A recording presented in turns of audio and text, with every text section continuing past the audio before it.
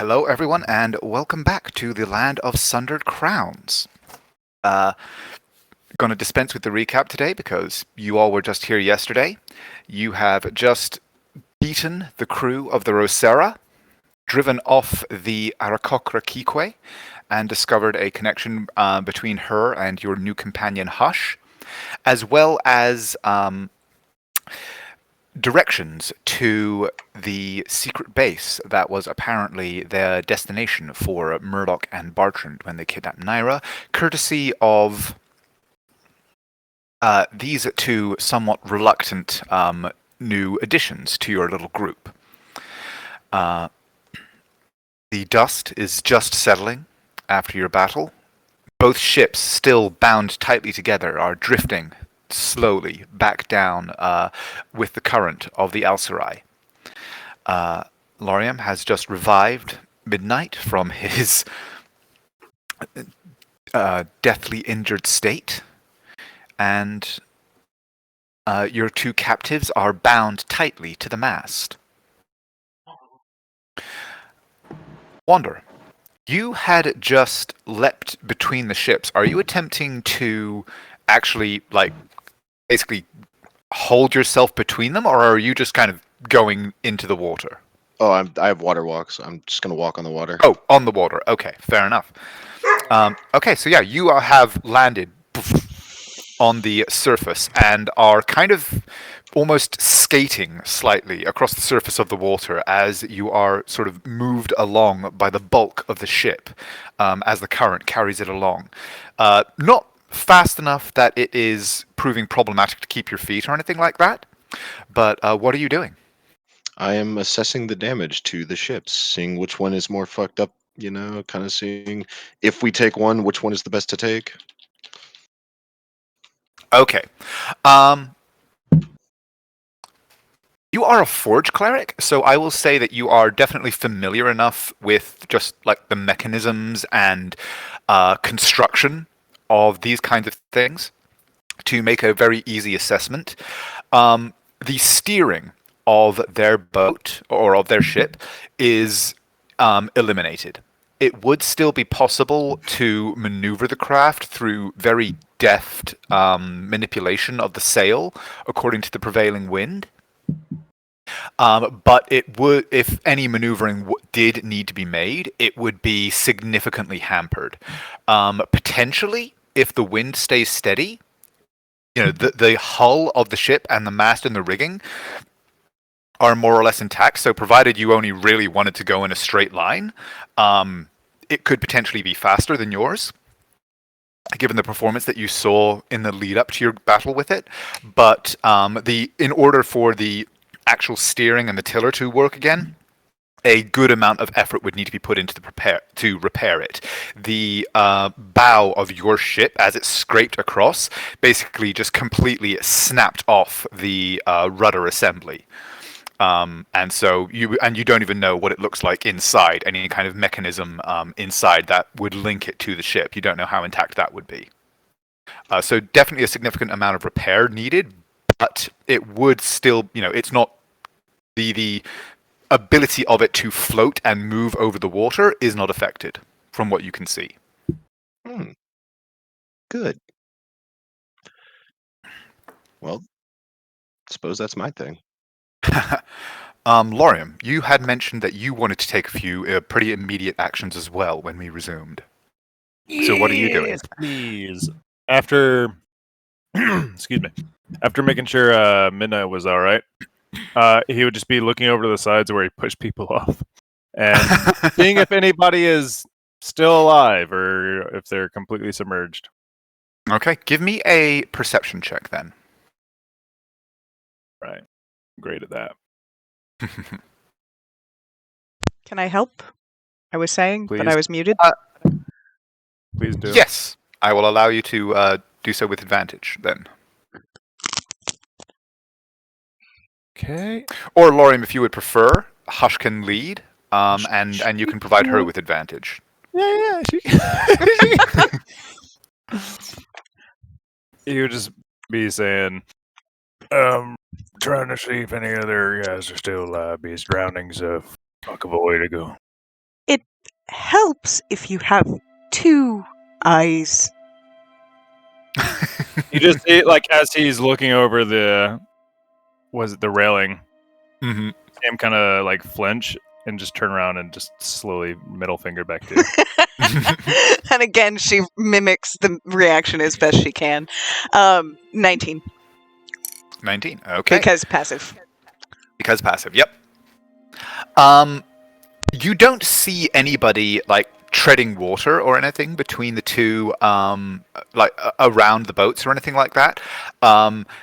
A lot of the people, or at least some of the people that you pushed over, it was a minute or so ago, and so the current would have carried them a little ways off if they were floating. However, at least a couple of them were in heavy armor, so you would certainly not expect to see them floating if they were not actively working extremely hard to keep themselves afloat.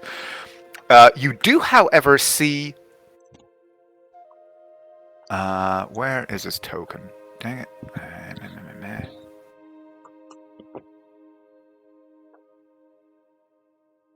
1 second, sorry. Where is it? 5. Here we go. Ooh. Oh. Okay, it's still playing Silly What's It's. 1 moment. Silly what's Most English thing I've ever heard. Oh, just wait. You do still, however, see the body of Barrett, as he was named by Midnight during the confrontation, trapped between the two boats. The last of his life severed by the spiritual weapon of Wander, which knocked him overboard. And he's just kind of he's being carried into your hulls by the current of the river. But of the others that you pushed overboard, you see no sign. Hush just does the same flip-off motion that she has been practicing.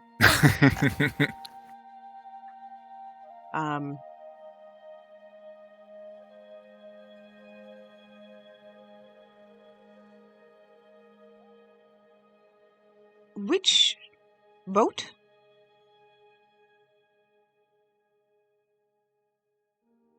which won't what? Which boat are we taking? Oh, well, that's really up to you and whoever else is assessing damage. He just gonna walk over and clamber over and grab this guy's body and flip it back onto the ship. And then Okay. Hush is going to look at Midnight and sort of gesture to the 2 guys that she has tied up. Water walking, baby. Thanks, Wander. They know where Dreamer is. Well, maybe they'll be kind enough to show us. Secure, then.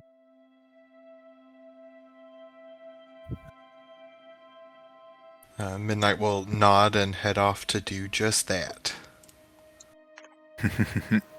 As you begin making your way over, grabbing onto them, I'd pull out my blasting rod, and I would let loose a blast next to him. And instead of the light and silenced cracks, it would be more of a bang. And then I would point it towards them, and I'd say, "Boys, it looks like you got yourself in a bit deep with the wrong people. I understand you didn't exactly know what was happening, and you were just doing a job. But sadly for me, this shit's rather personal. But We did. I have some understanding of your position, and with your continued support, I'm sure we can just drop you off somewhere a bit more comfortable. Now, I will pay you for your time, and you will work with me and against them, as I have your contract, having nullified yours by, as he waves his hand, killing your previous self as he just does a bang, bang, not shooting, but pointing at each one of them as he puts it into his holster. Now, we need all the valuables on this larger ship. Do you understand? They both kind of look at each other and over at you and just like, anything we can do. Absolutely.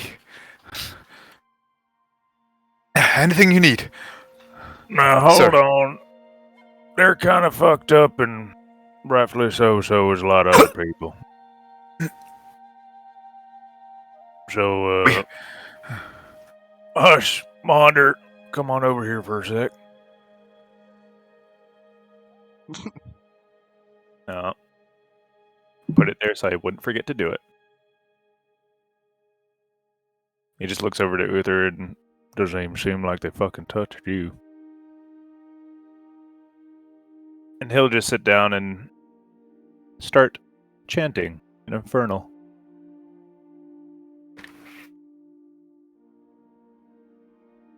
And as he does so, a small little ring of just like a purple hue of just almost mist will just sort of spread out across the ground and area. And over 10 minutes, so you guys can do whatever the fuck you want as long as you stay within 30 feet. He will heal Hush, himself, Midnight, Wander, and these two. Yeah.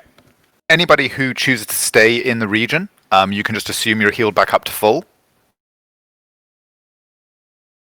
So unless you would be, moving away prematurely, you can just go ahead and heal yourself back up.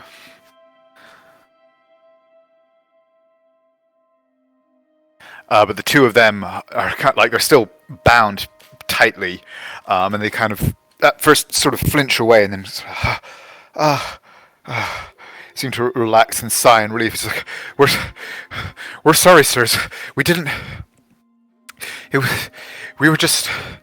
Well, I mean, we've just been following the captain, wherever they needed a bow, we followed the gold. We didn't know what we were getting into. We didn't mean no offense to your sirs.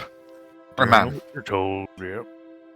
I would just point towards Lorium and just say, yeah, and then you run into Billy Badass and learn pretty quick you're not Billy Badass. Listen, I get it. I've worked stuff in the past. But, like I said, new contract until you get to shore. Aye, sir. Whatever you need. What can we do? Cut them loose. We're looting this thing. I have the contract for the other boat, and this one's a bit damaged. Do you think there's any way we could pull it? If you guys could work the sails, perhaps we could sell it off, give you a cut. What was that bit before you? Do you think there's any way that we could tie them together and tow it in a way, because he still has his sail, and he doesn't have the best ruddering, but I could with the smaller boat, might be able to hold the bigger one. Or at least use it as a way to angle movement. Yeah, Yes. Hush, you are the only kind of person who is familiar enough with the workings of water vehicles to be able to properly assess this plan. And I've already assumed or assessed a small problem is that our sail was burned and our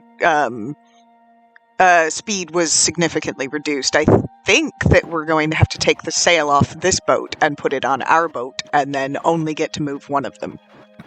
Or we're going to have to repair the rudder or move the sail. Is that accurate? Speaking of, it's still on fire.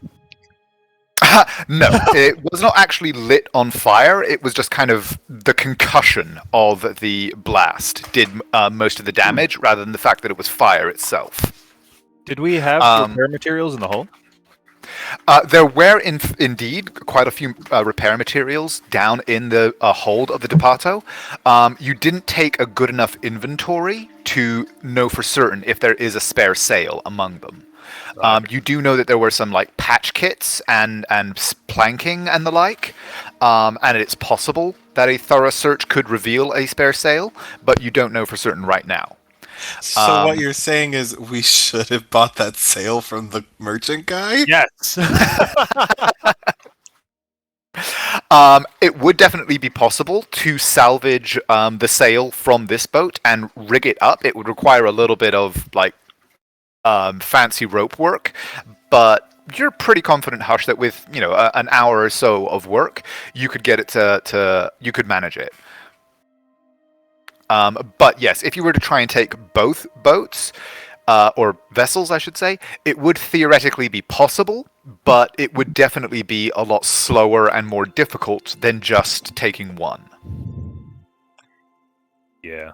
I say we put the ring on this boat and let it go.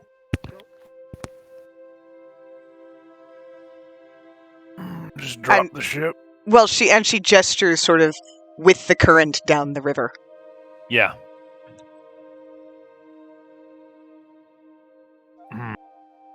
You're talking about the ring that he has the anchor to? And she nods. Could be interesting if someone boarded it. Find an abandoned vessel, they think we're dead. And she nods again. I think I'm starting the way you think. She sort of does the shoulder dust.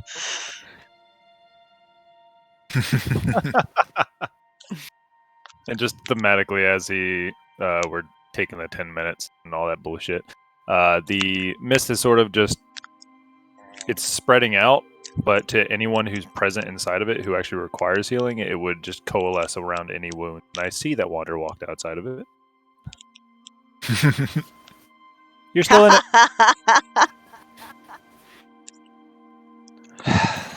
I threw If you myself want- over it. If you want, I'll roll. Wander, roll me a religion check. Oh, religion check. And you can use your wisdom for it as per the house rule. Yeah. So add 4 to this. Wait, that means I could too, right? Yes. 15. Oh. 15. Though the chanting that Lorium is using to focus his power, though it is in Infernal, you do recognize that the energy that is being produced is not infernal in nature. It is the effect that is being produced by it and the power that is healing those within it is not from the infernal plane. That is simply the language that Lorium is using. You know from the time that you have spent with him, especially some of the recent activities that two of you have shared, his source of power is not infernal in nature, and the energy that is being produced here reflects that. Hmm. The flavoring on his is literally the fog of war. Hmm. So yes, it is from a place of conflict and a glorification of violence, but you yourself know that violence can have noble means, or noble intent, so make of that what you will. I will. As I stay on the ship. He still has a level 1 spell slot. Bastard. And 10 points of lay on hands that you can't eject. I'll be fine. Don't know. I'm literally fine. Okay.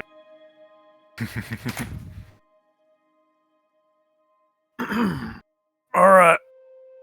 So your name was Jaden. What was your buddy's name? I don't remember. That's right. Come up with names for your NPCs.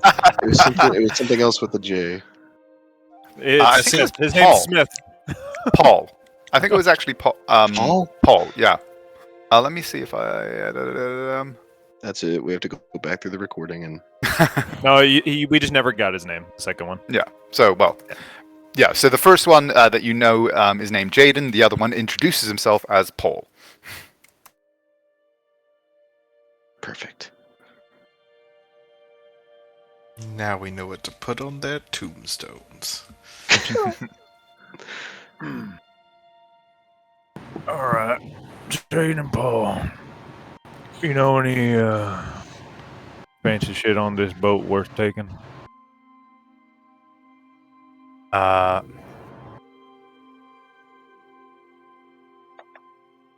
They both kind of look at each other and shrug and just go, don't rightly know. There didn't seem to be anything too fancy on it. When we left, they just loaded us up and told us we were on our way to try and take a boat. Well, which I guess was you guys. Begging your pardon. Say again? Is there captain's quarters? Yes. Well, him, and he actually points over to Barrett, who you flopped on the back on the deck. He had a cabin down below. Hush is going to squat down in front of the chatty one and say, "Tell me about the sorcerer." And he kind of looks confused for a moment, and then he goes, "Oh, the flyer. I don't know much. I'd never seen her before. A couple days ago, we got the man hired our group out of Vanya. Brought us down to some kind of camp or something behind the waterfall, and that's where we met her." What do you want to know? Did she seem happy? I mean, hard to say. She didn't stay with us much. Didn't exactly get to talk to her. She seemed to be a little, off in her own world, you know? Sorry, I wish I could tell you more. Hush just nods and then gets up and wanders away. She didn't like the captain much. If that's what you want to know. I think they used to argue a couple times, but always in private. And well, in the end, she'd seem to do whatever he told her to. So I don't know.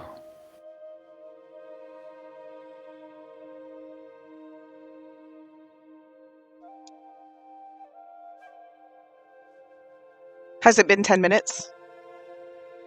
Yes, at this point. Let me know when we're ready to go.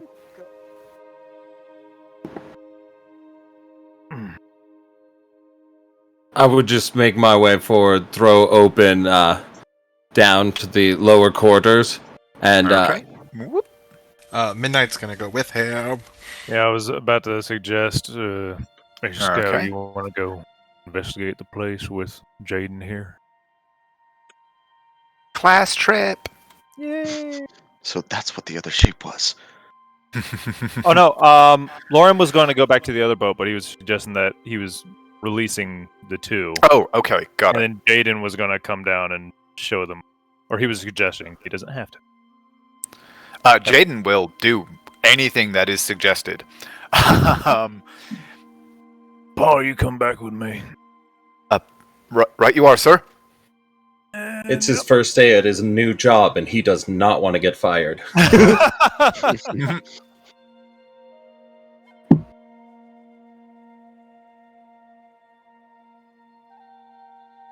Jaden, look through this for the best and most recent food and begin moving it across to the other ship. Grab Paul to help you, please. Right, yes, sir. And he pops back up, yells out, and Paul kind of looks to you, Lorian, for permission for a moment, Yeah, go for it if they need you. and then quickly scrambles over and moves down. And yeah, just in this initial area, it looks like this is where the majority of the provisions were stowed. You do see quite a few like crates and barrels that appear to contain provisions. There's a few that contain like fresh fruit and the like. So this is evidently something that a boat that is quite well stocked. The people that were, Barrett evidently enjoyed his luxuries. And so they do begin the process of moving over some of the barrels of the better quality provisions, along with one that apparently contains some wine, over to the Depato. And they'll be engaged in that unless one of you guys tells them something different. Nope, that seems good for now. Because they're emptying the boat in the background. And then, looking towards these doors, I would see that this one seems to be the better of them. Stepping forward and checking, and maybe that's a captain's log, if it's representative enough. This does appear to be some kind of private cabin. On a vessel this size, you would assume that the only person who gets one of those is the captain. And the book that is open on the table, from the structure of the wording, you do assume of like the content. You do assume it's some kind of log, just because like it's got like a little date, a kind of what looks to be a date as a heading, and then a brief write out. But you don't recognize any of the symbols on the page. You're not sure if it's a language that you don't know or what, but it just seems to be scribbles. Can I do a history just to see if it's a language or if it's perhaps encrypted? Go for it. And you can roll an insight instead of a history, if that's better, or you can do history if you prefer. Same. So let's see. Same. Looking at it, you would be... Yeah, you're very confident. This is not a language. Because the script, like, it has a lot of traces of the common script in it, but mangled and changed. You are very certain that this is some kind of encrypted document, some kind of code that it's written in. I would tell that to Scout and grab the book and be like, damn, wish Naira was here for this. Might be important.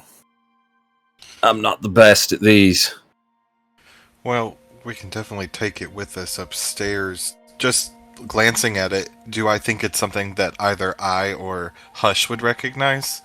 Since we come from the same general employer?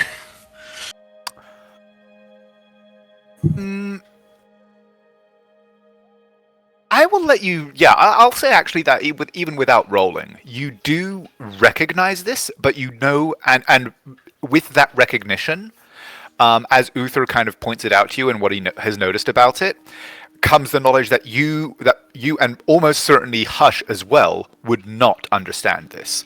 This is code that you have seen before during like private interviews in Bartrand's office and the like.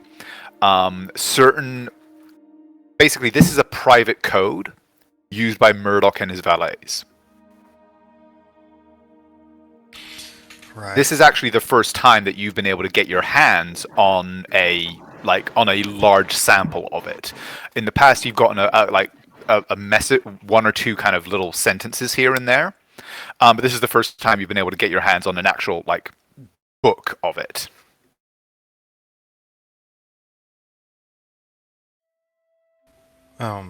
Yeah, we should definitely take it with us. This is what Bartrand and his other valets would use when they communicate with Murdoch. And then he'll like sigh and kind of sit on the bed. She really did a lot for us, didn't she?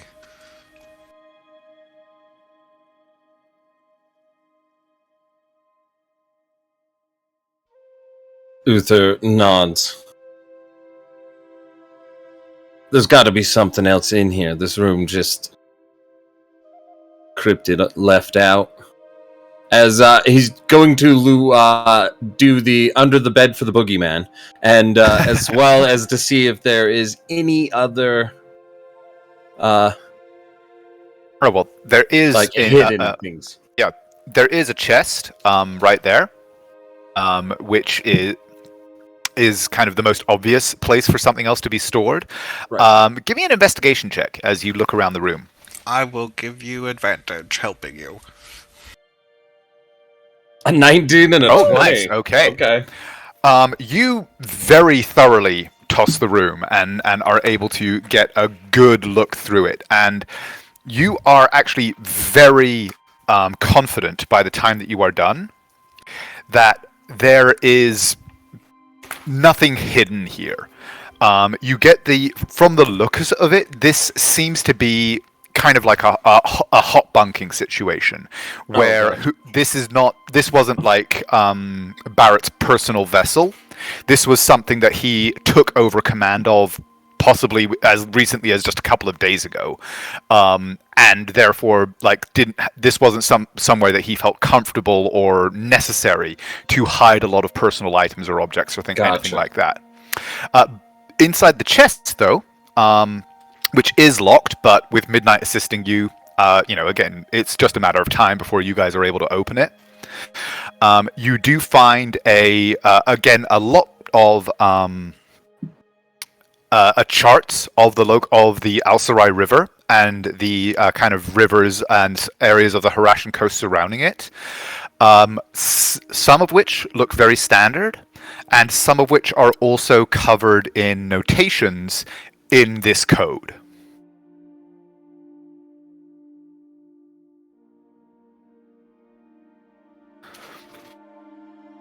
Along with other kind of navigational materials and a bottle of some rather nice wine. Looks like this was basically the captain's footlocker. Yoink. Take that, all of it, because why not? Does the chest look movable? Yeah, it's not like bolted to the. It is kind of like lashed in place, but it's not built into the hull or anything. I would then just tilt my head. Before we leave, Paul, make sure to grab the captain's locker, loaded into the lower quarters for us on our boat. Yes, sir. We should probably also get them to take a look at that map. They might be able to point out where that waterfall they were talking about was. Yeah, that too. He'd grab the map. Damn, Naira's good with those too. Why is she just good at stuff I'm not good with? Well, that's because Naira's good at everything.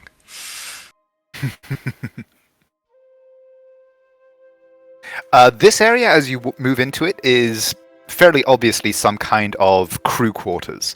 There are bedrolls and rolled-up hammocks scattered around the floor, a series of foot lockers that are again lashed against one of the bulkheads.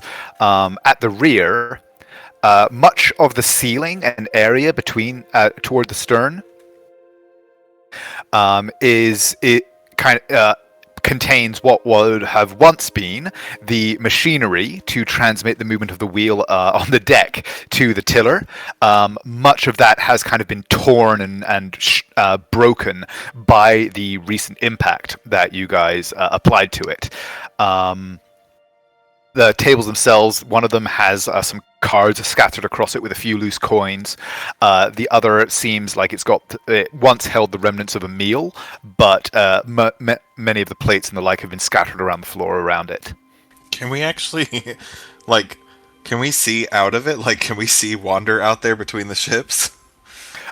You would be able to if he was still there. He is right back on the. But yeah, there are certainly cracks and rents in the woodwork that let you see out, and you can kind of see the hull of the Depato pressed up and kind of rocking gently against the stern of the Rosario.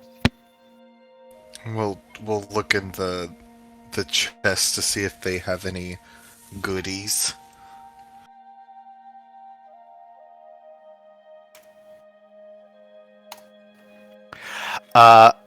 Okay. The chests look like they contain mostly just some mess kits and the like. They actually don't even appear to have.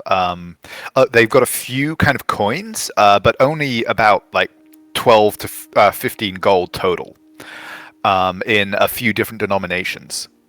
It doesn't look like this was where, like, again, this wasn't somewhere where any of them were storing all of their stuff.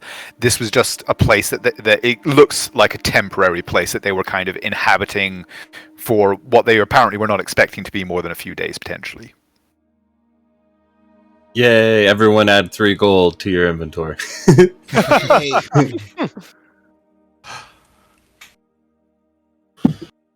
Then, nodding, I would just kind of be like, does any of these bedrolls look better than mine?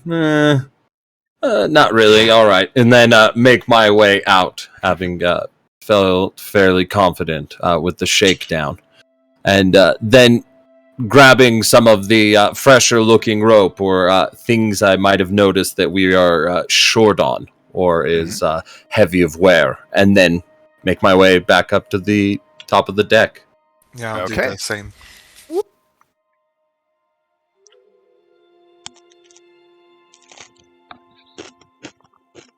Meanwhile, Yeah. So, Hush, you have gone below deck and sought solace in the hidden barrels of rum that you which found is there earlier. kind of why I figured you'd start with Lorium, because that's all I'm doing. Okay. So yeah, Lorium, Wander, what have you guys been up to whilst the others were giving the ship a shakedown? What's Water doing? I'm just, I don't have a woodcarver's kit, but I do have a smith's, smithing tools. That's what they're called, and I do have proficiency in woodcarver's tools.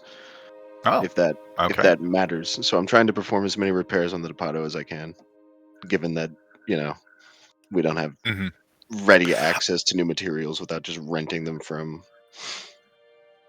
the other well, ship. you do know from your the exploration of the Depato that you guys have done over the last day or two, even though it wasn't a full kind of inventory of all of the all of the material at your disposal, you do know that there are tools and some kind of planks and the like aboard the Depato right now.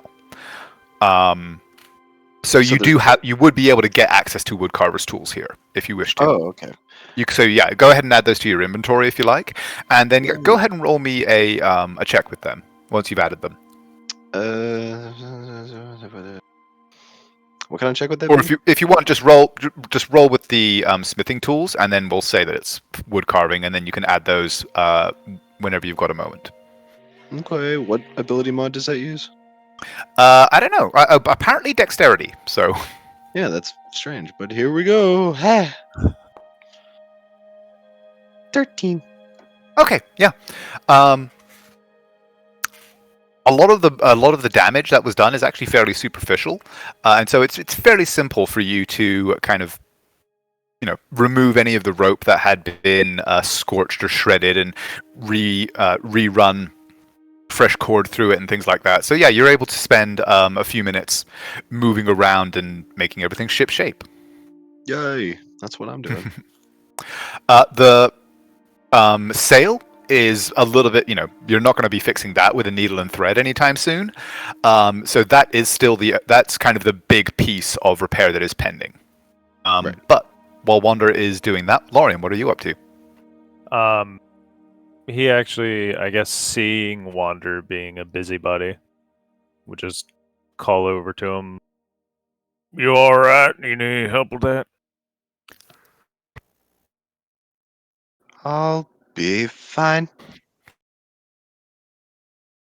Alright, well, shit. And he'll just drag the corpses over real quick. Or at least he'll drag, Barrett over here onto the deck of this ship. Okay. And then just let Wander know, I'm gonna go try find Captain. And head down. I guess it's over here. Okay. Whoop.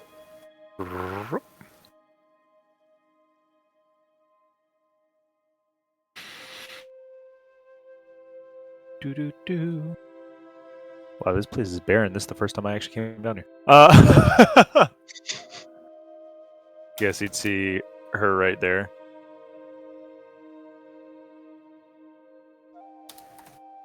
What you up to down here? Getting some shit together for the sale? I think you're muted, Christine. Oh, I was muted. That's funny. She looks at you for a second, then just sort of nods. He has no reason to doubt that. Unless you're just openly holding a bottle. I probably am openly holding a tankard. Since I probably tapped the barrel. Gonna do an insight check to see if you're a little tipsy. Not to see if you're lying. Oh. Andrew, am I tipsy? You can definitely tell that she has knocked back a good quantity of alcohol, but she does not appear impaired. Okay. Then he won't heal it out of you. A fact she is grateful for, and she doesn't even know it. And then she will gesture to her ring finger and go over to find where Midnight hid the ring. Still in the box, yes? Yeah. Okay. Mm-hmm. Scout would be mad at you, but I ain't gonna say Scout You is... said that one. Go ahead. Scout is not my father. Yeah, but little shithead cares about you and trusts you, so...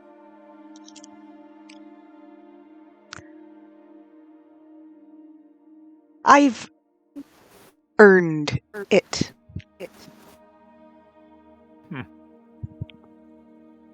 As I'd hope we'd all have. But... what was the deal with that other bird? I think you mentioned on the deck before everything went shit-wide. That she was your Naira? And she nods slowly. Ma coeur. And then as she says that, this time you'll notice that she taps her chest lightly, just over her heart. Then why'd she almost kill us?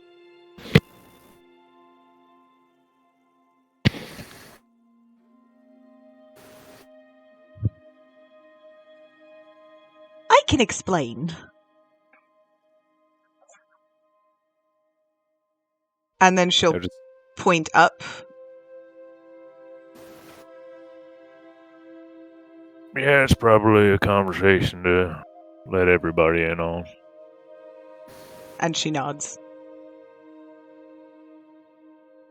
But she almost killed Scout, so... gave me a fucking scare. If I'm not gonna kill her, she better fucking apologize. It scared me, too.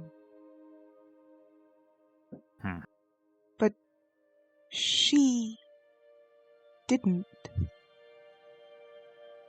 I can explain. Alright.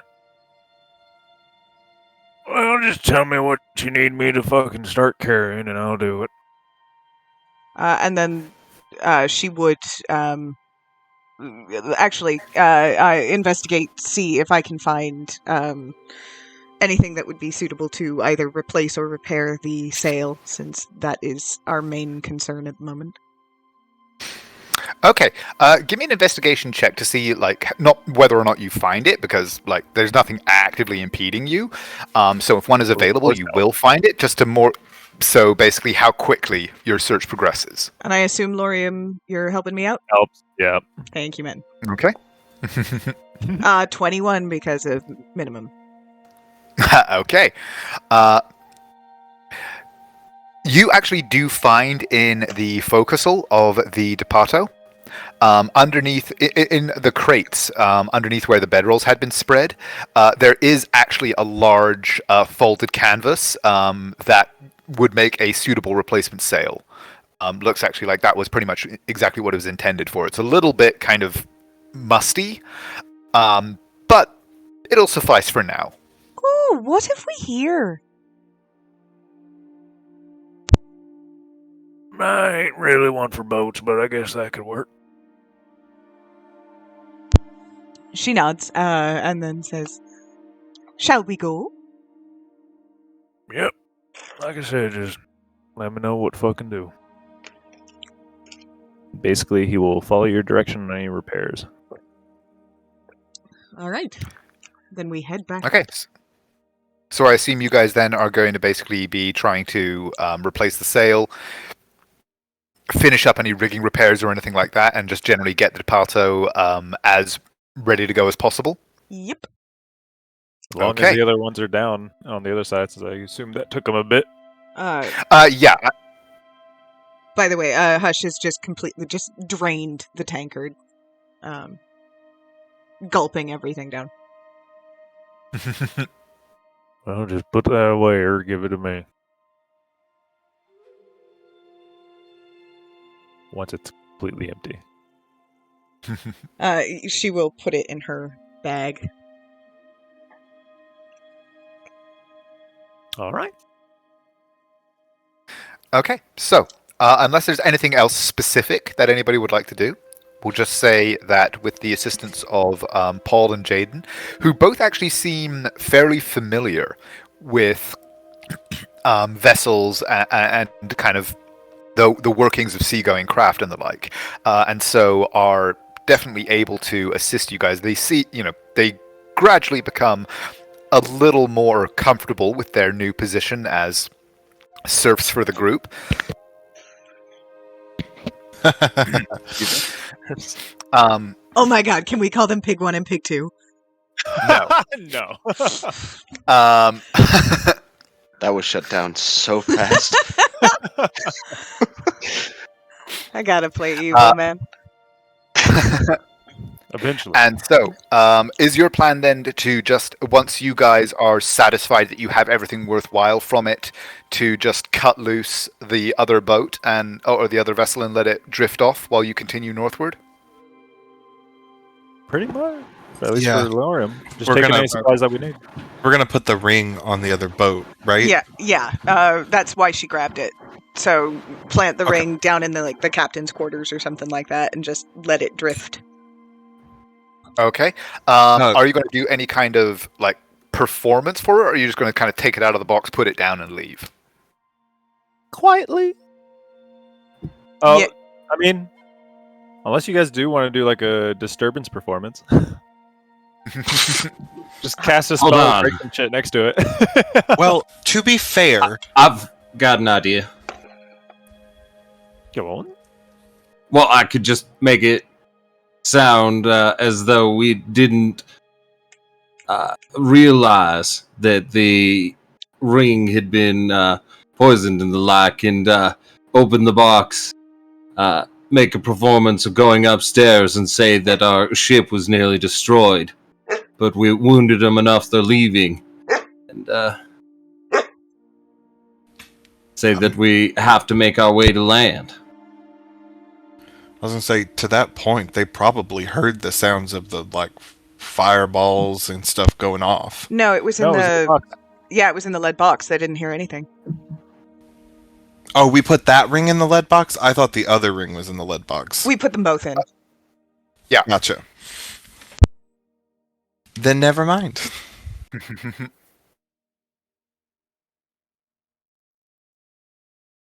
I would say just fucking. I mean, shit. Hush heard Lorium do the very worried yell for a scout, and then you could just fucking cast Shatter, do that, just leave. Because that would be loud as fuck and a lot of destruction in the base of that ship. Oh, hell yeah, I could definitely do that.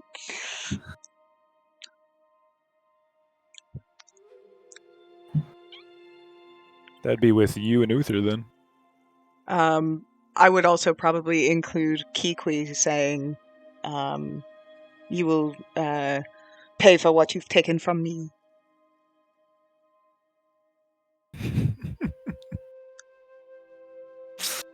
Y'all want to do some bard and mimicry fucking bullshit?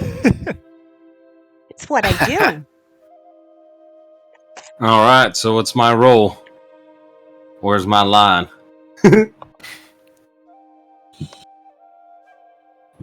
What's my motivation? Motivation is getting hurt as hell while you cast a fucking big boom.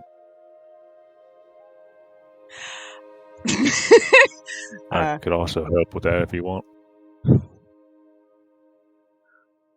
Yeah. Hopefully it blows out an eardrum on him. Before we do that and cut the ship loose, when you were asking earlier about stuff we wanted to do, I did want to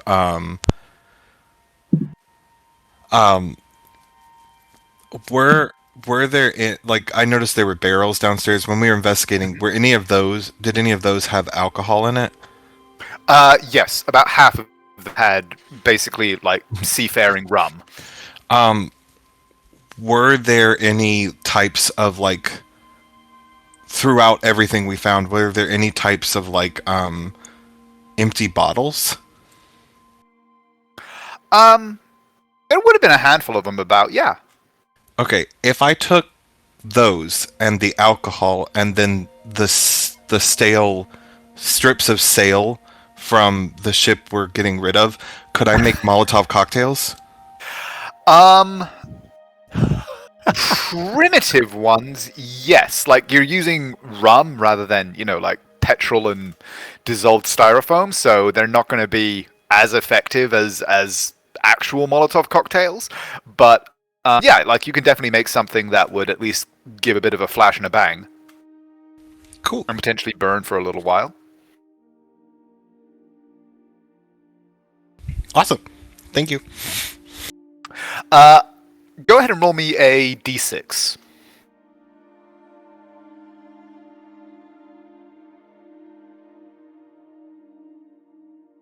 Oh.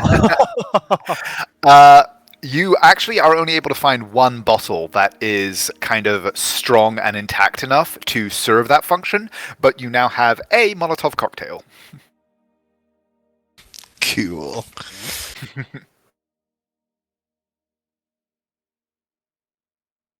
Okay, so Uther, Hush, what is your performance in the hut? Do you want me to move you guys down there, or just... Theater of the Mind's fine for me. Okay. Yeah. And Lorium's offer to assist with that is him casting a Thunderous Smite. Quick question. Which... Yeah, go ahead. Well, above the table, because I can make sounds other than words and voices. Couldn't I technically just recreate all of it? Yeah, in theory, you could kind of create the sound, the spell words, the sounds of spells being cast, and the like. Yeah. So, Hush is just going to sort of tilt her head back, at the sky, open her beak, and make an explosion sound.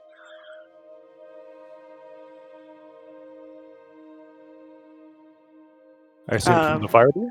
Yeah, and she's going to say, I got this. That bird is fucking terrifying, Scout. That's why she's the best at what she does. The stage is yours. Then she will, just head on down, put the ring in the captain's quarters. And then she will basically have essentially what we already discussed. She will say, you will pay for what you have taken from me, and then explosion noise, and then Lorium going, "Scout!" And then she will return upstairs. Okay. Go ahead and roll me a deception with advantage because you are using your Kenku abilities.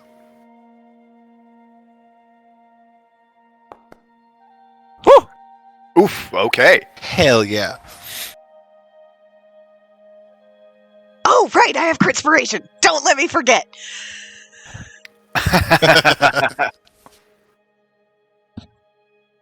Now the ball's in your court since you mentioned it. So it was so convincing you think I actually blew a hole in this other boat. Yep. God, And I wish then- you had thaumaturgy. And yeah, you are able to cut it loose, and as the Depato gets back on course, the Rosarai, slowly spinning in the current, drifts quickly south as you continue your trip to the north. Oh, I am so sorry. Just something while we were investigating. Could I have gotten Jaden and Paul to help me get... You said the rudder had machinery? Yeah, it's got like kind of some cogs and pulleys and rope and the like. Could I have gotten them to help me bring up like the cogs? Like, were they metal or wooden? There was a kind of there was some metal siding on a couple of the pulleys, but the majority of it was wooden. Anything metal, I would have seen if we could have gotten out, and I would have brought it and given it to Wander. Yeah, okay, yeah, you can definitely salvage just some metal fittings and the like, if you want to just kind of get some essentially scrap metal. Yeah, I'm sure he can use it for something, maybe? You know, just your everyday, regular old recycling bin. Yep. Nick's, shit! Midnight's love language is action, so he's just giving you shit. You're telling me it's gifts? That's so weird. What kind of person gives gifts to other people? I don't know, Weirdos, am I fucking right? idiots, probably. Yeah. Free shit. Swag, shit we all get. Neat. He will accept that gracefully. Gratefully, not gracefully. He's pretty graceful. No?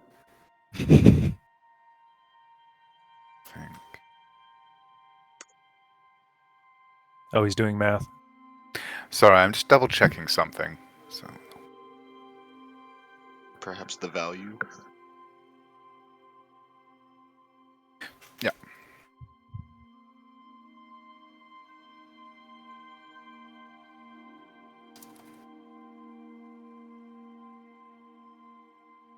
That's funny though that we just find scrap metal and give it to Wander. Like, here, you could use that.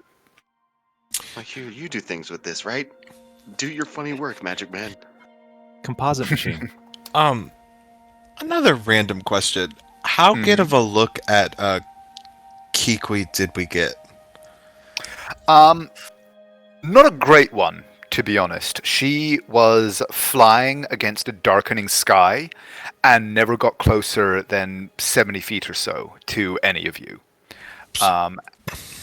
So, like, you would probably recognize her again on if you saw her. But if there was a lineup of 6 Aarakocra, you might not be able to pick her out of it. Right, but so we couldn't have tell if she had any, like, I don't know, signet rings on her or anything like that. No, definitely not that level of detail. Oh no, she was a pretty pretty bird.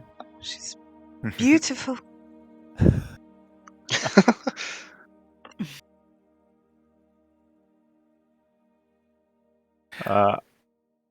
So by the time the Rosaro has started to drift further and further, out of sight, away from your boat. It's getting darker, getting past full sunset toward nighttime itself. Whoopsie. There we go. You do still see the occasional glimmer of a lantern from some other ship as it passes you in the night, but as the evening draws on, none of the others seem interested in you or draw too close, or seem to alter their course in any way as they either are passed or pass you by.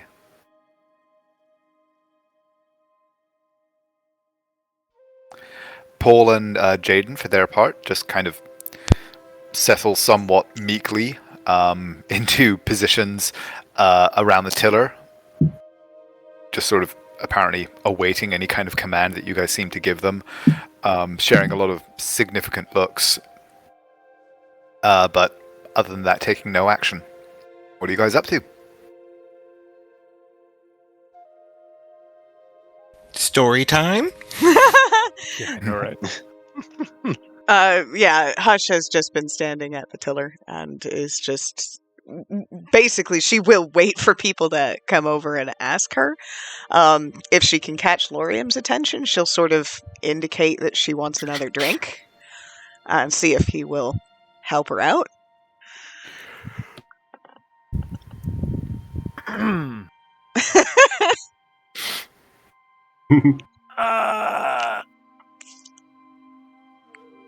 He's gonna shake his water skin, which probably only has like one more actual serving. I mean, there are really- barrels downstairs. You could fill it up and I grab me a know. cup too. I know, but this is stronger shit. Oh yeah, this is the moonshot, the Colden special from Aldwell.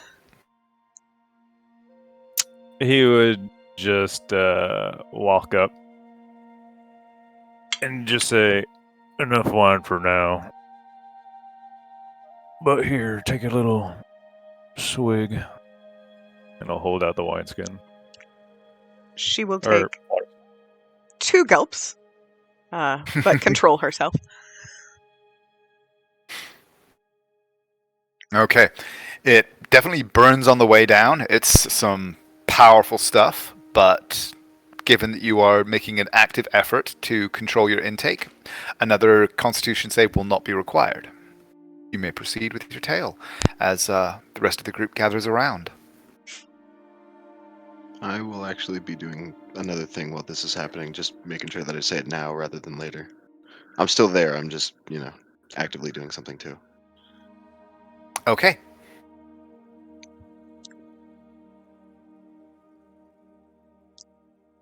Is that something you need to discuss, or you already know? No, no. We'll circle back to it, yeah. Okay. Yeah. In that case, Lauren would just sort of motion for Uther and Scout. Captain's got a tail. When Midnight comes over, she will look at him with concern and say, "You're all right?" Sounding like Lorium.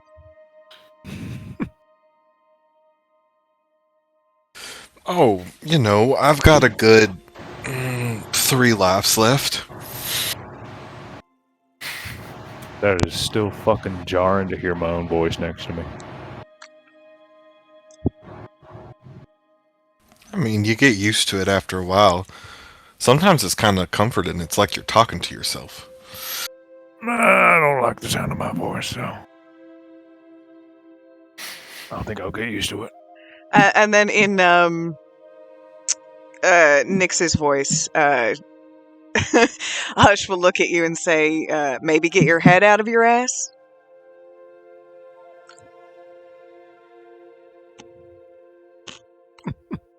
She said that to, who? Lorium. Ah. Put one of these in yours if you don't fucking act right. Points to his horn.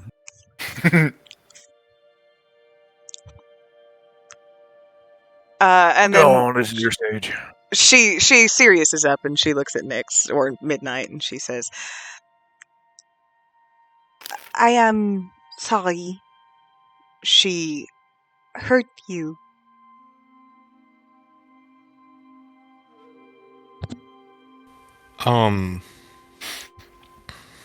Midnight will nod and just say, "Well, it's kind of it happens in this line of work."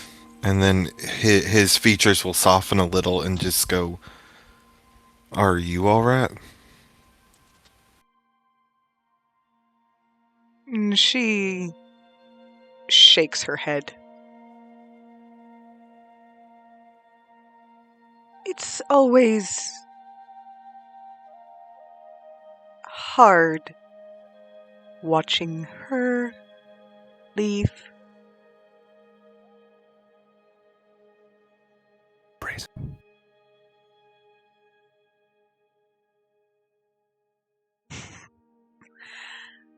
She is my heart.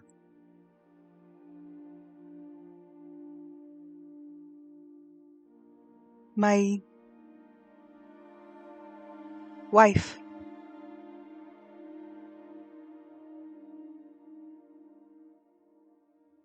Okay, it's a confused look at Aloria. Making my way downtown. What was that?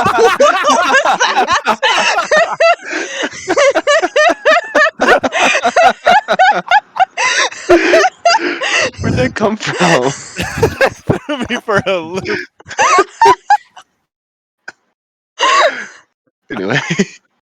Anyway, She's my heart. Making my way downtown. We have a piano. And then she will look at Lorium and repeat, so then why'd she try to kill us? Mm-hmm. And she will look at first Midnight and then Uther and say, because she is my dreamer. That's what they do.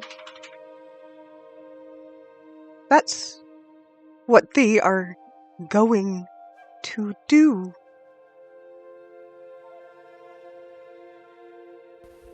Turn her against us?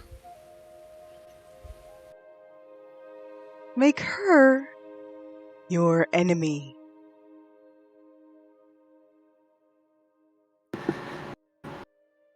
You heard. And then she will repeat again, in Kequi's voice, I will, you will pay for what you have taken from me. She thinks I murdered her husband. And insight checks would be good at that point. Yeah, I was about to do it anyway. Yep.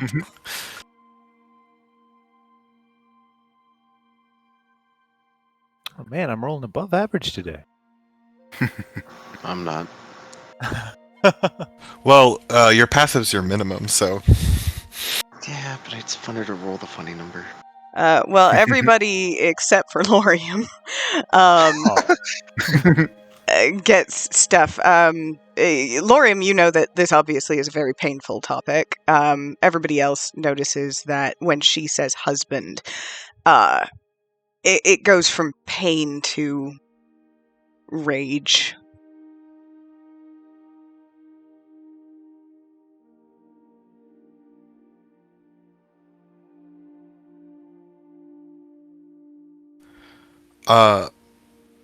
a look of like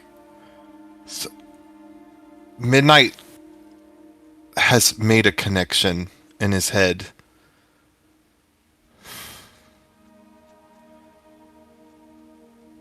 That's why you were always around. wasn't it? That's why we met? And she nods.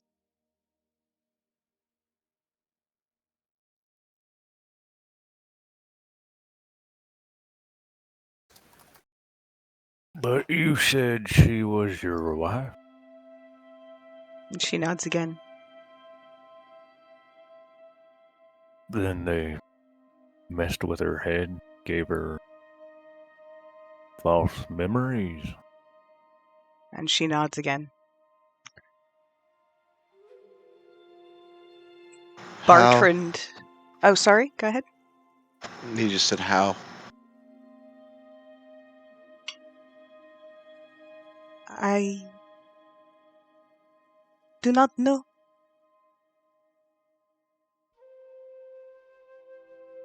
They figured out I was working against them.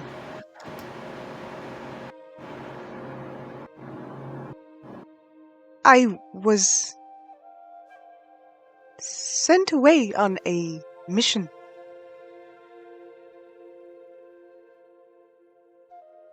To test my loyalty.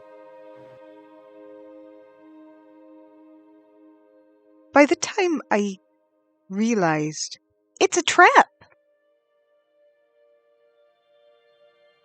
it was too late.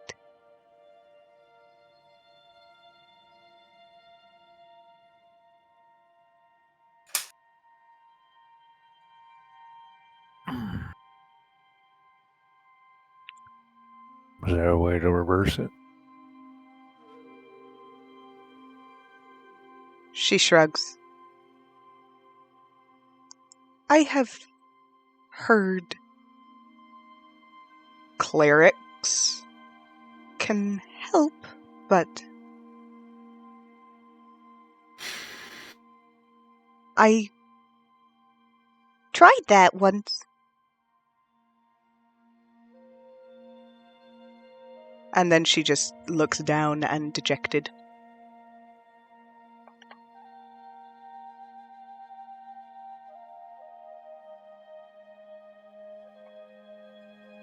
I'm gonna just sort of look towards the other two. How'd that go? Specifically, I mean.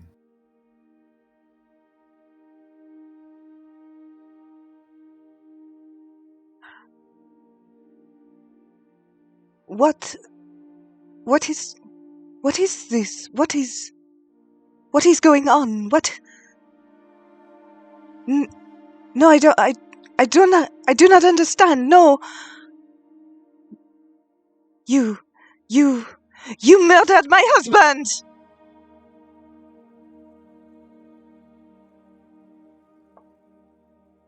That was all in her voice. Mm-hmm.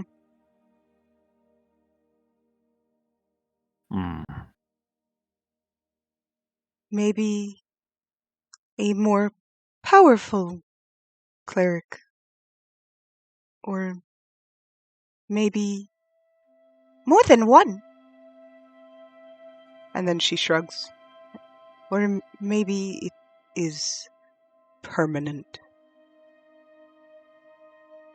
I've never had the chance to. Try again?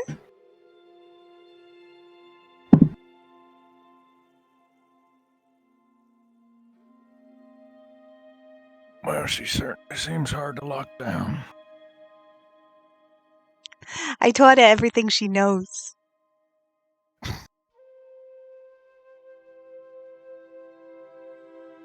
Andrew, don't give me that look. I will be finding stupid fucking ways to catch that bird mid-flight.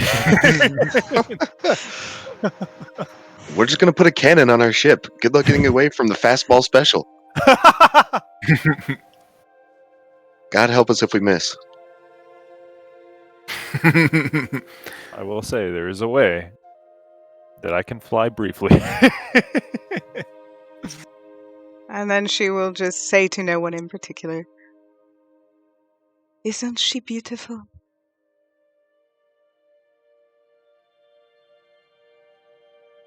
I don't know what she ever saw in me.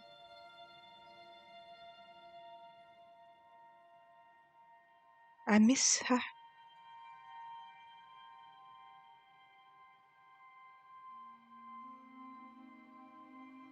And then she will slide a look over at Uther, and in his voice she will say, "Must save Naira."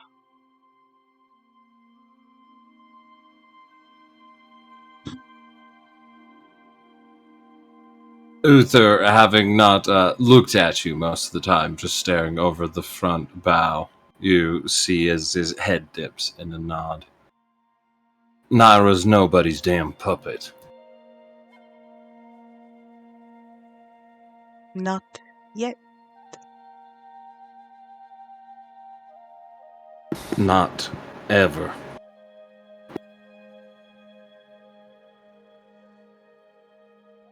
Lorem's, go ahead.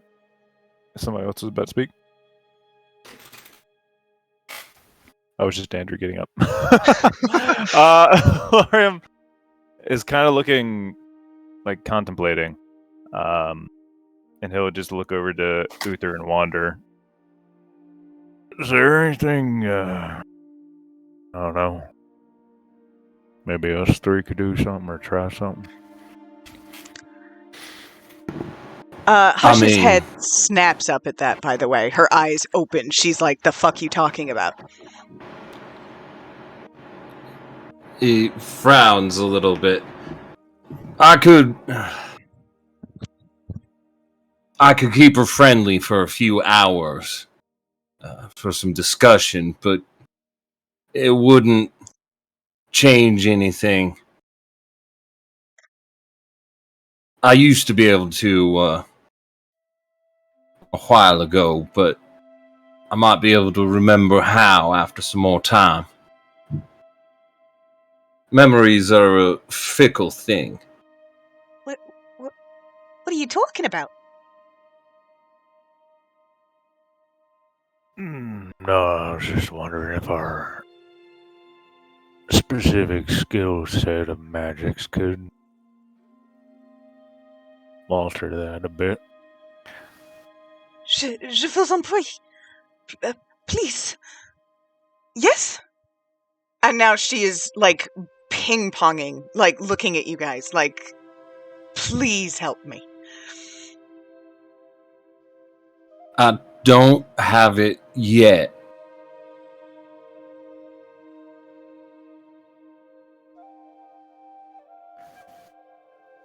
Wander, are you participating in this conversation? He's not saying anything, but to the extent that he's nearby listening, yes. Okay. Because, yeah, that one question was interposed to you as well. Yeah. With the S3, no.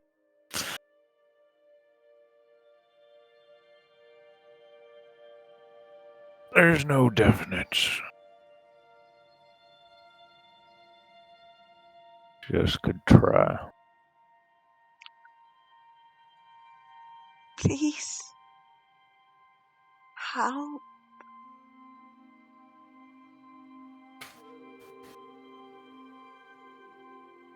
What was that question? Actually, I was quoting something, and I was wondering if anyone would get it. What I said was, I didn't hear it. What I said was, please help.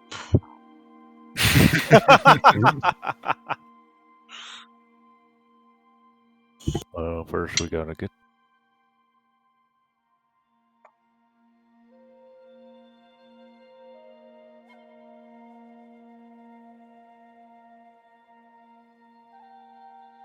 And then she will turn her attention to Midnight, and she will say, "Can they? Do you think?"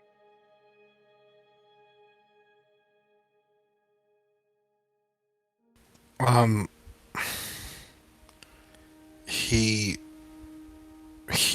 looks like he's in thought for a moment. I mean,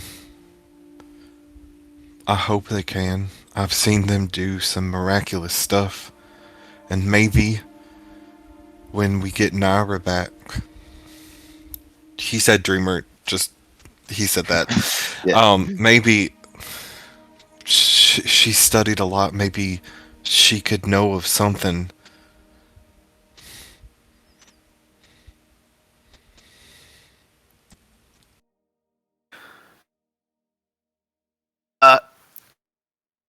Lorium, are you proficient in Arcana or religion? Well, religion, yes. Okay. Go ahead and roll me a religion check, and Uther, you can roll an Arcana.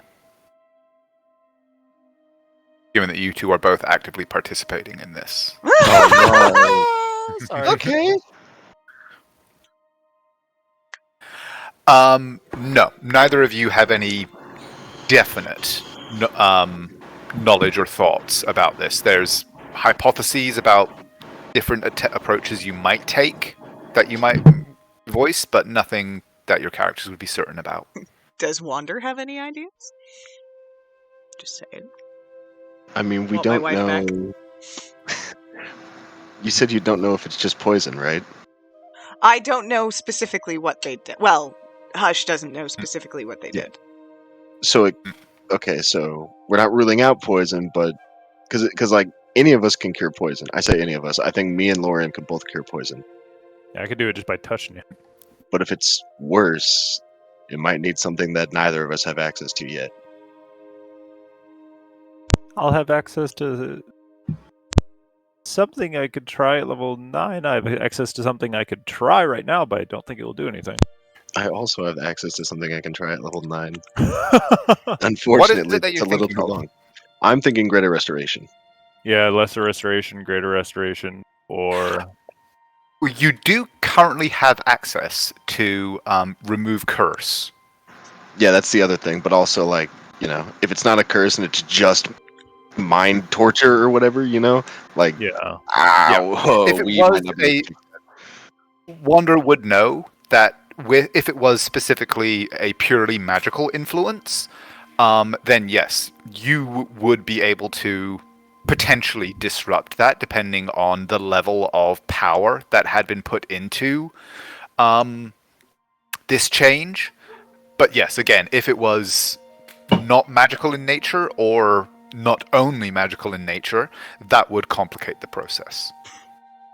Yeah, that's the part that I'm worried about. Like, I can cure simple things, but if it's really complicated, it could be a problem.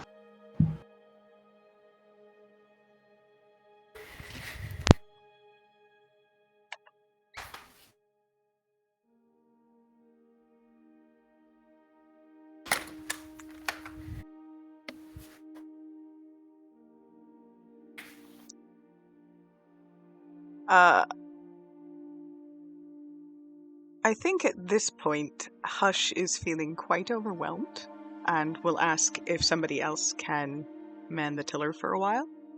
And if somebody does and nobody stops her, she's going to head down back into the hold, where she will need to make another con save. Uther would see you walking away, just leaving it, and be like, and walk up and grab it and be like, all right, have fun dancing with your demon, drunko. Have I heard? I think I have heard Lorium say this. So she will mutter in Lorium's voice, "Fuck you." Yep. You've been hanging out with Lorium for like 3 days. You've definitely heard him say that. Actually, she will. She will say, "Let's see how strong your demons are if we don't save Naira." Ooh, that gets a look from Wander. I wouldn't drink them away. They would consume the world. Then I'm the ones handling deserving of it. it better than you. Oof.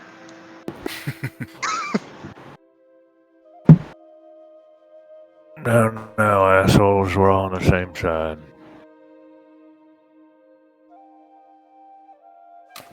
I'll take the wheel for a bit. Gene and Paul, if you guys could just man the sails.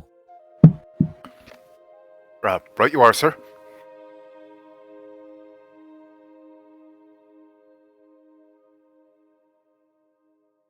What's a fair day wage for you?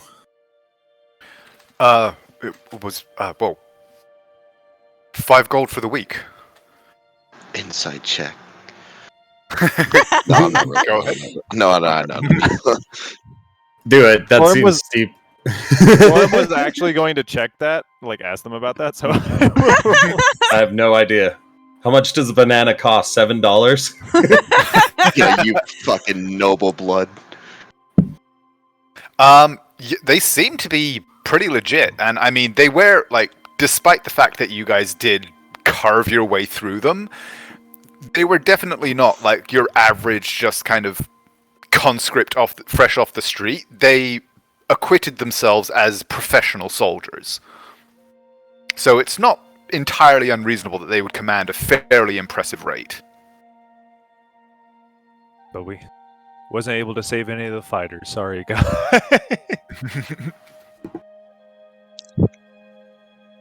Push them all into the ocean. Some of them. Well, 3, I think. Some of them were just laying dead on the deck as Rosara drifted away. And did they pay you up front or say they were going to pay you at the end? Well, they had the war chest back at the base. We were to take our wage when the contract was up. They paid us for the month. Oh, well, they bought our service for the month.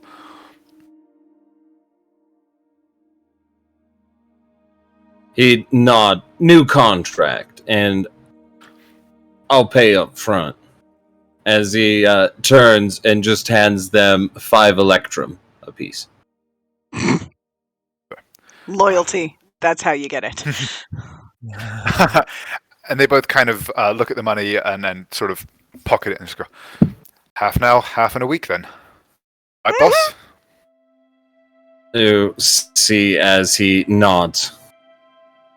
Keep us steered north, and keep your eyes peeled to where that waterfall and where the inlet is. We don't want to miss it. Right you are, sir. Then he'd make his way over and just whittle on the deck. Okay. And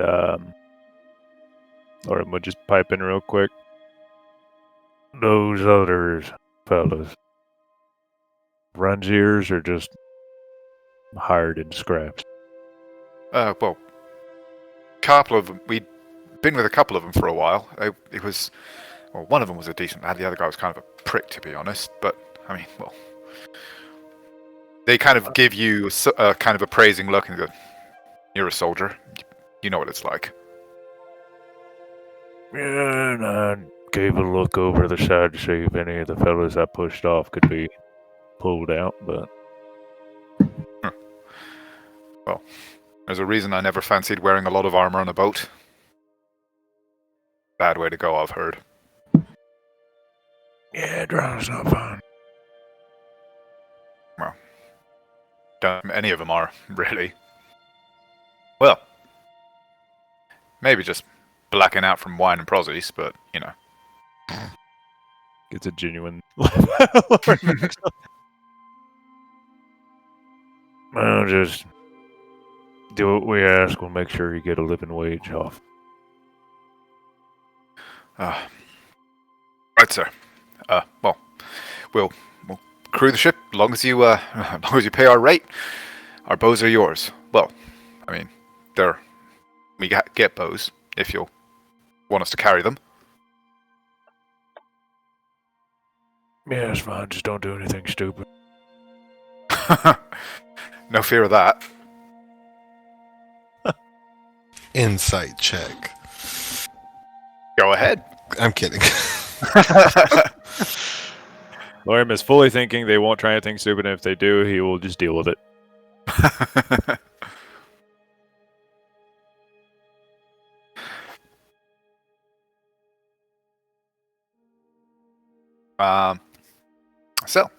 Hush. Please go ahead and roll me a Constitution save.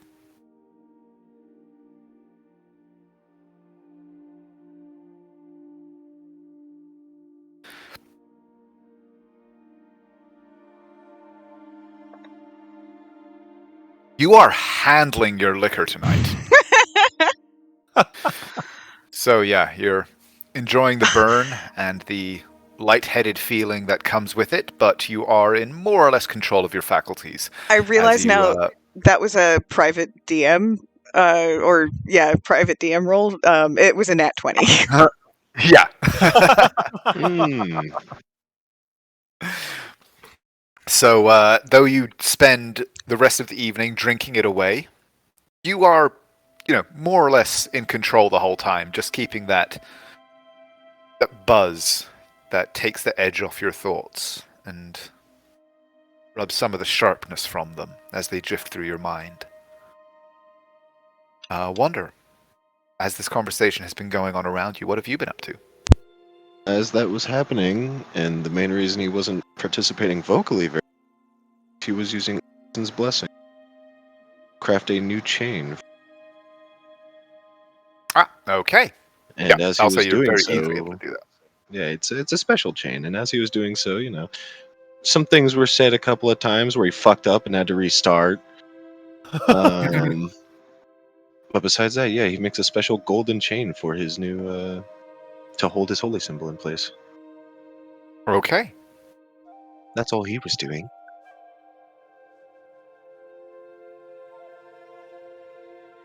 Okay, so the darkness becomes fuller. More and more stars appear in the sky above. You continue your journey northward, using the prevailing wind to skim across the top of the current that flows to the south. Is there anything else that anybody would like to do for the night, or are we progressing to a long rest? So there's something I'd like to do. One last thing. Okay. I'd like to go to midnight, wherever he may be. Who, me? YOLO you.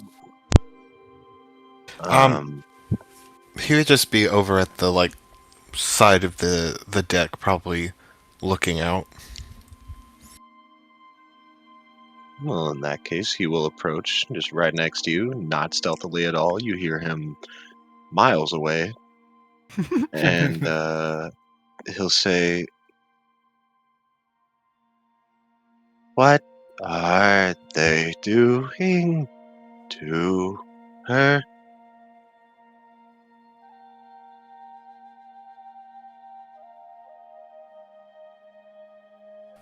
I mean, I don't know, Wonder. I guess something that will mess with her memories? Who does know? And his features will harden a little bit, and he'll just say, Murdoch, Bartrand. We find them, maybe we can get some answers.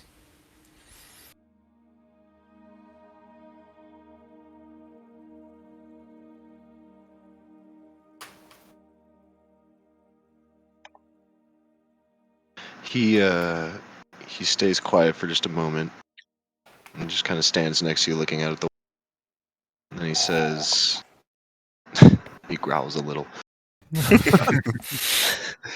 He says, I miss her.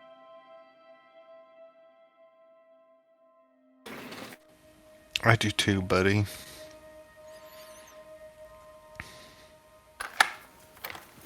She spoke last time I messaged her. I think his eyes get wide and he just stares at you. When did you do that? Every time I wake.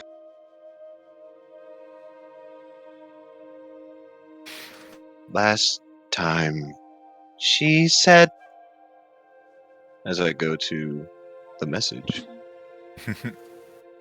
for no particular reason,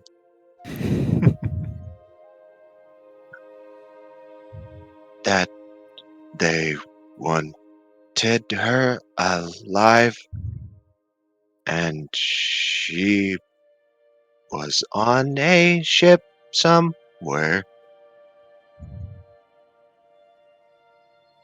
And he kind of looks dejectedly down at the handrail as he leans on it, and he says, "She wanted me to tell Uther something."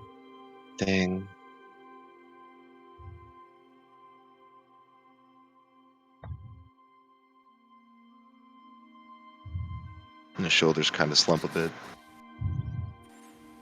You should go tell him what she said. If she's on a ship, maybe that dock, that hidden place, is where they are.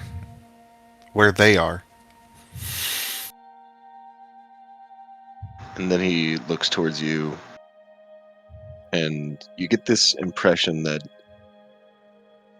there's just this hint of kind of desperate, like sadness to the way he moves. And he just says, "That didn't come through. Something was wrong."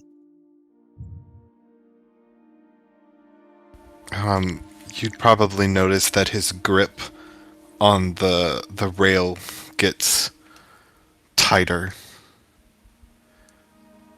And he will look out over the water.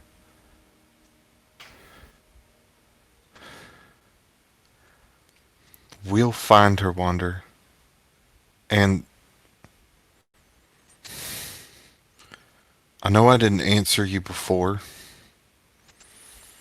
but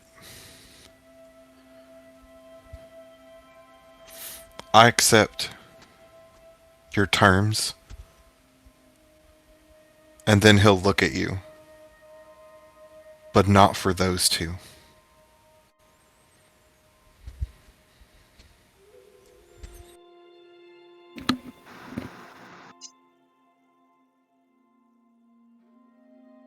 He kind of stands up straight, almost like someone taking a deep breath.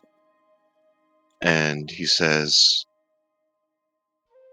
"They must die." And then he looks towards you and he says, "You don't have to kill."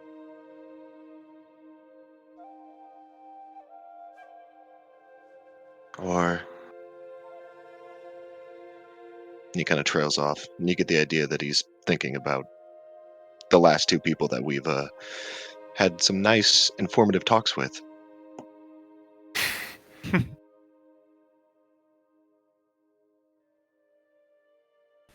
If we take him alive first, you can do that thing where you can try and make him tell the truth.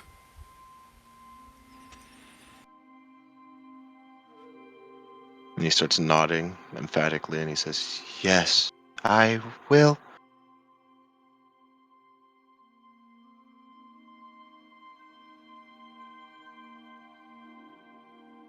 And he'll give you just like a nod of thanks and a slight smile.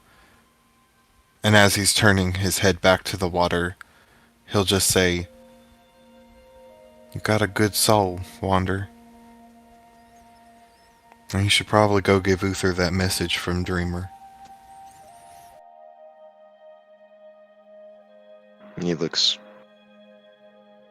down at the water, and he just says,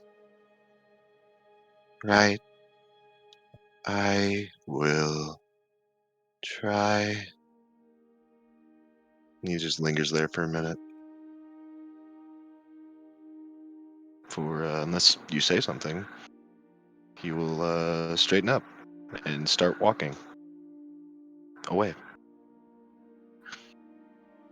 And as he's walking away, unless if you want to do something, I'm going to try it one more time, because I still have a 3rd level spell slot, to cast Sending. Okay.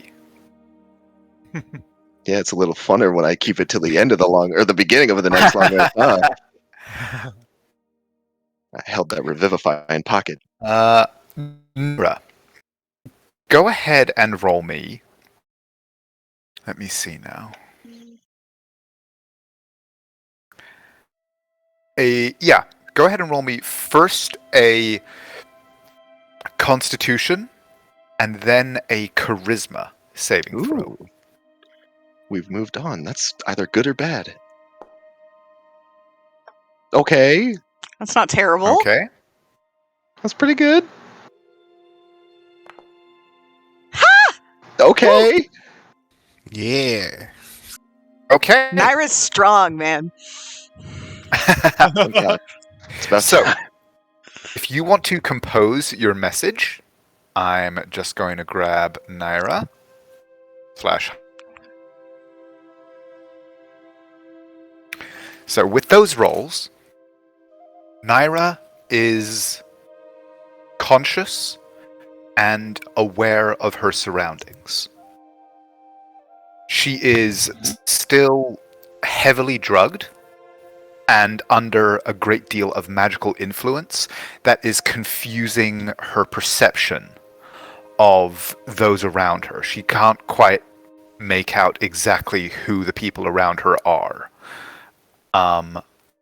Is she at the dock at this point? Yes. Okay. She has been taken from the ship and placed into a containment, it's not precisely a cell. She knows that they are doing some kind of magic on her. Do you want me to roll an Arcana? Yes. And it's going to be public, so everybody's going to freak the fuck out. 15. Not great. I rolled a 5. They are using a lot of different enchantment magic on her. She doesn't precisely recognize it. The drugs are... Because the drugs are just addling her perception, and as well as just days of improper sleep, improper food, and also other potions and poisons that they have fed her on the journey. So she doesn't know any details. She knows that she has been taken from the ship, is being held, and that they are feeding her potions and casting magic on her. Can I just make some other random rolls to freak people out? Go for it. I don't know why. They're all going to be mad when they watch us. Hold on. Let's do a wisdom for no reason. And this is the message that you just received. That you hear Wander's voice in your mind. Okie dokie. And again, if you just give write out your response, Aww. and I will edit it appropriately. Okay. All right, I will have to work on that. You can bring us back in there, and I will tell you if I have any other questions. Okay. You know it. Claw. Mighty Claw. So, Wander, you cast this message out into the ether, focusing your thoughts on Naira. And as before, you feel the magic anchor and reach its destination. The words dropping into, you assume to be Naira's mind. And you will receive her response momentarily, if one is forthcoming. But you do feel the spell connect. That's better than the first time. The first time was very scary.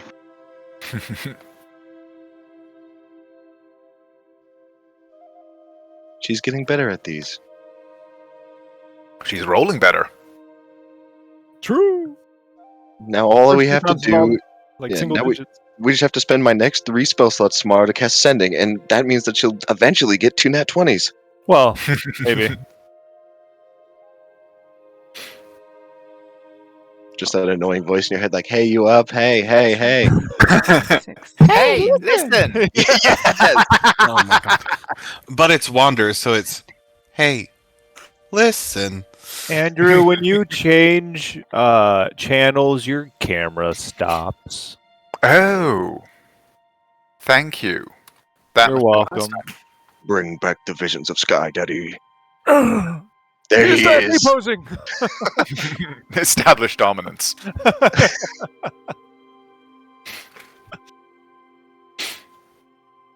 Oh boy, oh sweet boy, oh Jesus. So, whilst that response is being prepared, is anyone else doing anything with their evening? I would like to talk to 2 different people, but I also want to give other people time. So if it's all right, after Wander leaves, I'm gonna go walk over to Larium. Uh-oh. Yeah.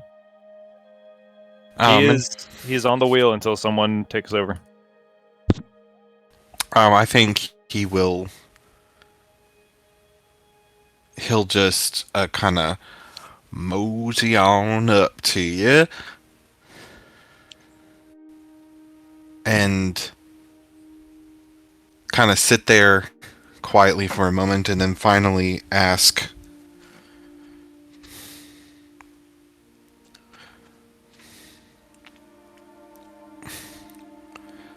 Tempest,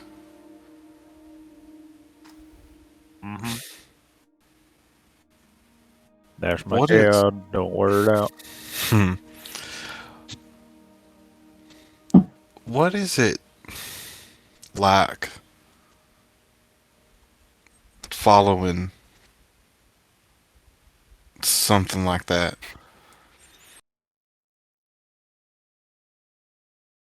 Well, it depending on the person, solidifies beliefs, gives a form of direction. For me, it's like a list of rules.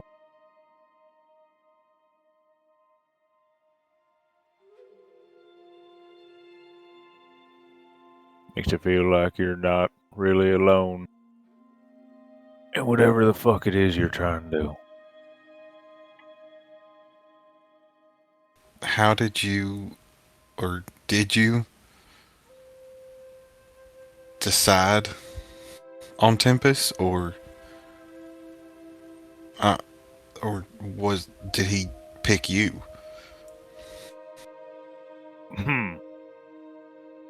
Shit, I wish pick me. I was just a little shithead kid. Getting in too many fights and need some direction. Some kind, quote unquote, folks. A couple of mercenary bands. Recognized that when I got into a scrap with one of them.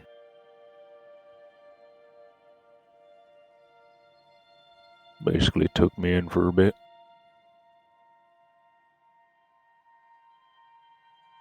Offered me a belief.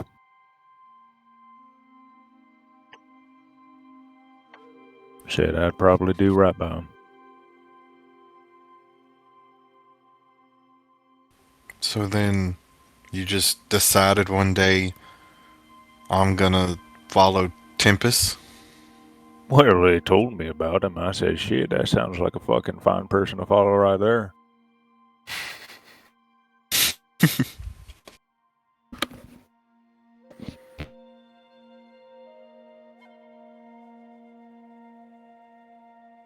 I was a rebellious little bastard.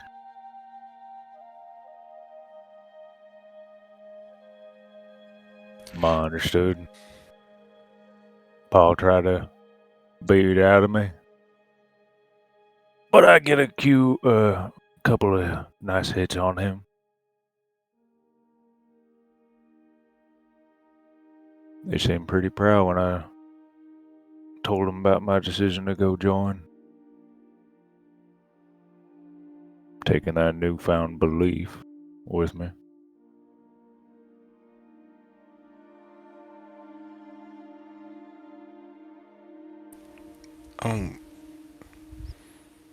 Sometimes I've seen you, I guess, talking to him. How's that work? Well, when it works, and when it doesn't, it doesn't. The scales usually tip towards it doesn't.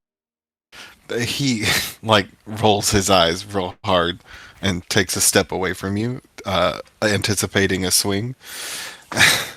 He's but not. He's focused. But he'll just say, I wouldn't even know what to begin to say. Most of my life I've had to rely on myself. Do you just say, hey, God, person? It's me, Margaret. Sorry. I need help with this thing. Can you give me guidance?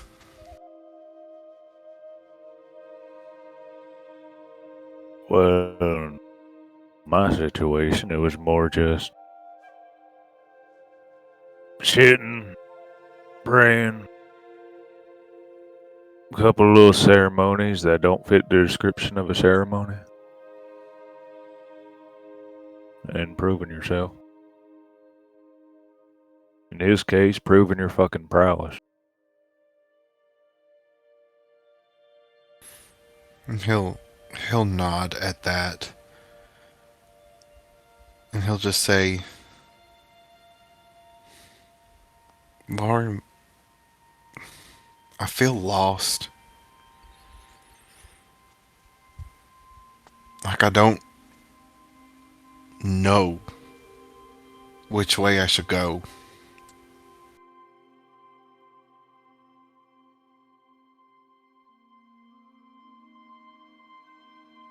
Well, shit, you want to try asking?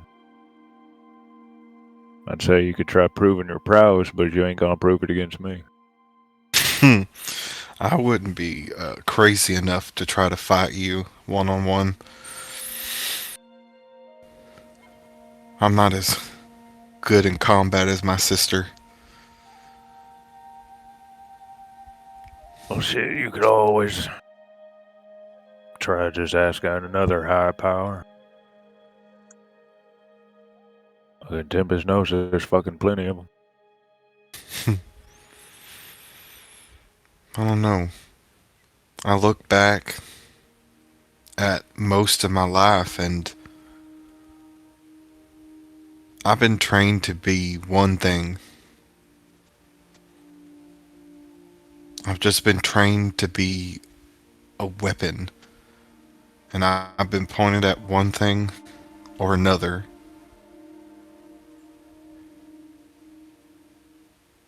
And I mean, right now, I'm going to do everything in my power to get my sister back. But after that, I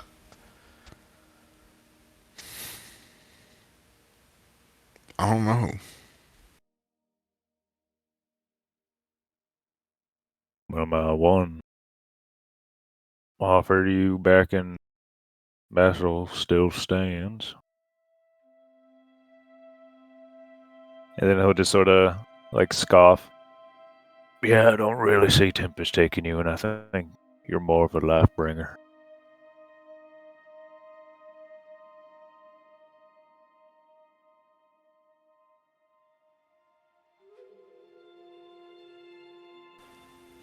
I don't know if that's for me either.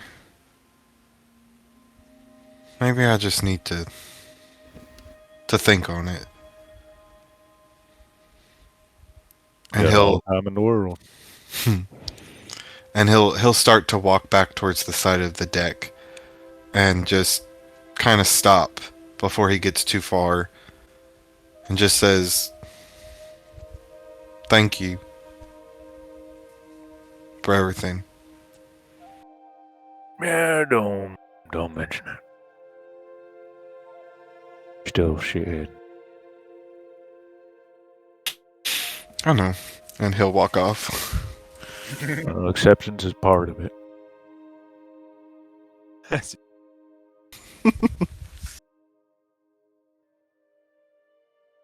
Just come on back and talk if you ever want to try to sit down and ask something. And he's referring to divinity.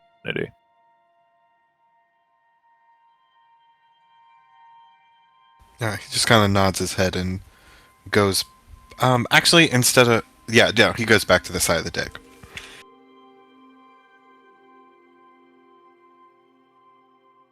Okay. Wander, I sent you the response that you receive. As before, the voice is slurred, confused. The words half mumbling. But you are able to make out what you received there. Good. That's not worrying at all. That's not like everything. You cut out. Oh, good. Yeah, no. No, this is fine. This is good. This is great. This totally doesn't make everything bad for me, too. Now, to Uther with haste. What's funny Okay. is I don't know exactly what you got. Oh, boy. Uther, where are you hanging out?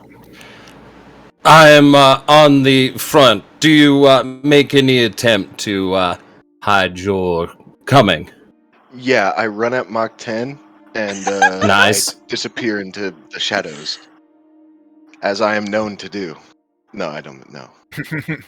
In fact, I roll with triple disadvantage because I'm being very loud and stompy. But I'm not rolling. Yes, As- you are more than aware of his approach. Uther would slide something away as he adjusts his cloak, turning towards you as he says, you looking to get some wood carving tips? I'm pretty good with some things, and I saw that you picked up some. I was thinking we might even be able to beautify the boat a bit, make it something more ours. And he just stares at you, and he, after you finish, he says, I spoke to her.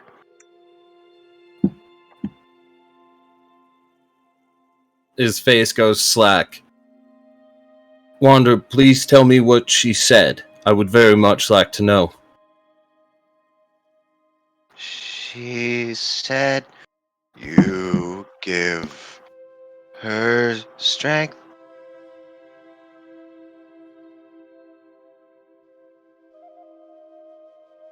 Good. It's been working then. And then you see him kind of tense up. And he says, there's more. She said, what they're doing to her, it's not one thing.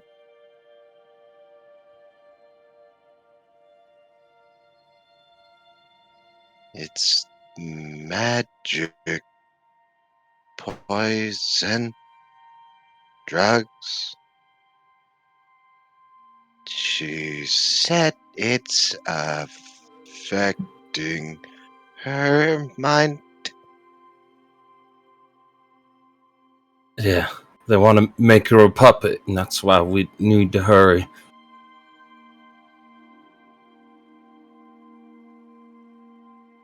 And then he straightens up a bit and leans forward and says, we can fix it, right? We will fix it, Wander. It will only be a matter of time.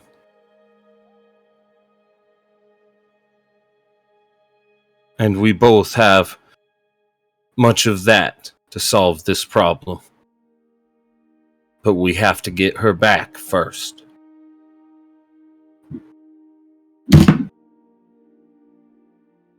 As he slams his hand on the handrail. He says, you are right. We will fix it. He kind of nods to himself almost. And just stands there kind of next to you.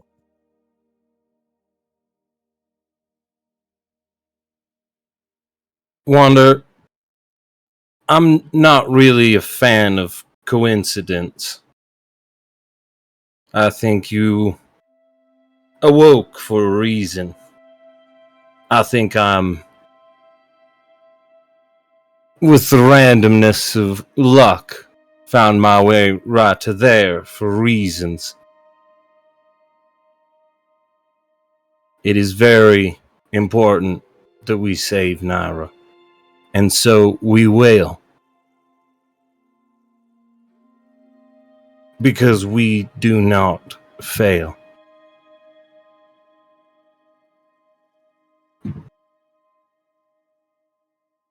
You see as he just kind of reaches. You cut off. No, Discord, stop. The holy symbol that's has a new chain around his neck and firmly grasps it, and he says, "We do not fail."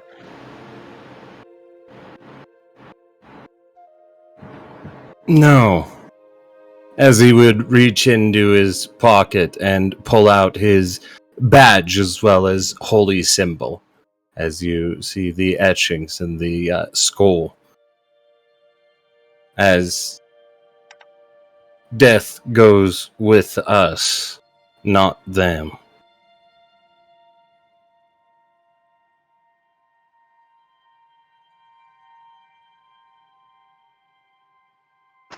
And he just kind of quietly echoes after you.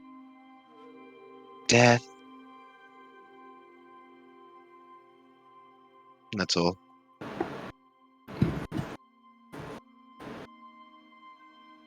As he puts it away.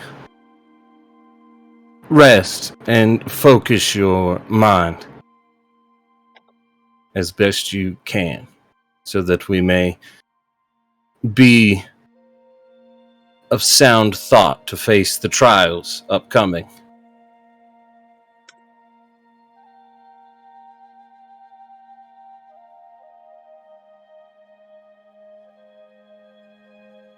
And with his hand still grasped, or can't say.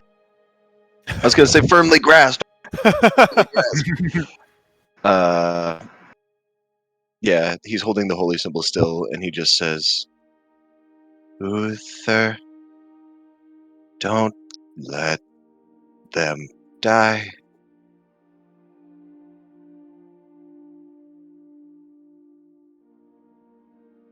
He looks back over the boat. I'm gonna do the best I can.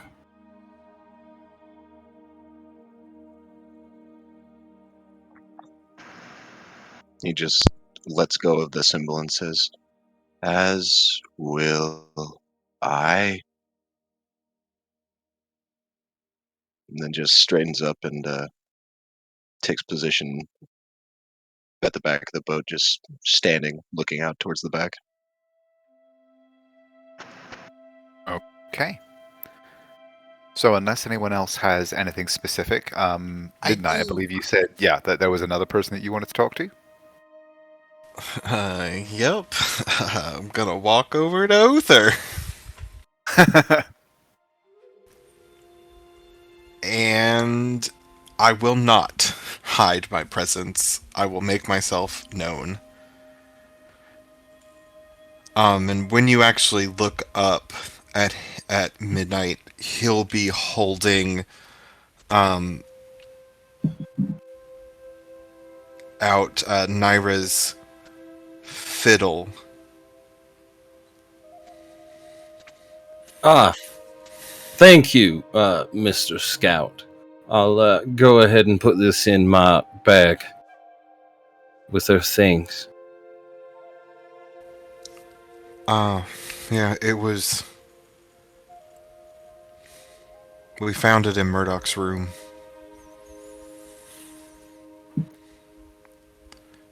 But, You see his like teeth become sharp, but other than that, he just kind of putting it away.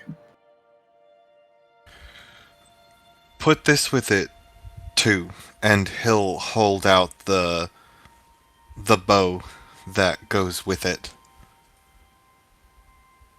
I don't know much about this, but I know it was important to him. I don't know, maybe there was something special about it. I figured she might be able to find that out. Unless you want to take a look at it since you know instruments. I take a look at it. Can I roll something? See if there's something I can glean So you're from looking it? at the bow, at the fiddle and the bow together? Yes. Yeah, go ahead and give me an Arcana check. Coco Himbo powers activate. Oh.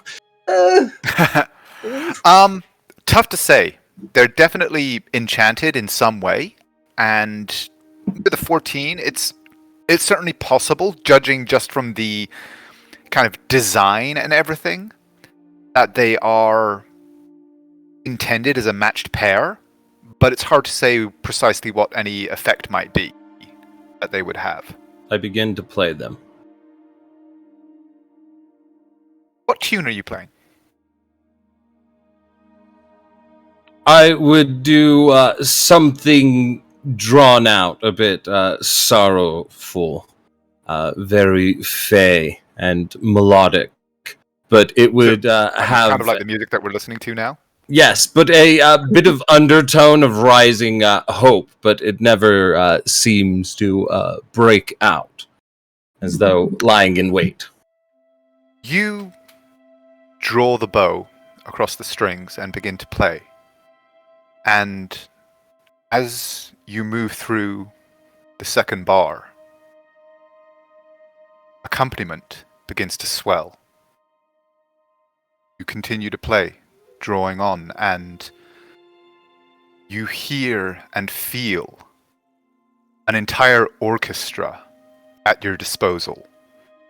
100 hands in your mind playing 100 instruments, all of them coming together as you draw the bow back and forth, conducting an entire orchestra with this one instrument, this melodious, sorrowful music spreading across the entire boat, passing over the water around you. Go ahead and make me a performance check with advantage. Uh-oh, puppers.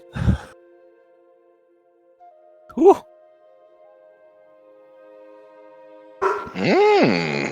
25, okay. It is one of the most beautiful and poignant performances any of you have ever heard. An entire orchestra of maestros creating a beautiful piece together. A harmony of perfect intent spreading over the water as you continue on your northward journey.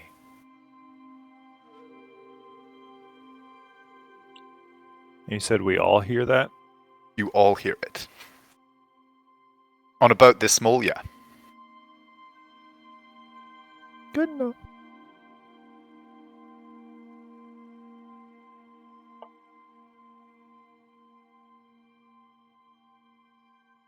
Huh. As he would finish studying the bow and the fiddle.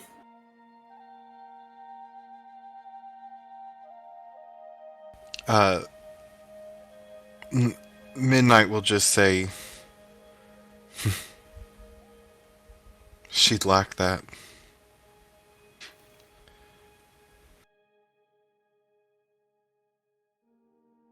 Do I feel any other effects beyond just the music and the accompaniment? No. You do feel a connection to your bardic abilities and your understanding of how to channel your performance, where there might be a potential synergy there. But the music itself was simply melodic and beautiful rather than magical in and of itself.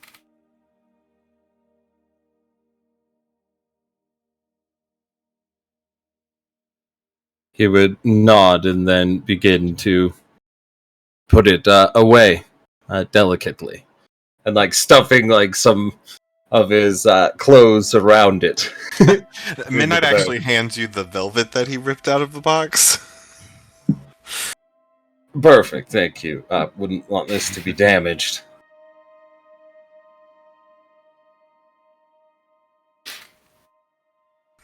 Keep it safe for her. And hopefully we'll see her soon.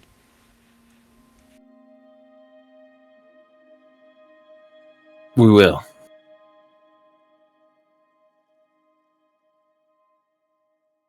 And then Uther would make his way to the prow and just sit down, his back against it. And, all right, someone take the first 4, if you can, Paul. Or, Jared, was it? Jaden. Jaden. That's right. As he would just gesture over, put his blasting rod in his lap like he does, and close his eyes for a long rest. Okay. So yeah, all of you can take your long rest as the night draws on. Midnight and Wander, both please give me wisdom checks. Ooh. Ooh, big ooh. Not Oh good. boy. Big ooh. Just wisdom Wisdom check. checks. Just a wisdom check. Okay, let's do this. 3, 2, 1, let's go! Let's jam, isn't it? 3, 2, 1, let's jam. 3, 2, 1, let's jam. I was listening to that earlier.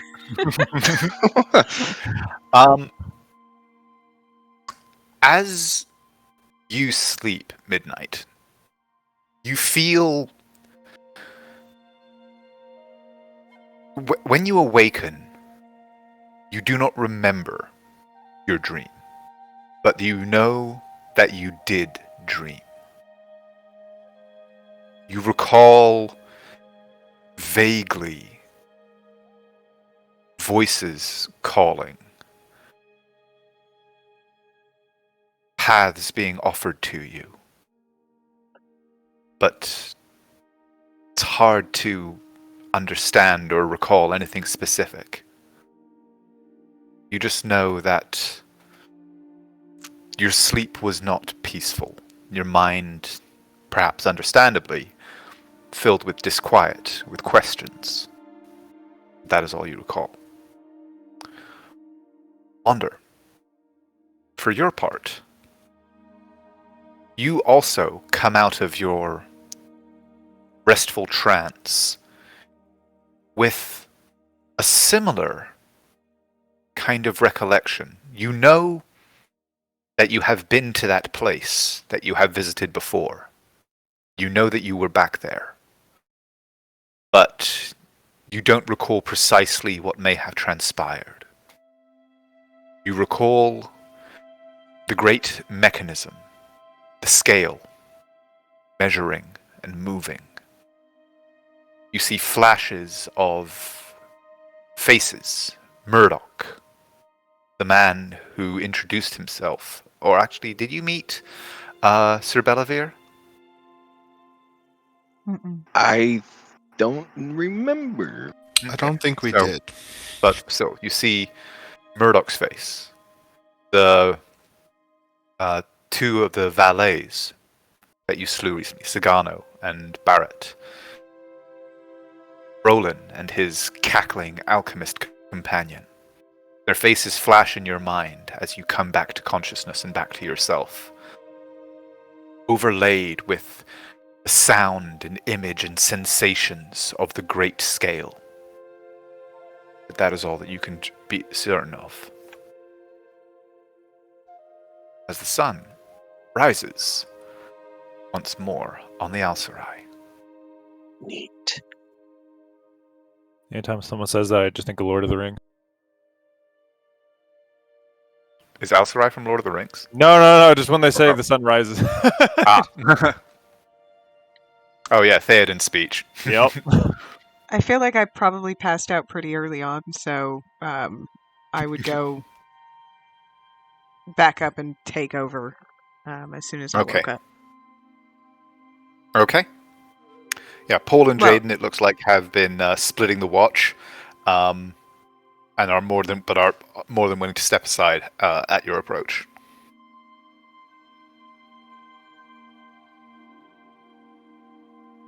Oh, sorry. What were you going to say? She'll hand Paul her tankard. And him and Jaden kind of just look at it and at each other. Is there some rum downstairs? Oh, in the hold? She will tell them where to find it and indicate that they should bring her some. Right, you are. And yeah, he returns a few moments later with a full tankard. And then the two of them retire below deck themselves.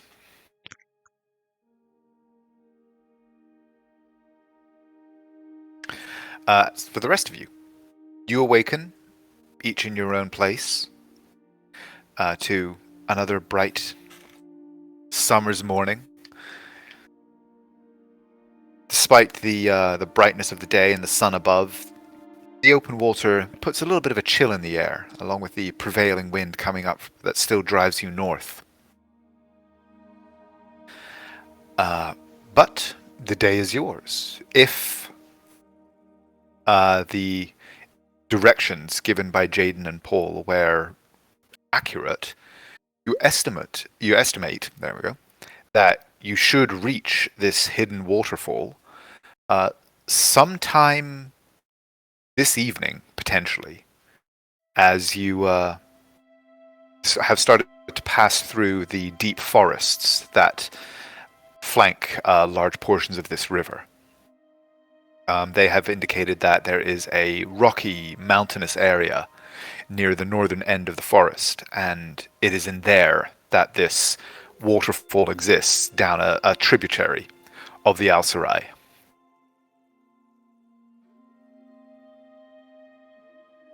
So, you have a day. There is still, again, a great deal of traffic on the river. But unless you actively seek to engage with any of it, none of it seems to be paying any particular attention to you. Is there anything that you guys would like to do with your day? Any preparations you would like to make? Anything that you would like to... Uh-oh. Any of the acquisitions that you've made that you'd like to investigate or experiment with, or anything like that in your preparations? I Oh, I was yeah. about to ask for those. So I figured. Fuck. there's one, and Am I please also give me a charisma saving throw. charisma or wisdom? You've been having me roll wisdom up to this point. I had been, but circumstances have changed. Oh, Okay. no. And is this at disadvantage? No, simply the DC has been set. Ah, fuck. Ah. Take your bardic inspiration. Okie dokie. I'm gonna do it on both of them. Okay, I will allow that retroactive. I don't think it's going to make much of a difference. Double eights. Let's go. So 10 on one and 14 on the other. Okay. Noted. Actually, let me double check and make sure that's true. No, it is not. It's actually 7 and 7 and 17. Okay. Fuck. So, the day has dawned. What is everybody up to? As I said, you have are there any investigations, checks, or preparations that you guys would like to make? I'm busy looking at my spell list. I don't think I'm changing it, but I'm just looking. Okay. Well, if this would be a good time, if you guys want to kind of look through your accumulated loot, any of the discoveries or anything that you've made recently, and your spell lists, let me know what you would like to do with the day. I will take 5 minutes. I'll get a new drink and everything. And then when I come back, you can tell me what your plans are before we move on to the next phase. Okay. Sounds good to me. I plan on leveling up to level 17. Just making sure that we're clear on that. Well, too fucking bad. He's like, okay, well, at some point in the campaign, maybe we'll hit level 17. Yeah. You know See what? Wander's what gonna die happens. next level. Oh boy. No. Quick, he's away. Let's plan. No, there is a thing for midnight because I forgot to mention it, but he did take the weapons, or at least the scimitar that was coated with poison, and he also had a vial of it, of apparently that long death poison. Oh, you're giving me a vial of the long goodbye? Yeah, that one. Cool. So that would have been that would have been yesterday when they were getting off.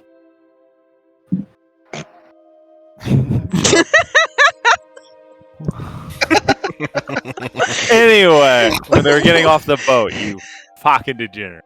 What's funny is I don't actually hear it until I hear somebody else snicker, and then I go back Yep. and I realize what was said. Oh. Just be with some butthead. Oh. I'm looking through the party inventory, unless there was like a lot more updates, and I don't feel like I'm missing anything that is like ta-da, because there's the acid and the alchemist fire that could be useful. Yeah, but there's also we didn't loot the body. His body is still there. It might have something useful on it. Oh. Yeah, Yeah. let's totally do that, and then, get his body overboard, because it's starting to stink. Yep. Literally just been there right in front of the sails.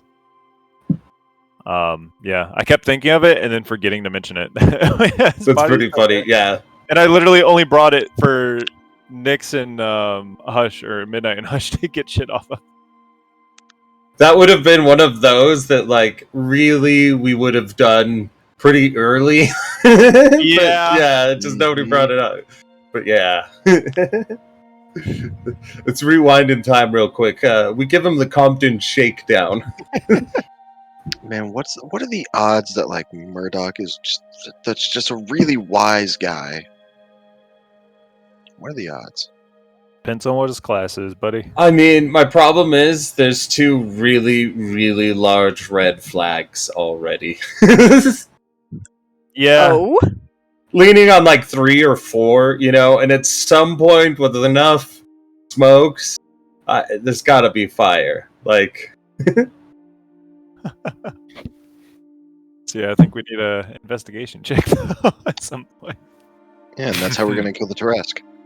Mm-hmm. Oh hi, welcome Solid plan. Yeah. So, have you guys? First of all, does anybody need a port? Are there any spell list changes? I need it. Okay. For me, I'm sticking with what I got. Sunshine ain't coming back for now. because she really hates casters. And so Oh, does Wander, Laura. take your long rest. It apparently hasn't actually. I keep forgetting to do that.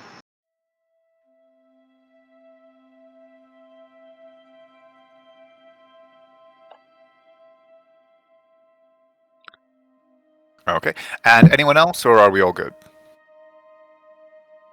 Going once, going twice. I'm I keep good. Sold. forgetting- Hold on. I I'm gonna keep forgetting my that spells. Are you? You sure you don't want to think about it? Oh no! I'm gonna. I think I'm good with pain and torture over here. Damn, better luck next time. So, what are people doing with the day? I'll just go down the list in the order that I see them. Lorium, what are you getting up to? So I realized something that I kept remembering but kept forgetting to mention because, RP.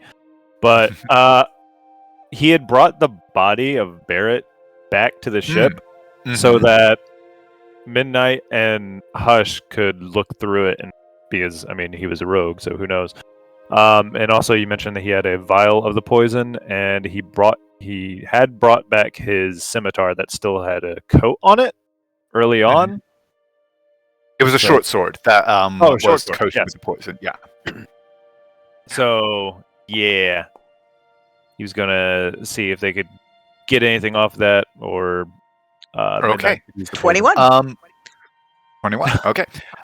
Looking through the body or looking through kind of the effects on him, and examining the blade and everything, the poison on the blade has unfortunately cured with time. It's basically just become dried and crusted to the point where whatever properties it may once have held would no longer be applicable. However, in addition to the expected accoutrement of several daggers, thieves' tools, and other kind of tools of the trade that he has on him, you do also find a now somewhat familiar pouch, which is essentially seems to be a combination of kind of alchemy and poisoner's kit. Some of the substances which are very familiar to you, Nick, some of them which you carry by habit and custom, others of which are harder to identify. Lorium, since you're also involved in this, I will say you can roll with an advantage because of your proficiency in religion, but all of you please give me a history check. Or one of you choose to roll with advantage, although Lorium, you're rolling with advantage anyway. I got a +0. How are you doing, Nix? +0 as well. Do you want to just get advantage? Sure, why not? I'll do it. Let's find out. Hey! Oh, Heck okay. yeah! Lorium and Hush, you both recognize at least a couple of the substances that are very clearly not based in plant or mineral, but they actually appear to be remnants of undead, as if they are components that have been harvested from either the process of creating undead or from undead themselves. Ew. And that they have been integrated in some way into the preparations that Barrett has been making in some of his poisons. Specifically, the vial, you kind of see a sooty substance in the base of the vial that you took from Sagano that matches this kind of ashy substance that you found in Barrett's pouch, which appears to be in some way related to the undead. That's fucking nasty. Uh-huh. These are poison components? They appear to be being used that way, yes. you are aware that, like, potentially, the ash from a cremated body could potentially be used in any number of rituals, some of them holy, some of them unholy. In this specific case, they appear to be being used in some form of alchemical process to create this poison. Interesting. Which I'm so pissed you've all made your con saves against. One of us almost didn't. I know. I was there. Oh, and actually, because I have been very amiss in not doing this so far, superb roleplay, everybody there. Inspiration all round for anybody that didn't already have it. Yay! It's scary when he buffs us. I like to think of it as a reward. Hush will hand the daggers. Oh, did they were on Barrett's body. I assume they look like fine quality daggers. Yes. She will automatically hand them over to Nyx or Midnight. Midnight will take them, and he will also move to add the components of the poisoner's kit to his own. Okay. That gives you, with the components that you recognize and are certain of the use of, you have now enough to create another portion, like dose of poison, without having to spend anything additional components. Awesome. Has Paul brought me my brandy or rum or whatever it was? Yes, absolutely. Woot. Mm-hmm. So after I'm done doing this, like, she's just maudlin. And so she's being very quiet. She will return to her post, and anytime somebody will bring her alcohol, she will swig it. As a flavor note, Lorian will have, what is it? Paul and Jaden feed Valko. They are somewhat surprised at the presence of a fucking direwolf aboard a ship, but they are determined to give a good impression to their new bosses and will obey. I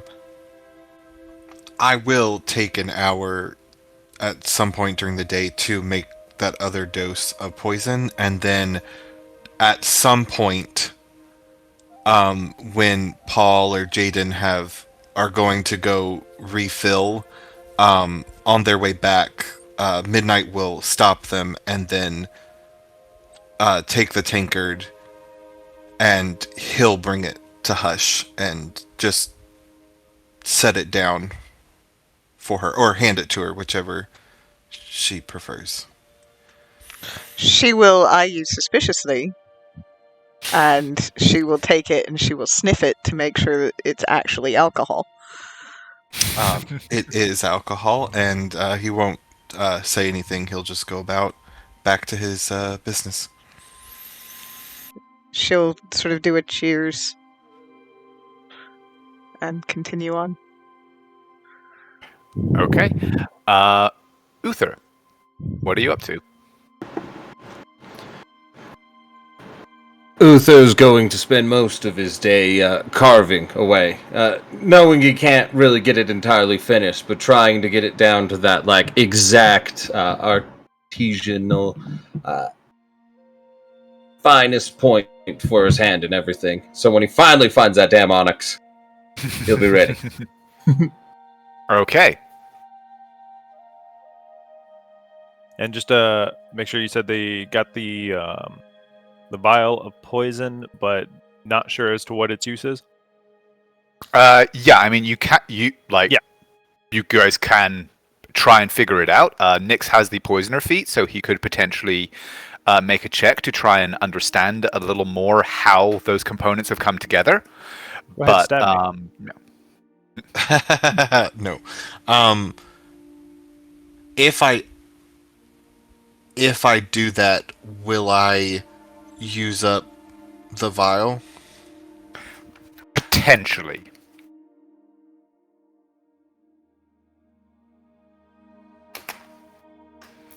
This is obviously like a fairly unstable substance, so testing it in the wrong way or doing the wrong thing with it could potentially ruin it. But that's the trade-off. If you want the knowledge, there's the danger. And Hush still has her vial of it too, right? Mm-hmm. As far as you know. Okay. Then, Have you checked the cup you're drinking from?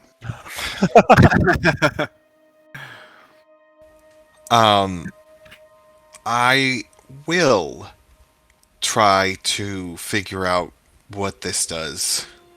And I'll get out my poisoner's kit, I'll get out my,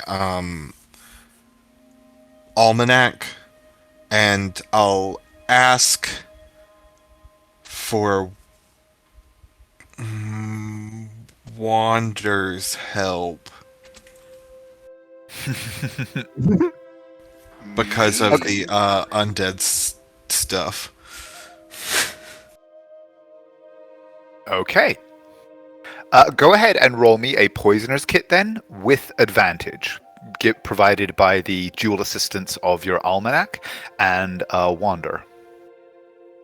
Yay. Okay. It was going to be at disadvantage, but you managed to pile on 2 buffs, so I will be generous. You are a generous god. Thank you, sir. God be praised. Come, Oh, no! Yeah. God Hey, are you not damn doing it. that? You Wait, no, I am proficient in it. Yeah, so it's a 6 rather than a 3.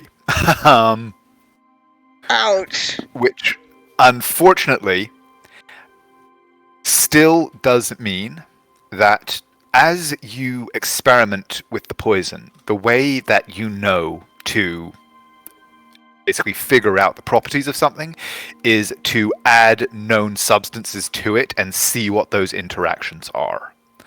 Unfortunately, one of those interactions renders the poison inert.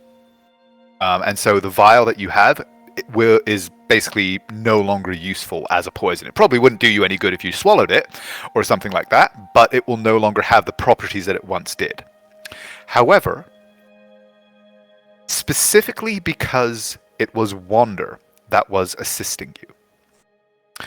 Wander, you have a field of vital energy that animates you and that you focus into your clerical abilities, specifically your healing.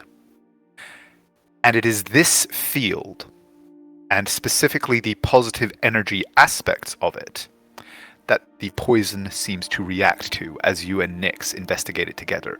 And you, Nyx, are able to deduce this poison has some kind of negative interaction or just some kind of negative interaction with positive energy. I'm giving off good vibes. That's all that I took away from God that. damn it, I was drinking.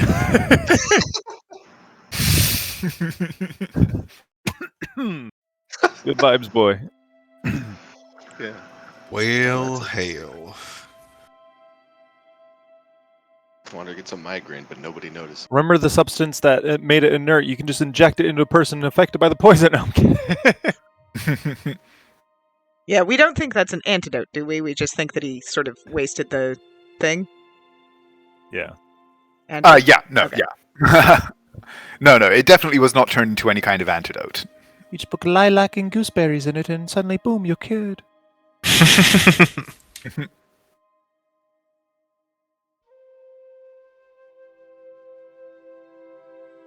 But yeah, that is all you're able to glean from the sample that you have, or that you used. Great. I will. Well, I don't know that I will let everyone else know what we learned. And I guess just go back about my day. Okay. Hush, are you just day drinking? Hush will definitely slow it down, actually, after Midnight brought her the one. That'll be the last thing that she drinks.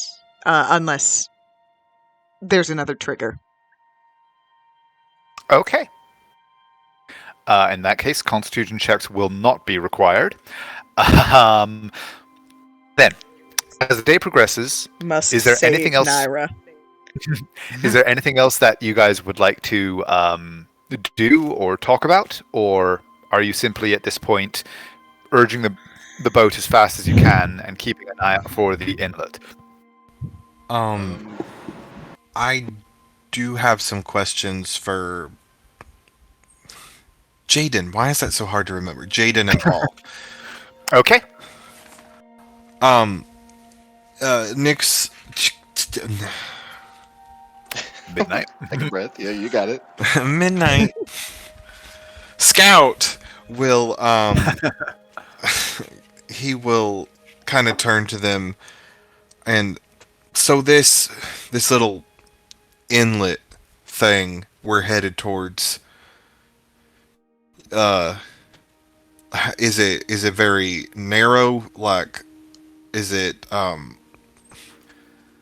do they have ways of seeing ships coming down the tributary? Well, there's a on the cliff edge above the waterfall. There's it's made to look like a little mining camp. They kept a watch there. And about how far from where the tributary starts to the waterfall is it? It's maybe half a mile upstream, I think, give or take. From the cliff, you can see, well, maybe about almost to the river. There's forest there, so you can't quite see the clear through, but more or less, if you've got sharp eyes. And he'll kind of look towards the others and say, I mean, we can take the boat down the tributary, it sounds, but they'll know we're coming. They'll see us. Should we consider, once we get close, grounding the boat and heading in on foot? And he'll look at Lorium or Sunshine. Sunshine's not there. He seen you bring her back. No, she's not coming back. Yeah. Okay. He still said it. We What? dealt with casters. She doesn't like casters. He's not going to subject her to that. Come on.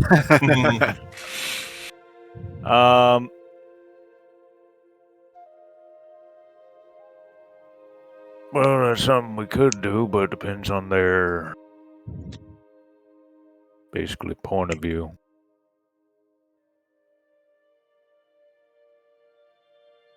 If they can see down miles of the stretch, then it doesn't really fucking matter. That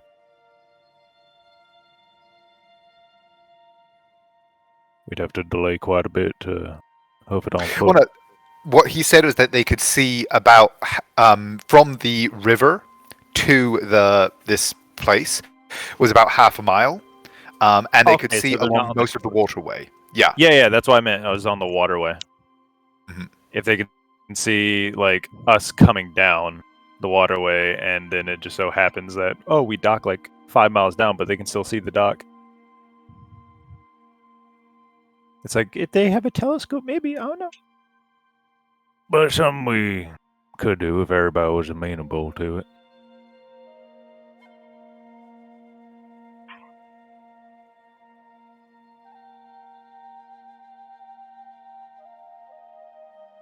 I mean, I'm good with either. If we do go down the tributary, we should prepare ourselves for arrows, and he'll give like a little shudder.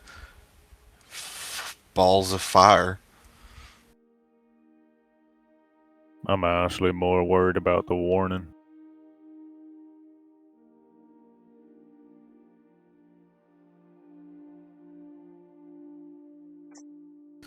And Midnight will look to Uther and Hush and Wander.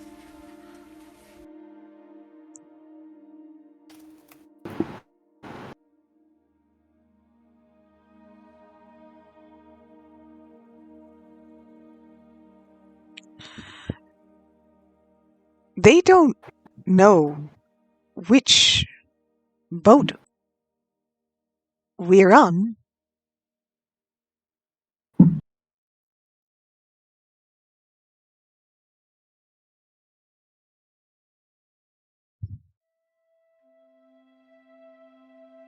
With any luck, they think we've gone south.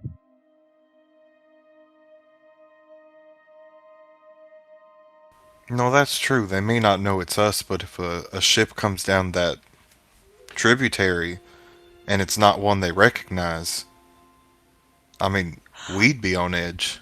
Oh, I missed the. So we would have to go. I thought we just had to go under a waterfall. I missed part of that. Yeah, there's a tributary about the waterfall is about half a mile up a small tributary off the main course of the Alsarai. We'll find the tributary, wait till night, park it about a half mile out. I mean, give us a little bit of ability to creep our way in.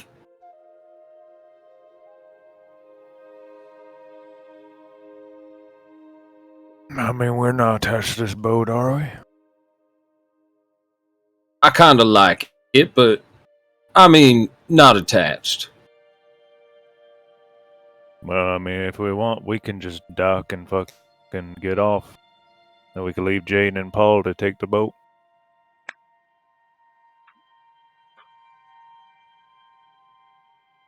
That way it's us just shimmying off. Hell, we can even use, if he wants to.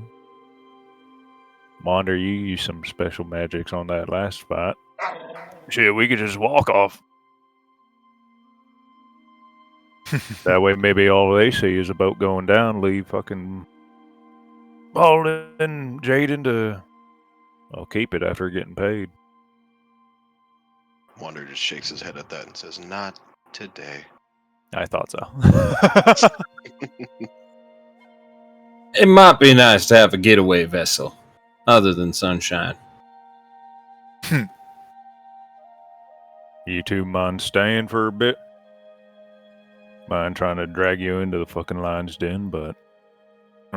Well, I'm begging your pardon, but I mean, they ain't exactly friends of ours, but we know some of the lads there. If we don't mind staying with the boat. Are Murdoch's ships the only ones that take the tributary? I mean, well, there's no else along it, so I would guess so.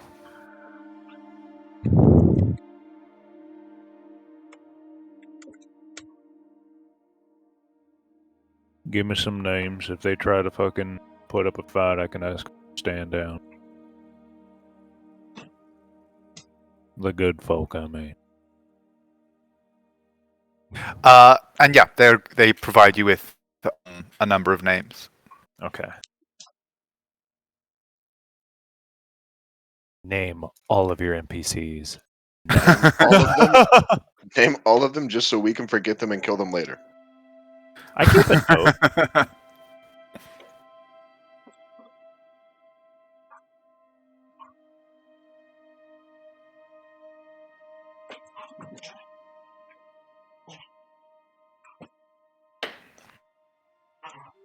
Let's see. I'm just writing, so hey, if you guys want to say anything, go ahead. But yeah, they kind of shrug and say, I mean, I don't rightly know that there's, exactly a port master that knows the schedule or anything. We just kind of showed up, and like I said, there's nothing else there but the waterfall, so we was met at the docks, and there we go.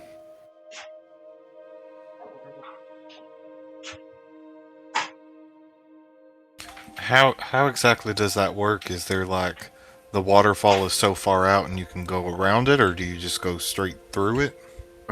Straight through it.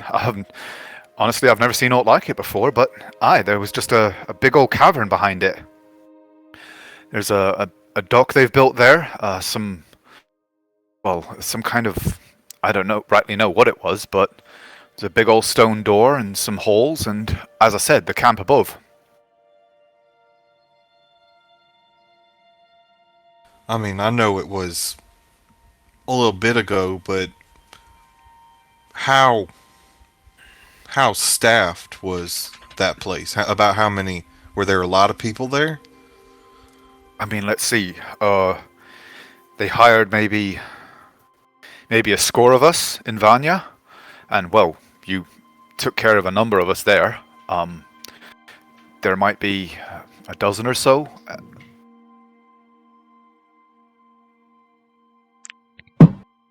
Well, including, to be honest, we never got a great look at him, but there was something creepy there.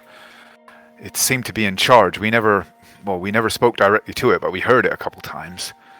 Sounded creepy. What do you mean? And why do you refer to it as an it? Oh, I mean, didn't sound altogether like any voice I'd ever heard coming out of a person. But, as I said, we never got a good look at it. It was never in the same room with it, whatever it was, and, well, not exactly upset about that. We didn't get to go too deep in. Just, we watched the docks for a bit and stayed up at the camp most of the time, till they told us they needed us on the boat. It showed up, and, the captain back there came up and told us we were with him for the while. And off we sailed. That was, 2 days ago now.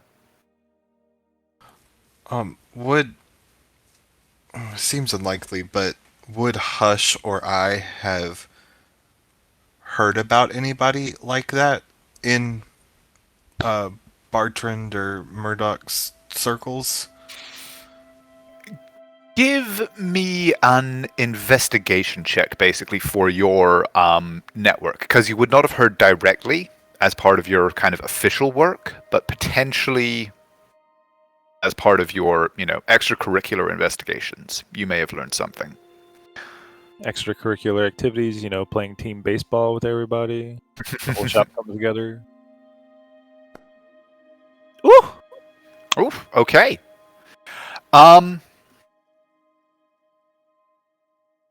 Yes.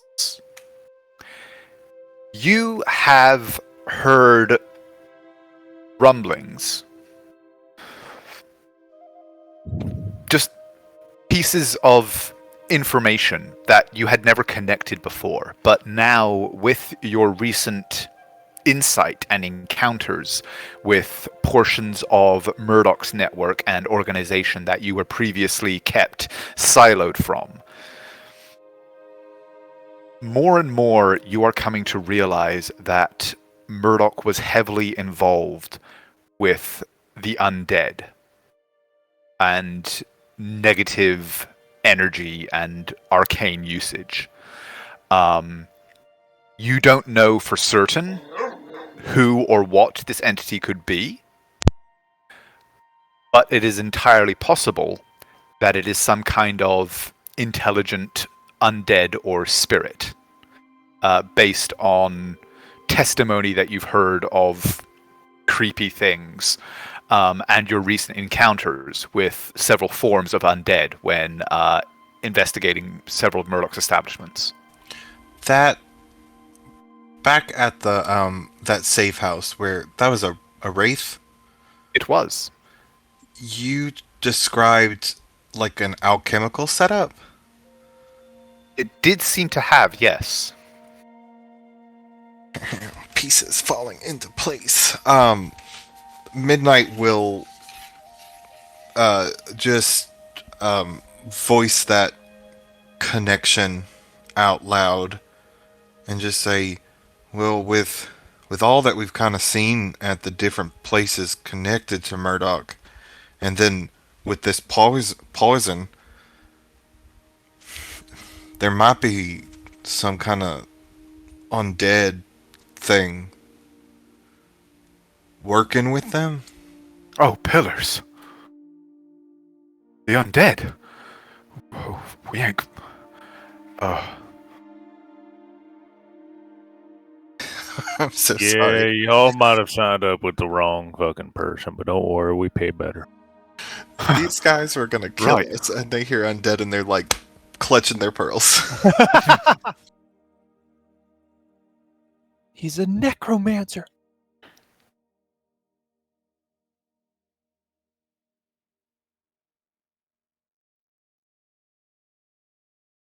I'm writing down on my notes, Murdoch is a min-maxing necro. The worst kind of people. And Midnight will actually turn to Hush and just ask, in any of the things that they had you doing, or even in your investigations, have you seen any of more indication of Murdoch dealing with the undead?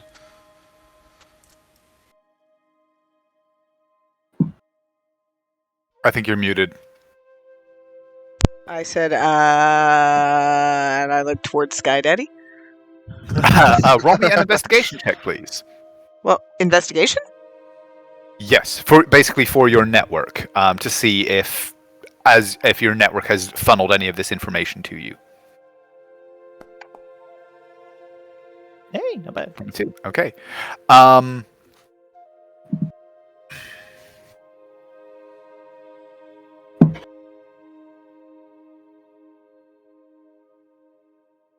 You have heard similar rumors to those that I described to Nyx. Basically, just talk of creepy individuals and shipments and like cargo manifests and things like that, which when you talked about it with the right people, they said were linked to necromantic practices or rituals concerned with undeath or negative energy. Necrotic energy, I should say. I know he's been experimenting. And actually, with a 25 and a 22, you know what? By your powers combined, I will give you an extra piece of information that, as the two of you spend some time talking about the different rumors that you have heard and cross-checking facts that you have discovered independently and things like that, this is a history that potentially predates Murdoch himself, but has been associated with his family name for a longer period than potentially he has been the head of the family. You are not certain, but just some of the records that you've seen, some of the rumors that you've heard, have that suggestion.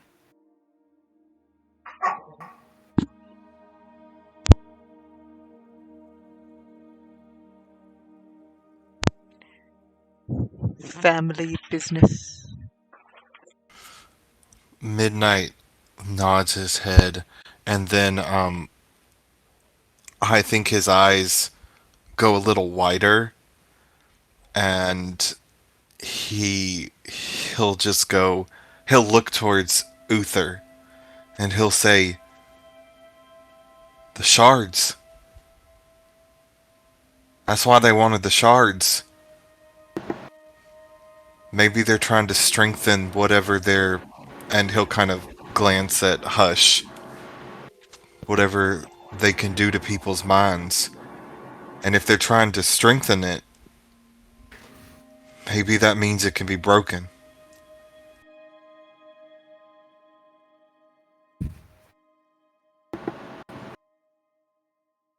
Uther nods. That was one of the fires I thought about Murdoch. The cave, the crystals was too convenient. Shards? Crystals? And Hush tilts her head. We came across this material in the place that was actually, I guess Murdoch's family had a ancestral claim to.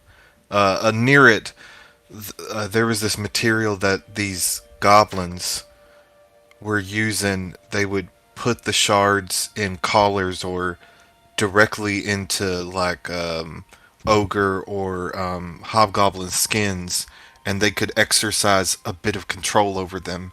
They could give some sort of orders, and the person with it would have no choice but to comply. And Dreamer, in her amazing foresight, made sure that we cut off that particular source of information.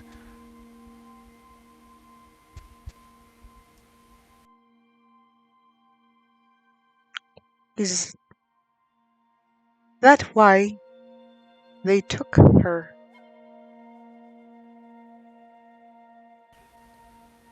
My guess is yeah. They knew about them shards, because that's why they sent me to go along with Dreamer. And if she hid that from them, and they knew, well, you know, Bartrand, you don't cross him. We should hurry, she says in your voice.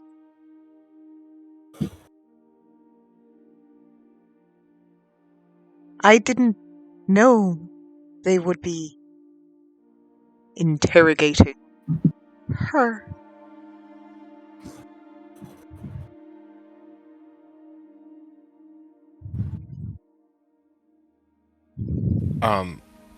He'll kind of cast his eyes down a bit, and he'll say, I don't, we haven't just been interrogating. Wander's been reaching out to her,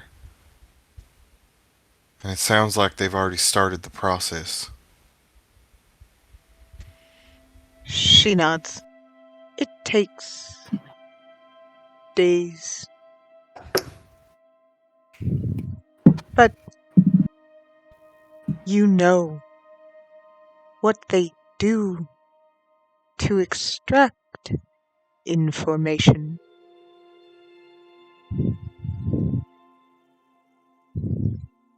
It's what we're trained for.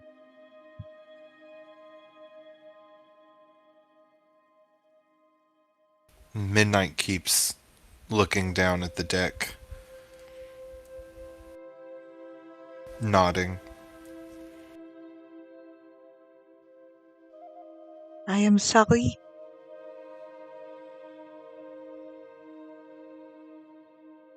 We should hurry.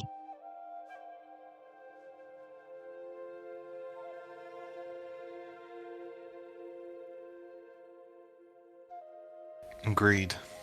Do we... She will need a comfort?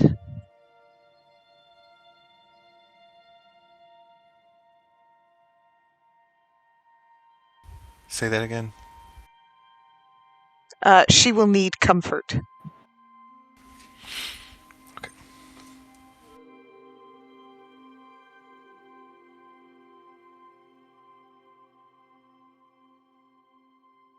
And then he'll look to Jaden and Paul. You said we've got about till this evening till we get there?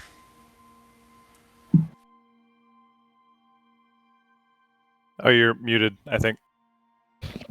Can you hear me? Yep. Yep. Okay, cool. There you go. We should get there, well, round about sunset, if the wind keeps up.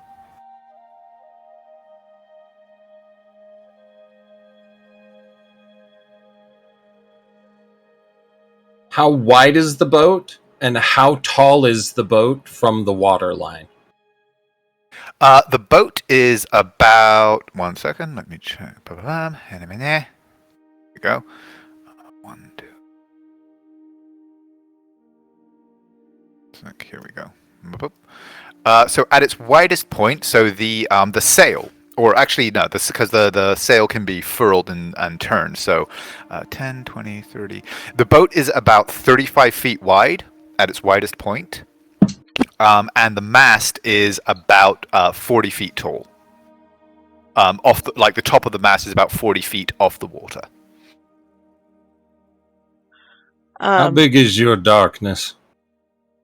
As he looks over towards Lorium after counting out paces and measuring the ship. It's only about a 15-foot circle. Sphere. Sphere's a better word. 15 plus 20. And how wide is it? Just 15 circle, yeah. Just 15.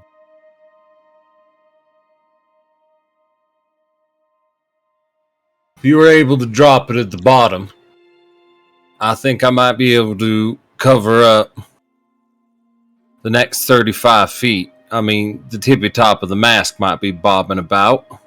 Or we could raise it up and just have the bottom of the ship. Above the table, darkness is cast on a point in space. So okay. You would be able to cast it on, for example, the mast of the ship and have it move with the ship. That's what I was thinking. Point, I believe.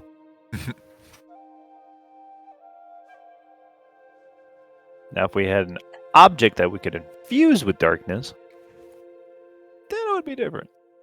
Could we not infuse a rope with darkness? Oh, that's fair. I actually hadn't read that second paragraph yet. So yes, no, you could pick a fitting on the mast or something like that, or on somewhere on the boat. Then yes, then the darkness would move with it.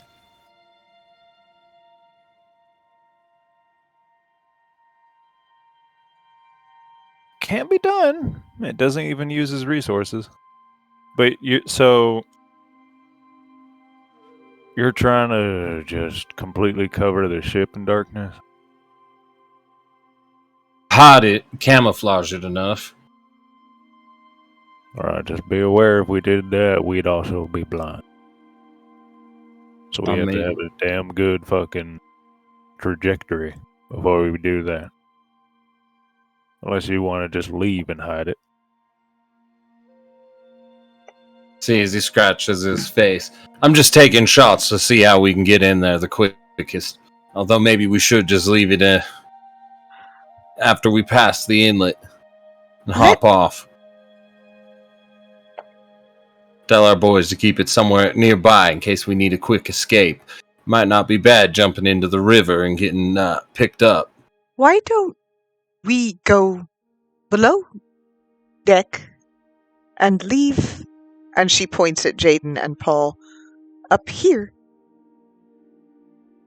They claim they commandeered the ship. Sail it right up to the dock. It is small enough to be commandeered by two people, I guess. Would y'all be okay with that?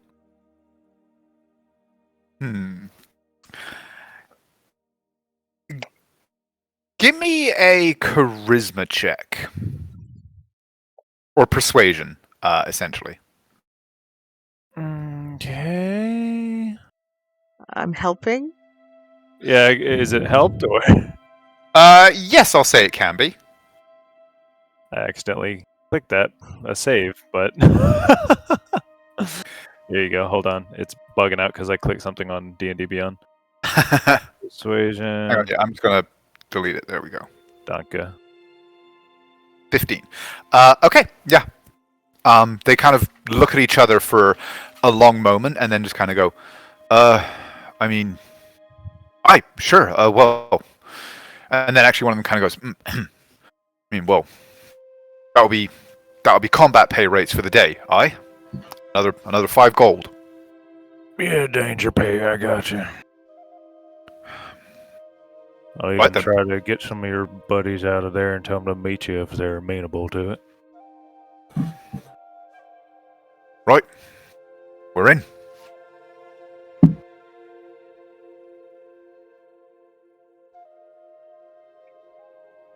Oh, that's that.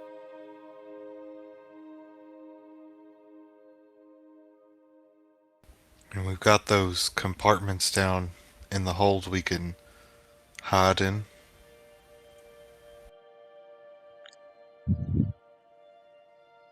I don't. Is the... Oh, sorry. I was just going to ask, is the ship, the boards, are they thick enough that if they gave us like a signal, like stomping their feet? Oh in a yeah. pattern, No, we'd- sound Okay. on a boat this small travels far. You have to make an active effort to keep your voice down for pretty much any conversation, not to be audible through the whole vessel. I mean, do we just want to put a ring in their pocket? We could. We do have a ring. I mean, Nicholas doesn't want to do that because Nicholas doesn't want to lose that ring. But it's an option. But no, yeah, like if you guys were below deck and one of them kind of just went stamp stamp, you would 100% hear it. All right. Well, we can sit below, and they can give us a signal when we're I mean, safe we to start coming up. could technically just go in that cabin that's right below The the. forecastle, Yeah, yeah. Yep.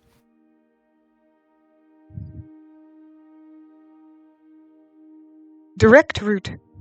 Fastest. That's true. Must save Naira. Midnight will also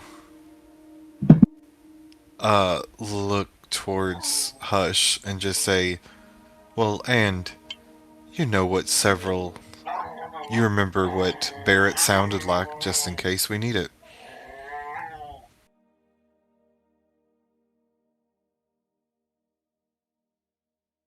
He didn't say much.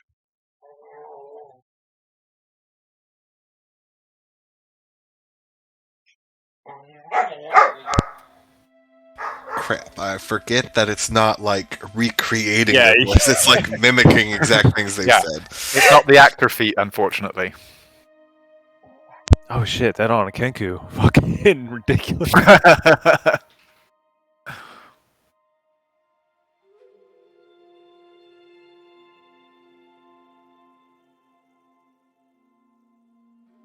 Well, we got a half a day to ready ourselves. Yep, give or take. Is when that shit comes inside, we head down. Okay. So yes, you do indeed have about. Oh, sorry. Was there someone going to say something?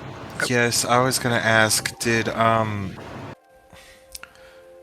I'm sorry, I'm looking at the party charter because I was trying to see if Naira had any holy water. Naira did have holy water, but she gave the clay jug to Wander, who now has it. You can't just ask me. I have all of Naira's shit memorized. That is true. Having big brain helps. Yeah. Midnight will just ask Wander if he can open it, and I'm gonna see if I can get like 2 like vials of holy water. I believe you'd already used one application, so there would be enough left for one application because the pot originally contained 2. Oh, well For then never the mind. I won't take sprinkling that of from bless? Wander. For the sprinkling of bless, right? I don't recall precisely how it was used, but I remember that one of the applications was used up. Then never mind. I won't take that from Wander. I mean, I don't really need... Because, if you're doing a thing, I can always just make more later. Well, I guess above the table, can I apply like holy water to like my arrows or something? Like I do poison? Is that something you can do? Let me check something. I think that's usually a homebrewed rule. Yeah.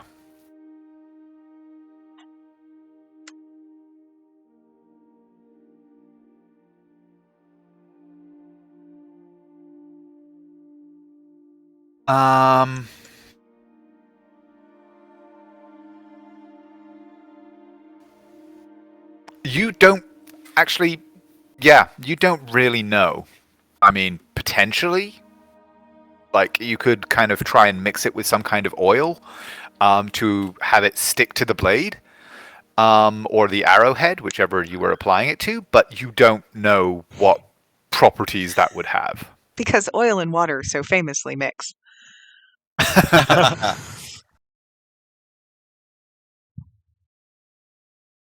Oh yeah, the party charter. We also have the Pearl of Power. Did anybody lay claim to that?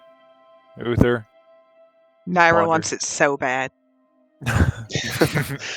She can have it when we find her. You can have the Pearl of Power if you survive. Now that I realize that she's being tortured for information, and I have less hope about that. Don't say that. No. You underestimate the power of cleric and paladin. Oh, but Hush would say one thing to Uther when I get a minute, by the way, after things have been decided. And Uther, if you're talking, you're muted on that point. Pearl Power? I do not have the Pearl Power. I don't know what the Pearl Power does. He described it for casters.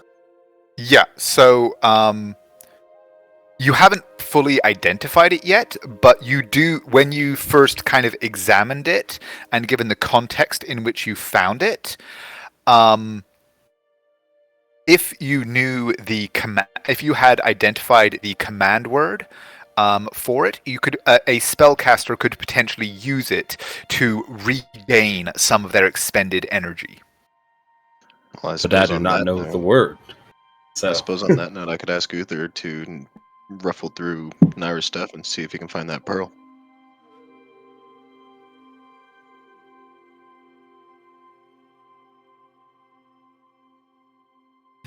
Oh yeah, I'm not even. You don't even have to roll for that. Because like you have had Naira's stuff for long enough, and kind of are familiar enough with it that you have a pretty good inventory of it at this point. So yes, did you have the the identify pearl was just part of your general gear? Me? Yes. Naira, yeah. Then yes, yeah, you would be able to produce that if so requested. Well, then that's great. If Uther's willing to hand it over, Wander will identify the pearl. do it. Must identify pearl.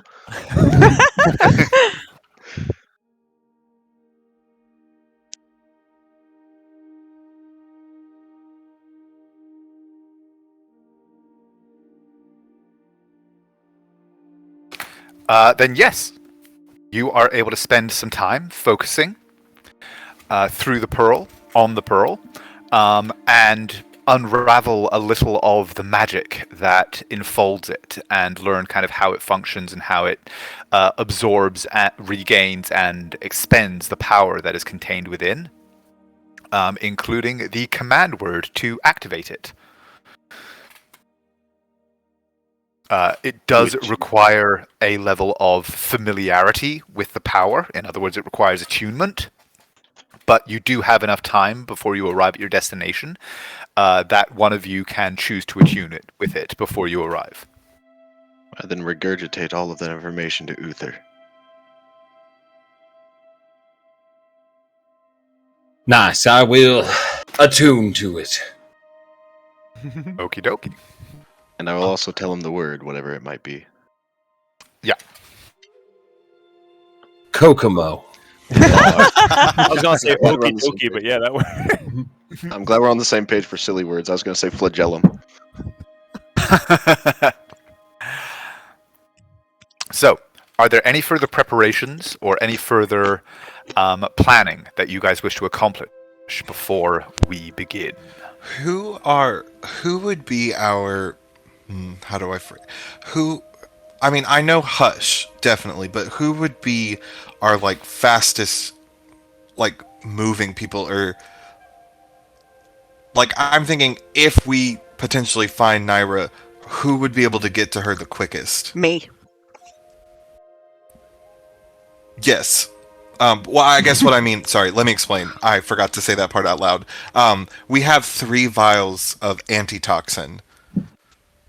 It might be good to spread that around 3 of us who could potentially get to her. Me, Or drink it ourselves. Lorium, and probably you. You don't have to give it to Lorem because I can just touch and spend 5 points of lay on hands to boom, any poison is gone. Yeah, but if I'm reading antitoxin, the way it works, it gives for an hour you have advantage on saving throws for poison. Ah, well then yeah, I already have that. I know. If one of us can get to potentially Naira, if we need to, or ourselves, I don't know. I just know these fuckers have poison, and I'm real scared.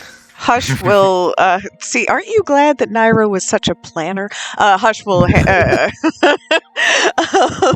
hold out one of her hands for at least one of the antitoxins. Well, if Lorium doesn't want it, he'll hand you 2, so you could potentially take 1 for yourself, and then have 1 if it's needed. And actually, if you guys keep talking, keep planning, I'm just going to nip to the restroom while you do so. I'll be right back. Hey.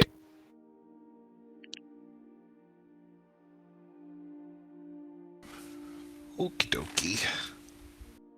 Because yeah, Lorem can move fast, but only twice, and it expends a lot of resources, and he doesn't have an action after that. That's true.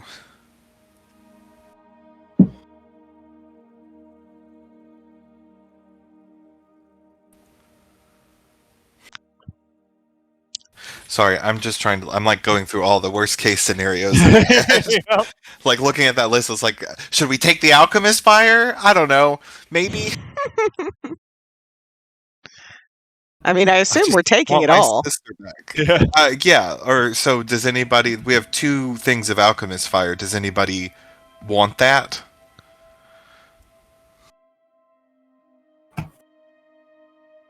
Not it. Can you apply that to weapons? I don't think so. I think you can throw it. That'd be Yeah, and funny it as hell. explodes. I'll take one. Cool. Sold. Anybody else?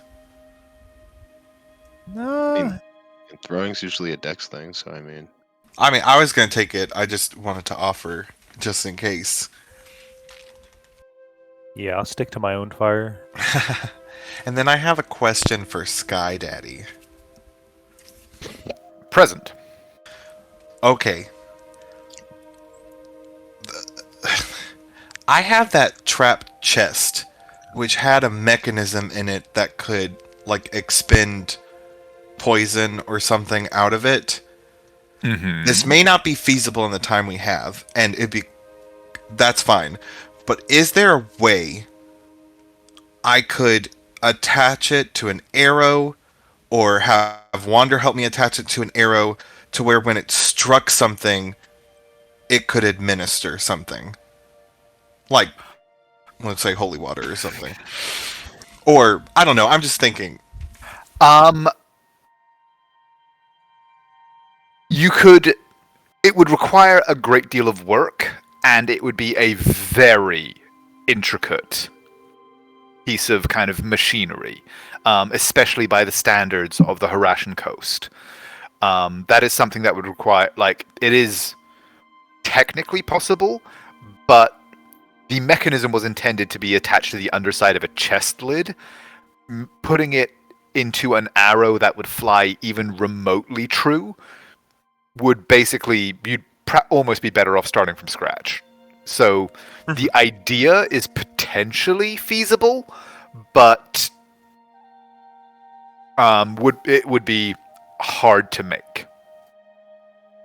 Okay, good to know. Then I will not pursue that, and I yield the floor. The funny, goofy, silly home ruling bullshit with like holy water being like a physical substance to, let's say, specters, like ghosts.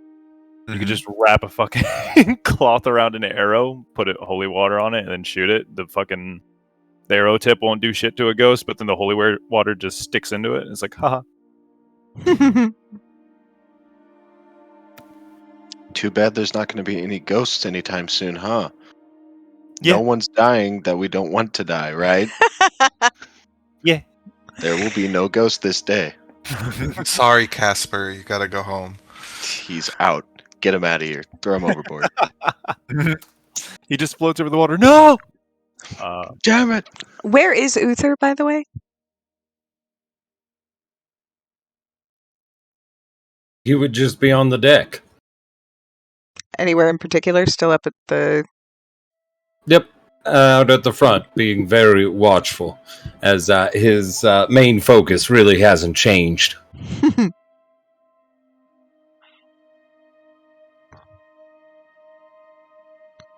Unless anybody else wants to do anything, she will find someone to steer for a little while and go find you. I'll steer. Okay, never mind. You got it. Lauren will take up his NPC spot on the left side of the ship.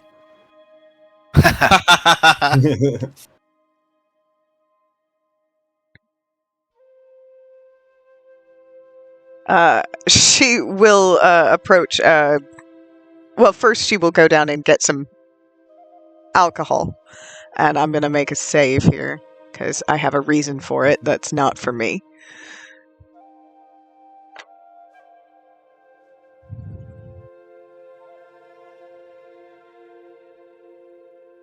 Yeah. So she fills up her tankard and brings it up and just sort of offers it to you by placing it on the railing out of her hand. No, thank you. I need to remain rather focused.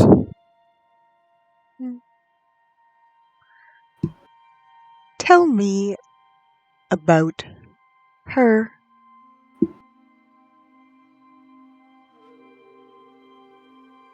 You know her, don't you?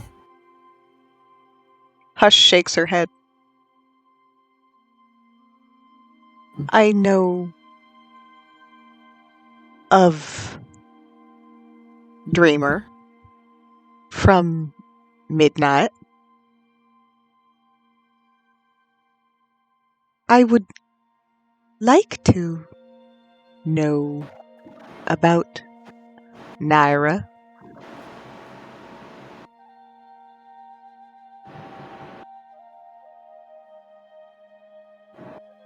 Roll me a persuasion at disadvantage.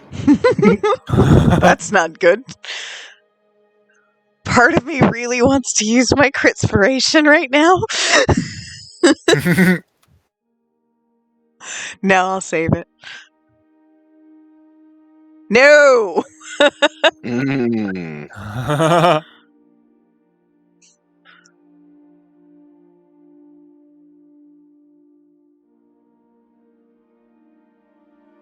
You see as Uther just shakes his head as he says, "Nah, that's something special, and I'd rather keep it to myself."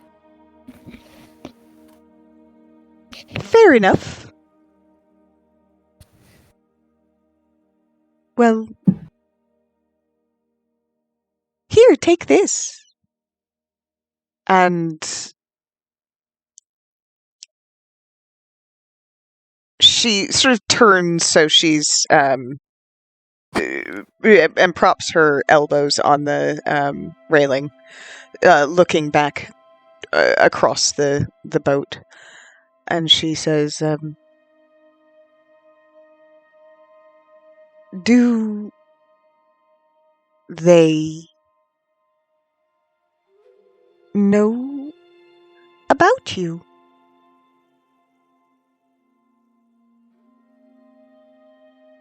"What you mean to each other?"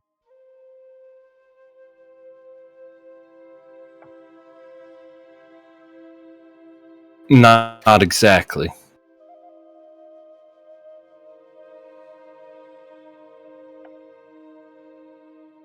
But it's not like they could exactly understand, because I'm not sure I do entirely.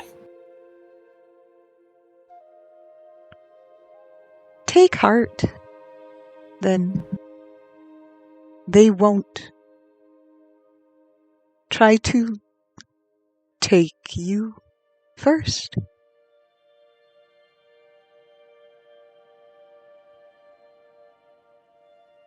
Who won't try to take you first? "Bartrand. In her Ah, memory, if they don't know about you, they won't try to take you from her. Like they did me."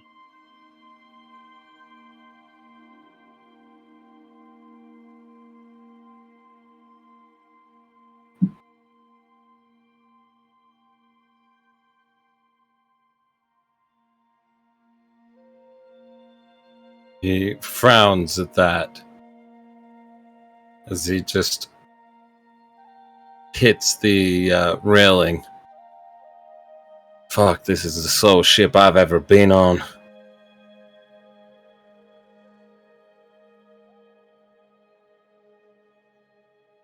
Listen, Hush.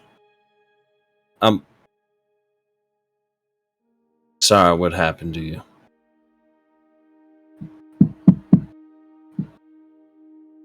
But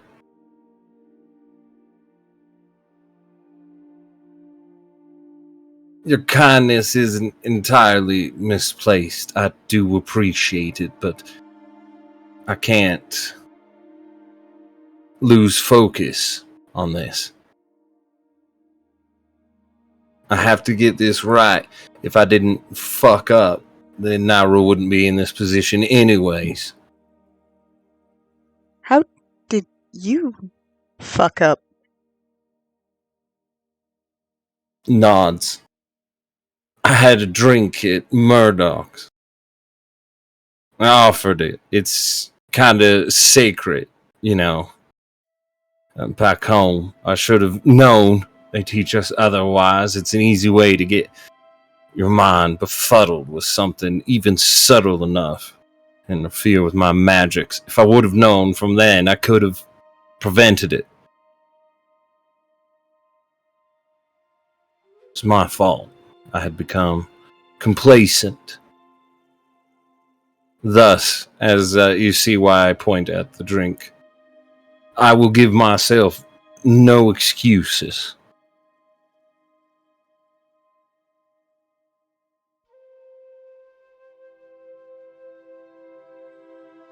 And Hush nods, and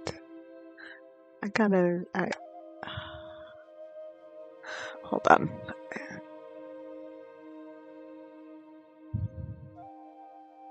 Oh, wrong way. No, not the boat.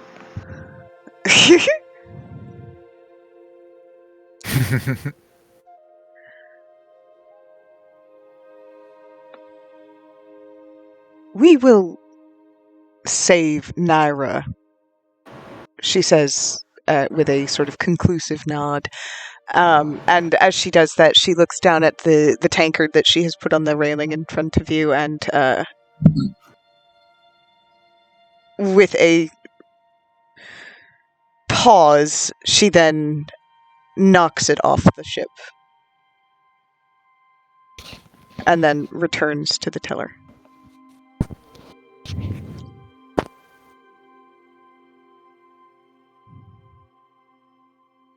Okay. So, the afternoon draws on. Jaden and Paul announce that they believe the inlet is approaching. Are there any last-minute preparations or further discussions you wish to have as the time draws close? Will you just re-import my character sheet real fast? Sure thing. There you are. Bum.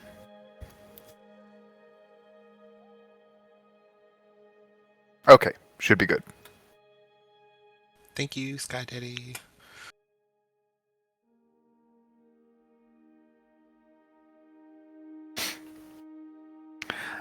Okay.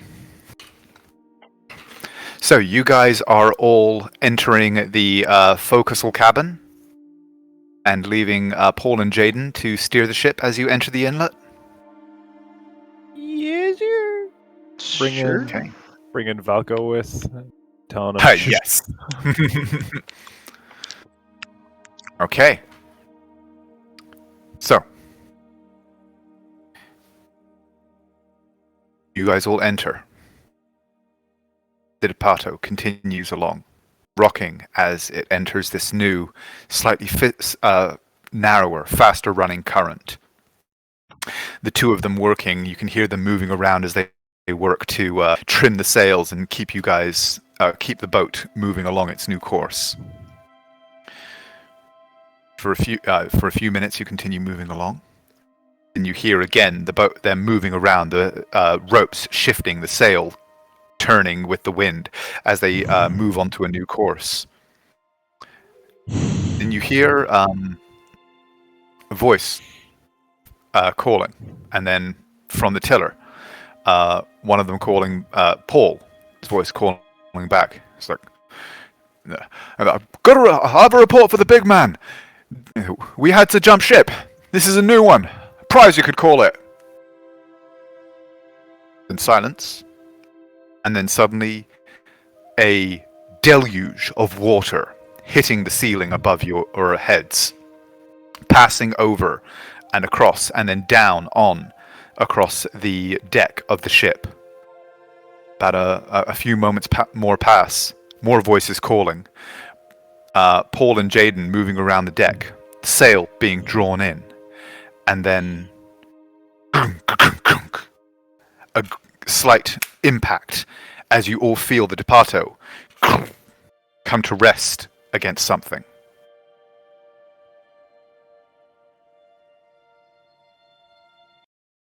What are you guys doing?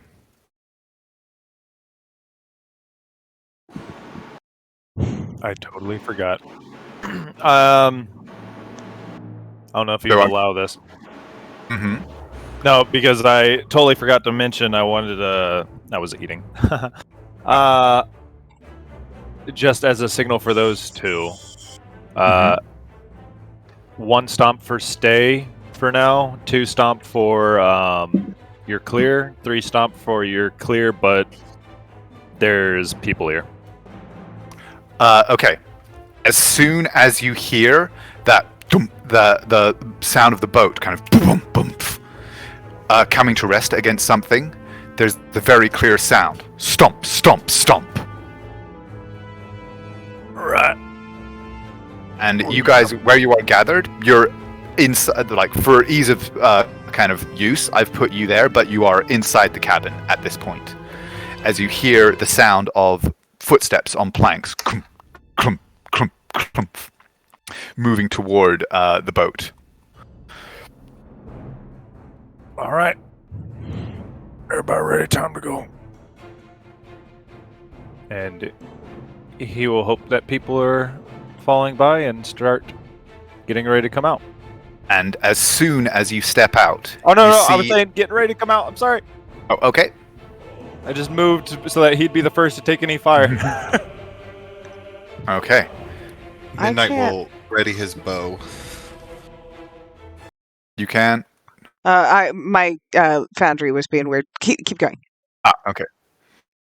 Okay, well, you hear these sounds of footsteps approaching. Crump, crump. Like, what the hell's this boat? We've never seen this one here. What's going on? Anyone give me the signal to go.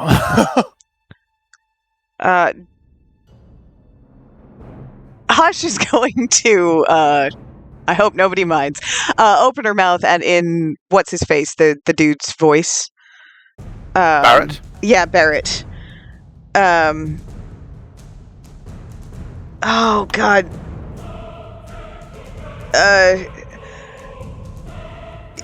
She's going to say, you've never tasted the long good night, have you? What? The fuck is going on? Well, that's his signal. Down from... Okay, and as soon as you step out, you see these two men, armed and armored, walking down the dock toward you. And as you step out, they both draw swords at your unfamiliar shape, look for a moment at Paul and Jaden and say, and then one of them turns and yells back up, "We're under attack!" And everybody, please roll me initiative. Rogers, sir. Ooh. Wander, you're rolling privately. Yeah, I saw that. Just as I did. Very cool. Look at those 18s. Must find Naira. Can he shout one thing as he comes out? Yeah? It's just the obvious thing. He will list off the names that he was given in very quick succession. And then say, any friends of Paul or Jaden, just lay down your shit now and you won't be hurt. As he comes out, and then motioning for the two to get inside.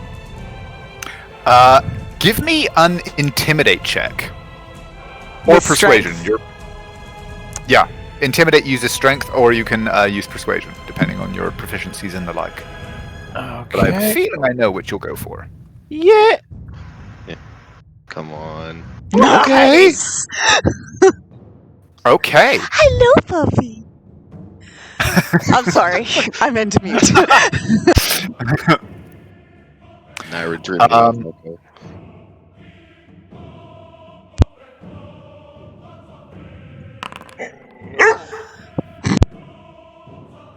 Okay.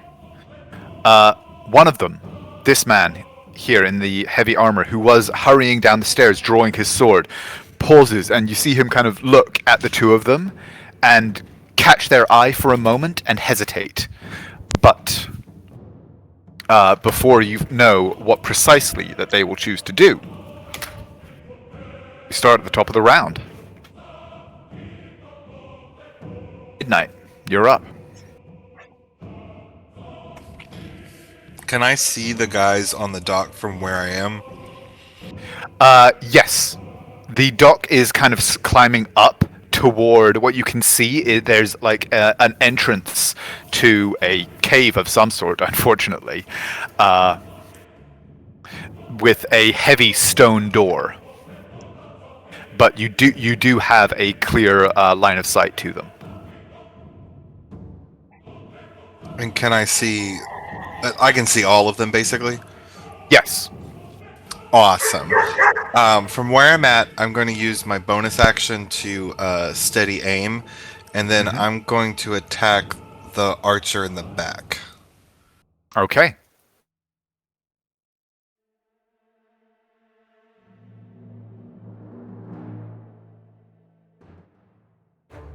Actually, sorry, before we get started, my dog just needs something. So, go ahead and roll your attack with advantage. I will be right back.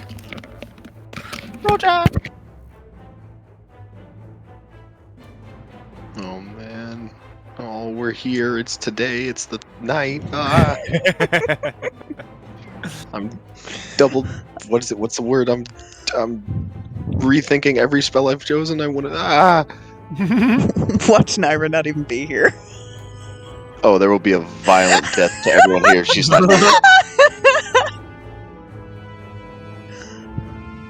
It's gonna be great. Murdoch's gonna be here to give his big speech, and he's just gonna get held personally and then critted by everyone. Okay, I'm back. Have you? Oh, yeah. Roll your attack.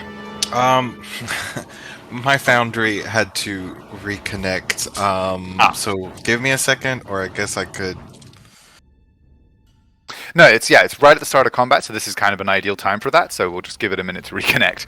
It won't break the flow over much just yet. There we Nice. Mm. go. Okay, yeah, that hits.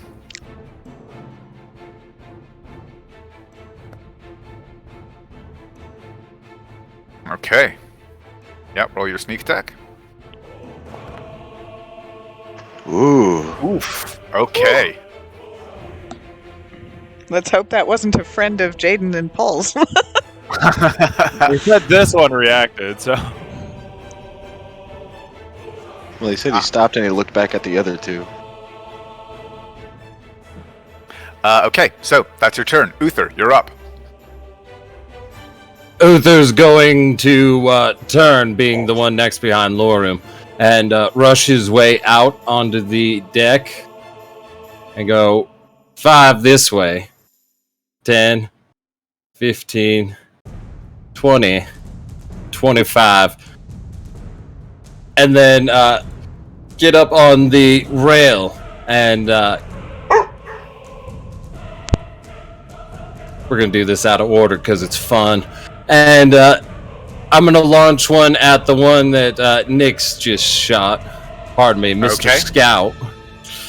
Is 16 good enough? Him, yes. 16 does hit him. Nice. Oh boy. Let's see. Ooh. And he's staggering back from the arrow wound. He is completely unprepared, catches your blast full in the face, and tumbles over backward. Does not move. Then he's going to lean over and face towards this one. And he's going to bonus action. He's going to hex him. And Okay. he's going to hex any kind of athletics or strength abilities he's got to make. And then I'm going to shoot him with my other shot. And hopefully, no. Not good no. enough. Throws his shield up. The energy dissipates off it. And then end my turn. Okay. Up next, Lorium. Wonder, you're going to be on deck. all right, real quick, he'll just look to Jane and Paul.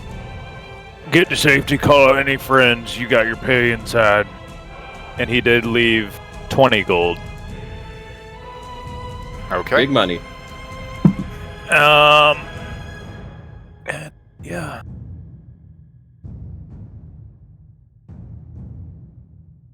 As he winds up, he will say, "Are you sure you don't want to drop your ship, bud?" And 3. That doesn't hit. No. But that one does. Yes, that one does. For 9 damage. Okay.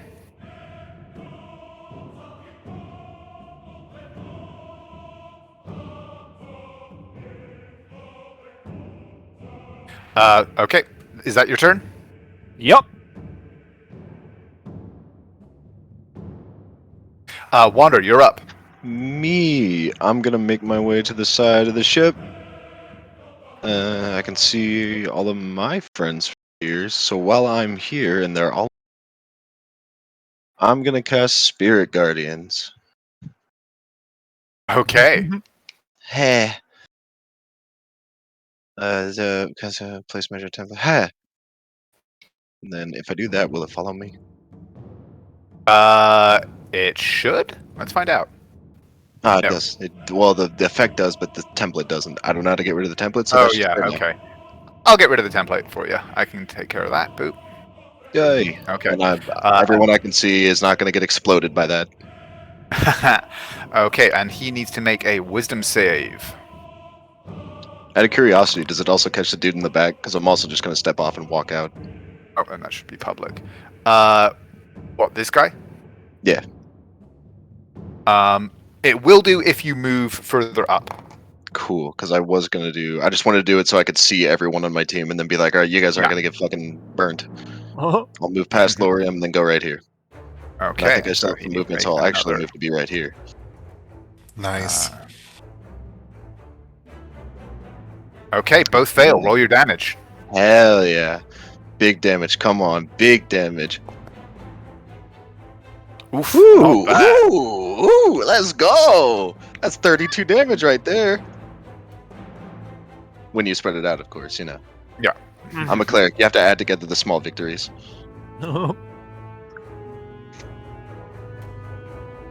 And that'll be well, yeah, that'll be all I do. Okay.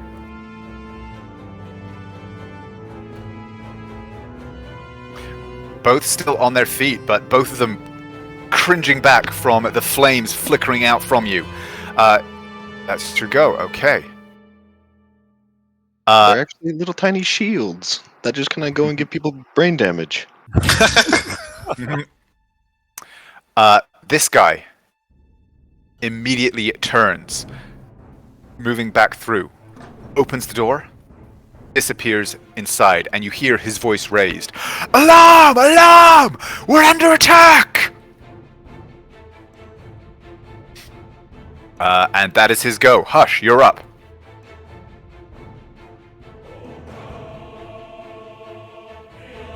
I think you're muted.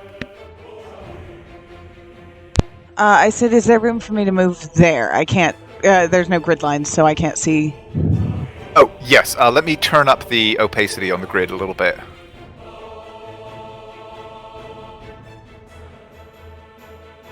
Okay, it looks like There we there's some. Yeah, I'll say that you can, especially as dexterous as Hush is, it's no problem for her to stand there and fight freely. Cool. Yeah, then she's gonna come put herself in danger and punch this dude. Okay, roll your attack. I would, except everything's freaking out.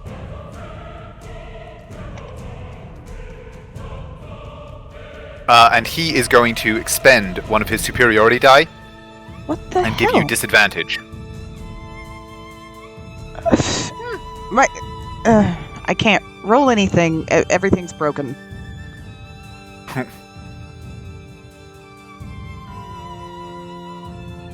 Everything's breaking. It keeps trying to highlight areas. Oh, that's happened to me before. Well, you might have to refresh. Yeah. Again. I've got it. I think I've got it. He said he's Yay. going to give me disadvantage, but I'm flanking, so it's just straight roll. Going to be a straight roll then. Yep.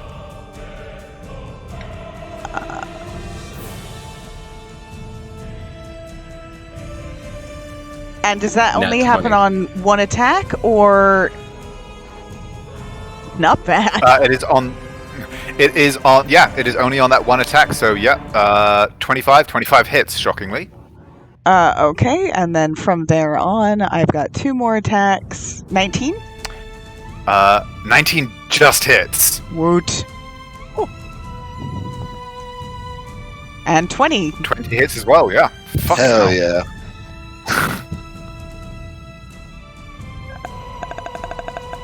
Okay, still up. Ugh, I just had flashbacks to the Grudge.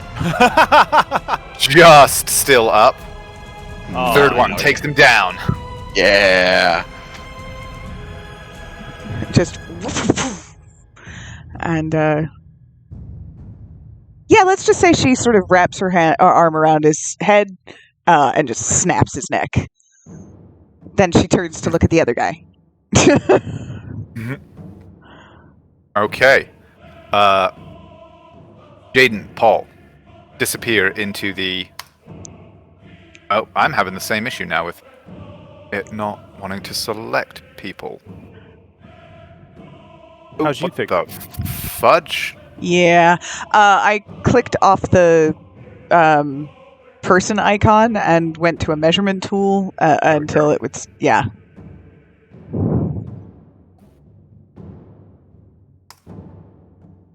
Okay, no. Hang on. I may have to refresh Foundry as a whole. Turn off your Um, camera and I will come see if the way that I did it worked. Camera's off.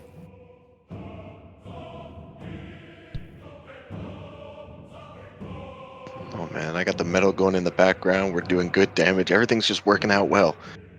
That's not a good thing. Well, Foundry's crashing. Well, you win some, you lose some, even when you're winning some. Especially when you're winning some. Best.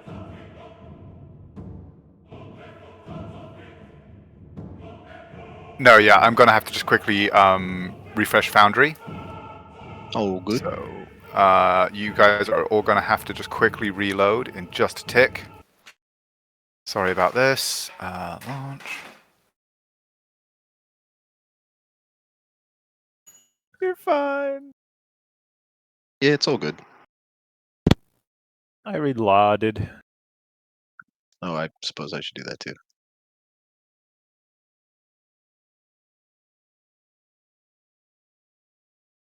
It's gonna be really sad if the number of people I guess to be in there is off. It's like 20. Yeah, he said it was like, give or take, a little more than a dozen, or, so I just figured double that and then add a few more, and then add a few more after that just to be safe. Well, 2 less now. Yeah. No, I mean, if there are more than 22 people in there, I'm gonna be sad. Well, more than 20 because of these 2 guys out here. One of them might give up. Maybe he'll just be like, hey, you guys are fucking scary, I give up. I'm Jaden's friend. Oh, this guy is apparently not in the mood for such a thing, having just seen his compatriot battered down, and so is going to swing at Hush, you being the one who did the battering. Is that the guy? I'm still loading it. Is that the guy that's still like right next to us? Yes. I need another wisdom save. Oh, shit. Yep. Okay. And I can't roll damage right now because loading. Yeah. DC 16. He fails. Oh, Hell yeah. And now I'm here, so instead of going and finding the thing, I'm just going to roll /R. What is it, 3d8, I think? 3d8. /R 3d8. Woo! 11. Okay. Still on his feet, but looking increasingly unhappy about the situation that he has found himself in. But nonetheless, he will swing.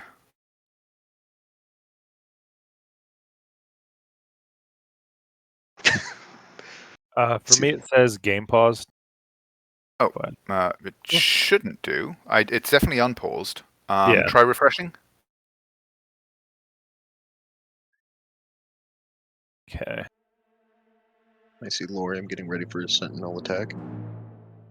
I Miss. can't. No, this is the one that's out. Like you killed the one that Lauren has reach on. Oh, is it? Oh, okay. He's still alive on my screen. Time for me to refresh too. Jeez, what is going on with Foundry today? Yeah, this It's like it guy happens here once every 2 games. is the one that's still alive. And yeah, he just missed swinging at Hush. And the next guy, let me see. Who's going to surrender?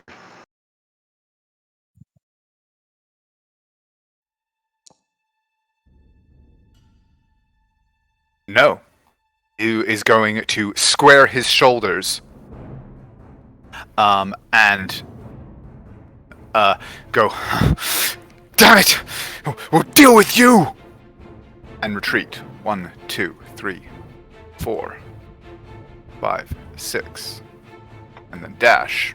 1, 2, slamming the door behind him.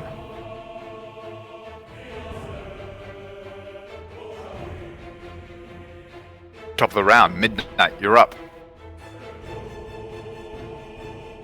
Oh, so there's nobody left. Oh, there's that guy. I'm sorry, I just didn't see him. And we're in a running gun battle, because we've got to, like, SWAT team them and blow up whatever they're doing right now. Pretty much. Okay, then I'm going to move up to Uther and use my bonus action to pounce to the other side of the guy who's alive, but just for flavor, while I'm in midair, I will shoot my bow down at him. Okay.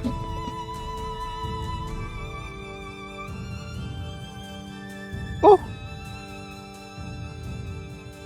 Nice.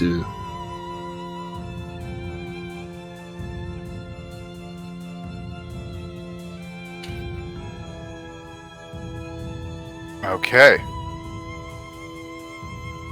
And that is 18 total damage. Yes. And down he goes. And Hell then yeah. I will use the remaining 15 feet of my movement to start running down the dock.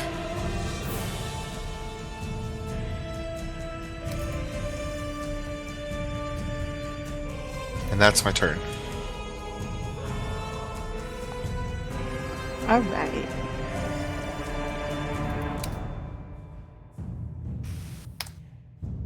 Okay, Uther, you're up. What are you doing?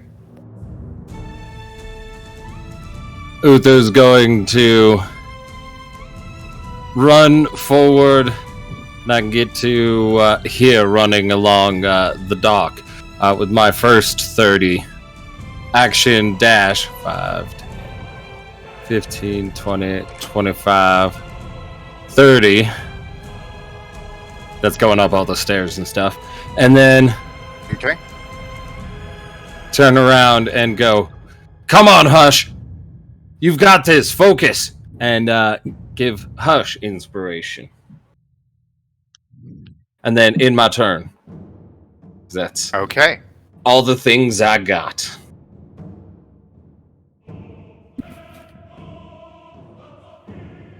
Lorium, you're up. Alright. He's just gonna be like, God damn it. 15. Da. Dirty. And then dash. While yelling out to the two, keep the dog safe. Just stick around and hide. And that's the turn.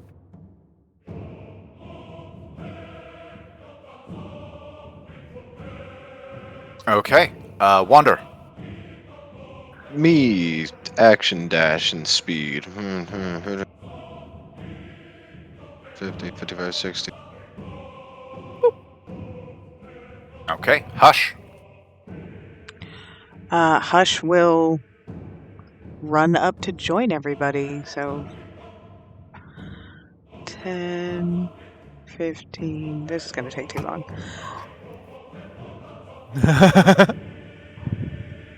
So 30.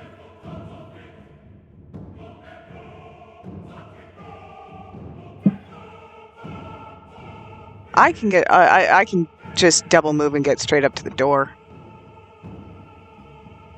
Okay.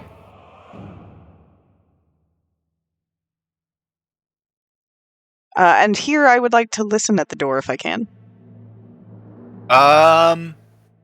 Yeah, go ahead and make a perception check.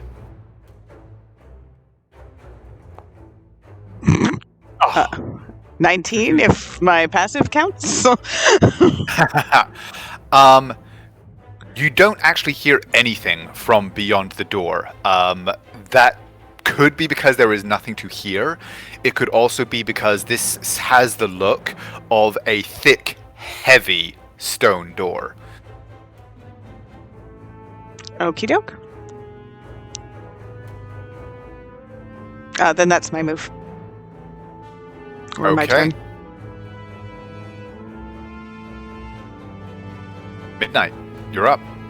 I'm gonna use my bonus action to pounce over to where Lorium is. Wait. Okay. 5, 10, 15, 20. Nope, never mind. Oh, yeah, that is... Wait. Yeah, 5, 10, 15. Oh, no, yeah, you're right. So it would technically be... it's 25 feet. I'll take a 5-foot step and then I'll jump. And then pounce. Okay, yep. Oh, wrong tool. So that's 5 feet of your movement and your bonus? Yes, and I will use my part of my movement to stow my bow, and then I'll move the rest of my 25 feet. That gets you to here. Yep. One Uther. further. Yeah, What one the- further. What was this guy doing? The guy was there. He ran yeah. away. Oh, he's gone. Yeah. Oh, he's gone. If you can still see him, then you probably need to refresh because Foundry is apparently playing Damn it! all Foundry. kinds Oh. of silly games today. You're fine. Since there's only one guy, you can probably just continue as we're going. 15 feet to get there, and yeah, in my head I go, they didn't have time to do anything, so he would just throw open the door, grabbing it, and trying to go through it with his shoulder. It does Throw not open the door. move. Yep. Locked.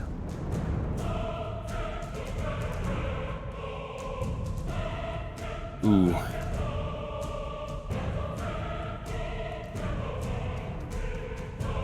He would look and go, Nix, it's locked. Fix this quickly. As you would get an inspiration. He'll just respond, give me 6 seconds.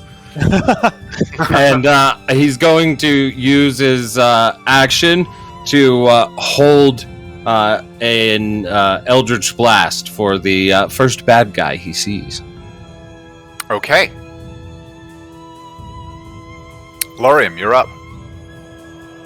It's me.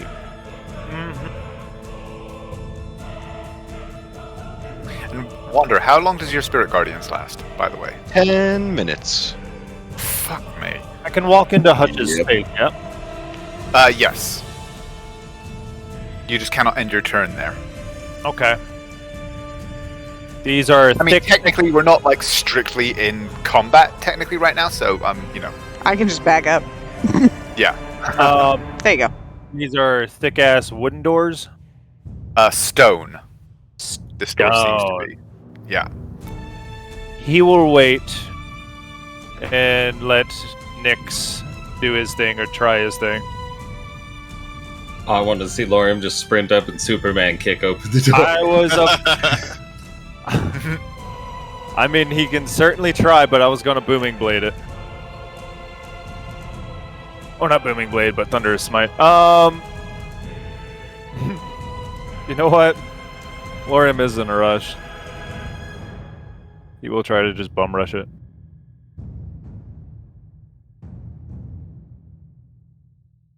Should I roll a strength attack? He'll try to break it. As futile as that sounds. Yeah. Go ahead and try it. This is essentially a shove attack. So go ahead and give me an athletics check. Okay. I mean, at some point, it'll break. At some point it will work, right?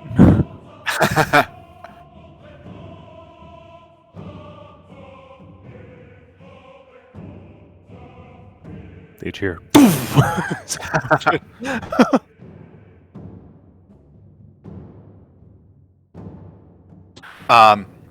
You come charging in, shoulder down, and ram it into the door. It actually does shudder, and you hear the crack of things giving way. It does not burst open, but you certainly have had a strong impact into it. Potentially a little more might have done it, but you weren't quite there. Damn. Yeah, she's turn. Wander, Wait, you're up. you have 2 attacks, so you do get 2 shoves. You can technically try and kick it again. I mean, could I? Yeah. Okay. I'll say try again. Sure. 19. Nope. Unfortunately not. Yeah, this door just shudders back underneath your blows, but Shoulder checks it and then just fucking punches it. Nope. stands firm.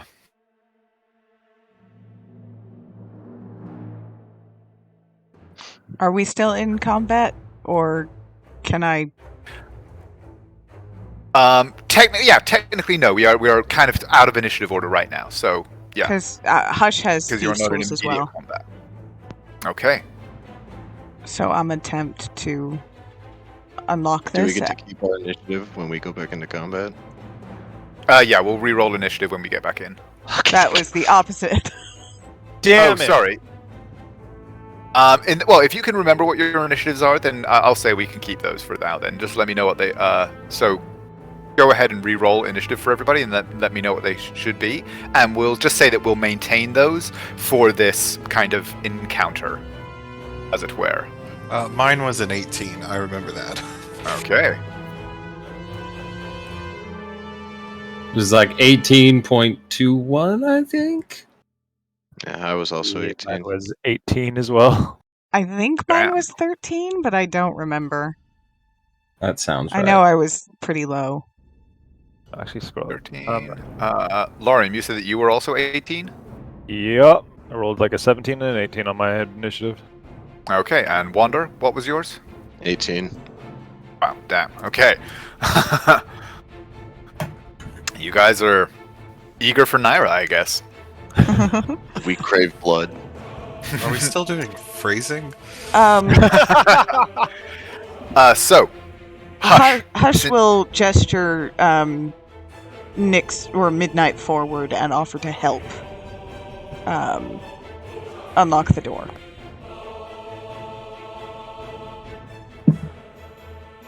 You should be adding your proficiency and I believe your dexterity to that. Yeah, I have. So I don't know why it's- yeah. So it should be a +5 for dexterity, +3 for proficiency, and then a +1 for the thieves' tool. So it's So over. 25 total? Yeah. Okay. It says tool check strength. Haha. I don't know why that's. It takes you a few moments, but sure enough, after you are able to locate what appears to be the locking mechanism, and after a few moments of hurried movements, you feel some mechanism shift inside the door.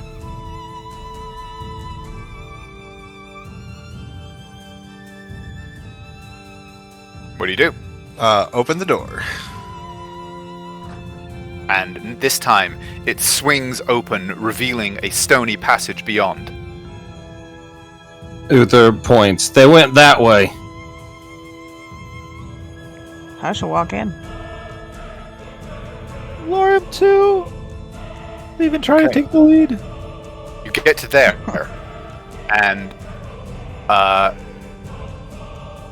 you see a figure just kind of watching from around the corner at the end of the hall.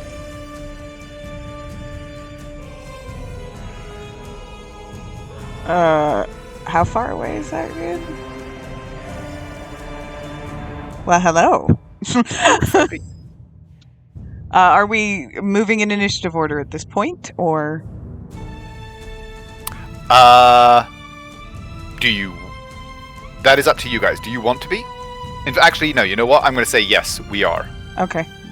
Then So a lot of people. midnight, or what? So yeah, you get to have like a reaction to coming around the corner and seeing this person, and then we will go into initiative. As in, like, you can say something or something like that. Okay, yeah. I will indicate. Midnight especially will understand the hand signal of one guy right there. Okay, midnight. You're up. Alright, I will 5, 10, 15, 20.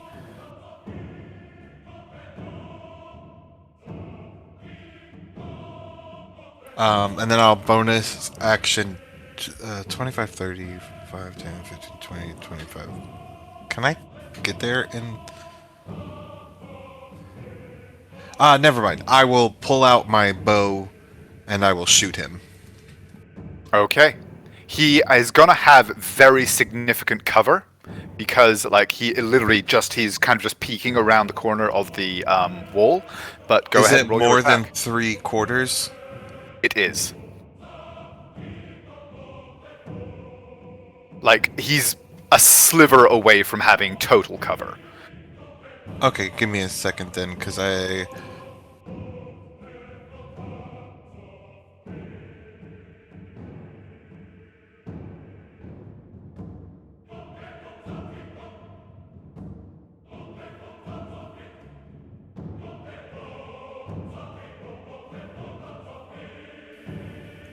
well, does that change how much cover he has?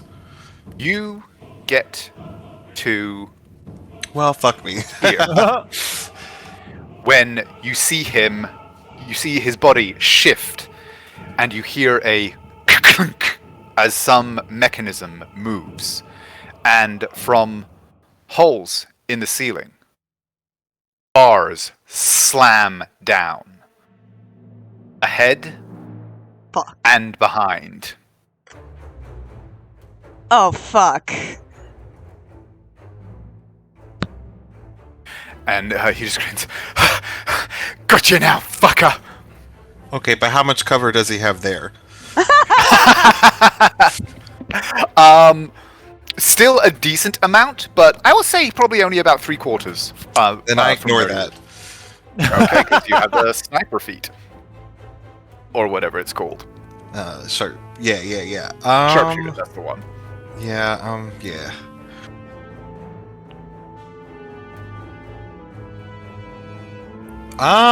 Hold on. I'm inspired. You are? You are. There's so much panic in that. Hey! Hey, 20! 20 does hit! This is gonna be for... Come on. Yeah! Yeah, your arrow kind of ricochets slightly and just creases his arm. You do see it draw blood, but he kind of just snarls and snatches at it. Oh, god damn it! Gotta shoot you like a rat in a trap! And let's get back into initiative order, as some people are getting ready to join the fray. I will... Because I still had movement left on my dash because I didn't get all the way, I will move back 2 paces. All the good Okay. will do me. That is a creepy name, and there's And- vampires. As the bars slam down and you loose this arrow,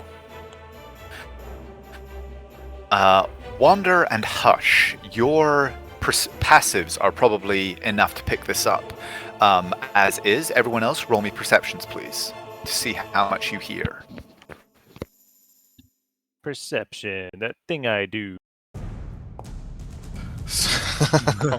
I don't like being trapped right now. But Midnight, you are evidently still highly keyed to the situation, flooded with adrenaline and on high alert, and so you also hear a strange, sibilant, floating hiss of a voice that floats through the tunnels. It says, "You are right, Bartrand. They have proven far more troublesome than I thought. Go ahead and deny them their prize. If our work must be halted, let it cost them." No! Christine scream! Oh my Uther. god. Holy fuck. You're up. 10. Move to the other side of the bars. Frowning.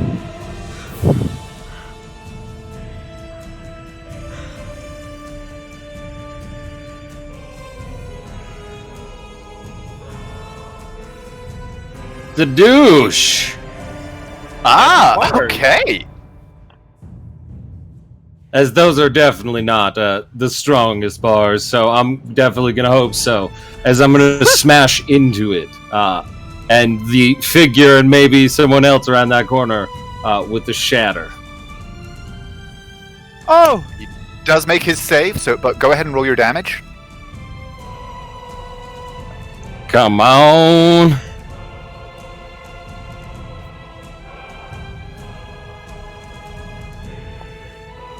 Oh, Damn. Okay, so he takes 5 points. Still up, but definitely not happy. The bars do shudder in place, and you see cracks running top and bottom from where they have sunk into the stone, into these like pre-prepared receptacles for them in the floor. But they are still in place. They are still solid. and then with his bonus, he would just. Oh. This is the last one I get a bird for a minute, because I'm burning through them so fast. I'm gonna go. Hero! Get these damn bars down! And he's about to charge through. Get the fuck out of the way. Lorium, you're up. Yep! He's sprinting forward and trying to hit these bitches at an angle to open one through, if not break one. So you're just trying to like smash one of them down to make an area that's large enough to get through? Yep. Okay. Okay, athletics or strength check? That will be athletics, I suppose. Okay. Is that alright? I'll do it. Oh. 21. Again, they shudder and creak underneath your weight and the impact of your blow, but they are. It does not give. You get the feeling that you have weakened it potentially, but it is still in place. Can he try with his second attack to reach his arm in and try to basically brace his shoulder up against one and push it open? Yes, but before you do that, give me an insight check. I'm great at these. Yeah. Okay, yeah, no, you don't. You're not able to glean any information at this point. So yeah, go ahead and roll your next strength. It's like they're probably not the easiest to fucking push through. Okay, yeah, no, you're just kind of shaking and trying to. You get your wrench them apart, inspiration. but- Back. Oh yeah, because it didn't work. Maybe it's an 8. 23? No, 19. Nope. Fuck. Wander, you're up. I really don't want to Good. burn through shit. Getting through fucking 2 metal bars. Hello, my friends. I mean, so I can measure now because I can see with mine eye. Can I see that guy at all? You can. He does have definite cover, like probably 3/4 cover, because he's like been blown out a little bit from where he was, so he's no longer got quite as much as he did. But yes, you can see him, but he has a great deal of cover from you. Cool. I'm gonna cast blindness on him. Okay.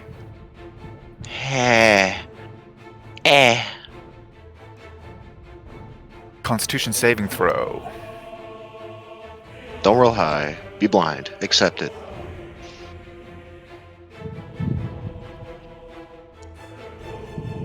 Fuck. No, he just like shakes his head and ducks back, but you don't feel your magic take hold. Anything else you want to do on your turn? Nope. Hush, you're up. Passive investigation 21. Do I see the easiest way to get these fucking bars out of the goddamn way? 21. Alternatively, I can roll if I need higher than a 21. No, I will say a 21 is sufficient. Based on the way that they slammed down and the way that they reacted to Lorium's attempts to kind of bust them open, You don't feel that they are heavily secured into the ground. They evidently have a great deal of weight pushing them down. I could have But lifted it. potentially, lifting them would be easier than simply breaking them apart. Do you even lift, bruh? I got Apparently not. no Okay, look here. strength. Out of curiosity, well, I'm going to attempt this, and you can tell me if I can do it with advantage. But I'm going to get my javelin off my back and try and use it as leverage, and try and like. It will. It won't give you advantage. It will change the DC that you're working with. Can I use my reaction to assist? No, it would have to be. It has to be an active help action. Gotcha. No, I failed. Nope. Real bad. Javelin just slips out. I will say lift.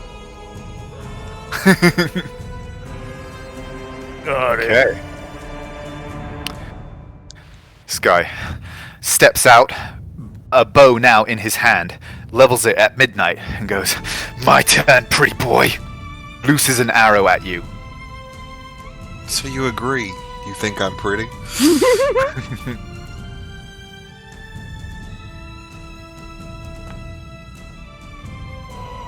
But no, ting! Shays off one of the bars, and he steps back out of sight. You hear from beyond the sound of a door being rattled, a snarling, shrieking note as claws scrabble at stone.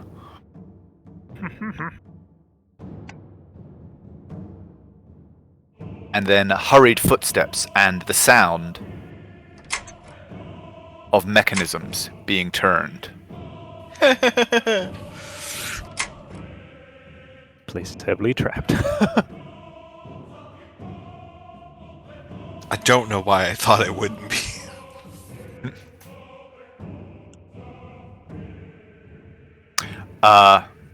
Okay. Top of the round. What is Bartrand going to be doing? Dum-dum-dum-dum. He you, could commit like ritual warrior suicide if he wants. Just a suggestion. He could be drinking away his sorrows in a tavern built in. Maybe he's always been curious about how that long goodbye tastes. You know, an experiment with the long goodbye may... No. work out. Wait, what? Wait. Naira, please roll me a Constitution save with disadvantage. Fuck. Okie doke. Do it as a blind roll to me, please. Okay. Constitution with disadvantage. And you want it to... Okay. All I have to do is get to her. If that's how it works. Yeah, I don't like that there's undead shit in Did it. anybody see his reaction to that? I didn't see his reaction to that. There's no camera. No, his camera's off. Oh, You turned it off. my camera decided to give up the ghost, so... Oh. Okay. But okay. Okay. That happened.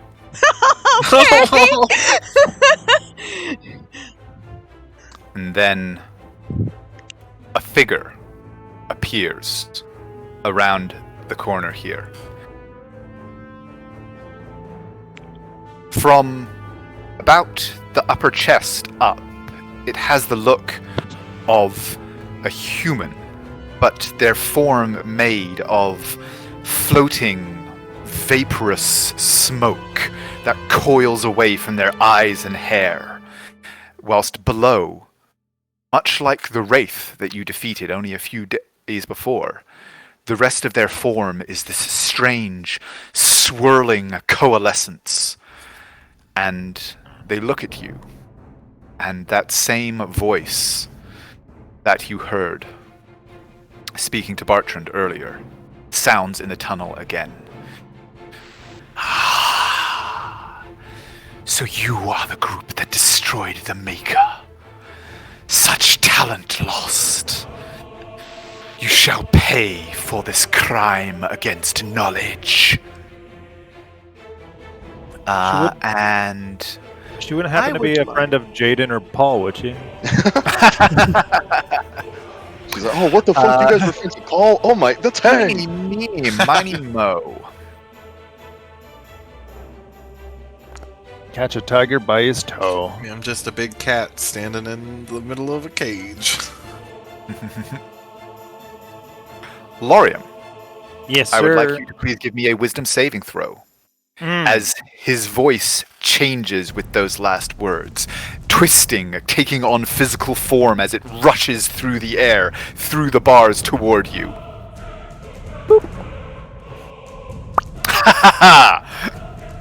Yes. But with Uther's stalwart exhortation in your ears, you are able to shrug it off, take only 4 psychic damage, and you are not compelled to flee. He never is. He never is. And then he drifts back beyond sight. Midnight, you're up. I am going to move over to the bars over here and start taking the help action to lift the bars when it comes time. Okay, Uther, you're up. Uther's going. He's gonna wait to use his action to move forward. Can he just wait to take his whole turn after Lorium? Yes, if you want, you can basically voluntarily Swap lower 'em. your initiative to, Okay. like below his. Let's do Well, that. and we then. all are at 18 too. Yeah, so like you can kind of, it's all the same, really. Okay, Lorium, you're up. Okay. Fucking athletics check with advantage from the help action, yes? Yes. Trying to lift. Lift! 21? The bars start. You feel them move.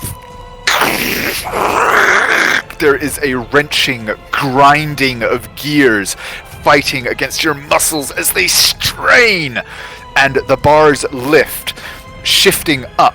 Not much, but about a foot of space appearing at the bottom. He would. Would you count that as an attack? Because he'd like to just try to use the rest of his turn to I'll allow get it. it high, and I'm assuming he has to stay there until everyone is through. Find out. But yeah, go ahead. With advantage? Roll Question mark? roll a second one with advantage. You're still getting the help action. Roger. Another 19. It still shifts, but not much more space appearing. Just maybe an inch or two. Just fucking get under if you can.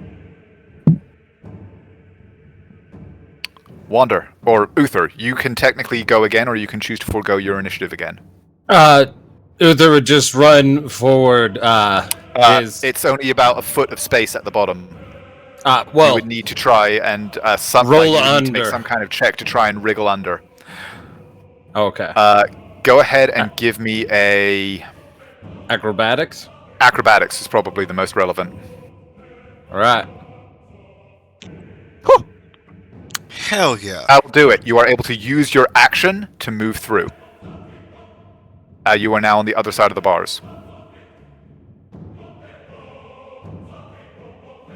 All right, and then if that's my action, I'll then use the rest of my movement to get myself here and end my turn. Okay. Wander, you're up. I am up. It's me. Well, there's a lot of stuff I can do. For example, I'm going to take 5 steps back, and then another 5 steps. Oh, interesting. And then move back up here. And I guess I'll move to Uther's space. And Okay. that'll be my turn. Hush, you're up. You said that there was a check I could make to try and get under? You can attempt an acrobatics check, yes. Fuck it. Oh, I rolled privately. How'd I do? Is that a cock die or? No, that is sufficient. You are able to wriggle through. That is your action, and you have you needed to get 10 feet of movement to from where you were to get to there too. So you have your move minus 10 feet left. That's cool. I got so much movement. Monk bullshit. Yes. Okay, that's your turn. Okay, they are there. Righty-ho. Once she gets over there, Lauren would just say, "Is there a lever over there that raises this shit?" Because I don't know if she can see around that corner. Do I see anything? With your ridiculously high passive perception, I will say that yes, you do actually see here there is a lever sticking out of the stonework that is currently in the down position. She points and goes, "Oh, what do we have here?"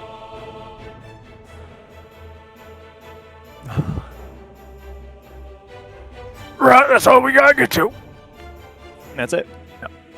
Okay, they Actions. are taking various actions. Top of the round, back to Bartrand. Naira, please roll me another Constitution save with disadvantage. Oh, actually, no, wait. You have, let me just... I need to make a private roll here.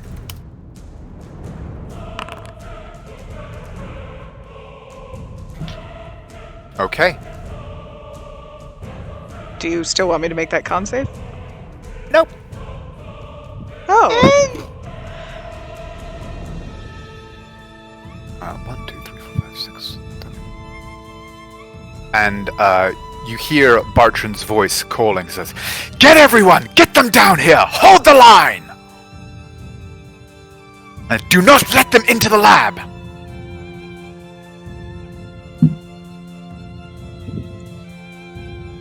And boop.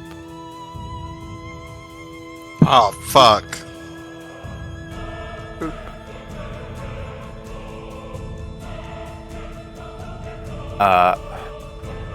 Ding, ding. And so the changers go 1, 2, 3. Let's go move to here. And what is the radius on that? Itself. 15 feet. Perfect. Okay.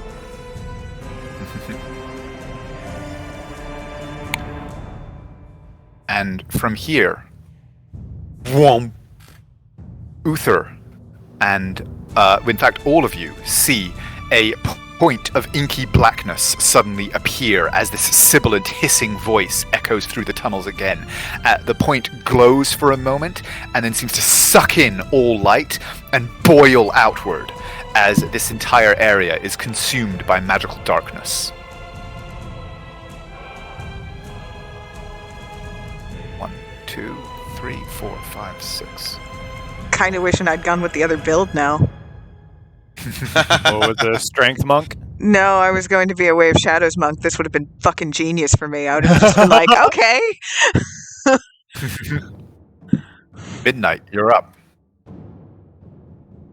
I'm still doing the help action to help keep lifting it until Wander and Lorian come through. Uther, you're up. Uther, remembering where the lever was, but in the darkness, what Uther's going to try and do is use his mage hand and have it go grab where the lever was and yank upwards as it was in the down position. Okay. Let me just quickly read that. You can use.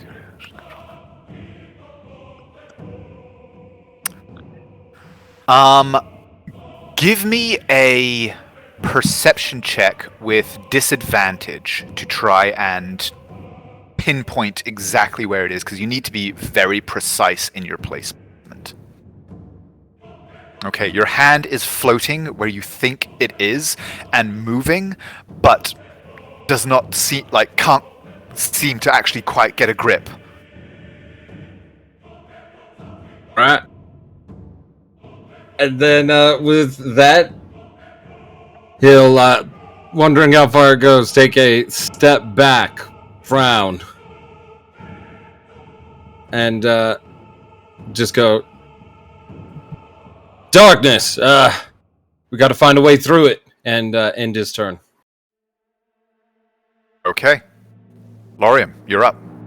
Yep. You know what he's doing? Trying to get Wander through. Roll your strength with advantage. Or your effort. 27. From above, the gears grinding, there's suddenly a crack as something gives way, and the bars rush up suddenly about several feet now. They're at least 4 or 5 feet off the ground. Okay. He will position his shoulder underneath it, and then just sort of move down just a slight bit. Does it follow? It does. Damn But it. you do... The tremendous weight that was pressing it down is no longer there. So, they will fall because there's nothing holding them up, but there will also be nothing holding them down. So the strength check to move them will be greatly reduced. If you let them drop. I can get over there, but no, he's gonna wait for Wander to come through. But Okay. if you lift, Wander. never mind. Sorry, go ahead. What? I was just gonna. If you Yeah, but lift, if you do the thing, Wander will have an easier time getting through. I know, but it's an easier time, but not. Well, you know what? Because this one's broken now. This one's broken as fuck. That makes sense.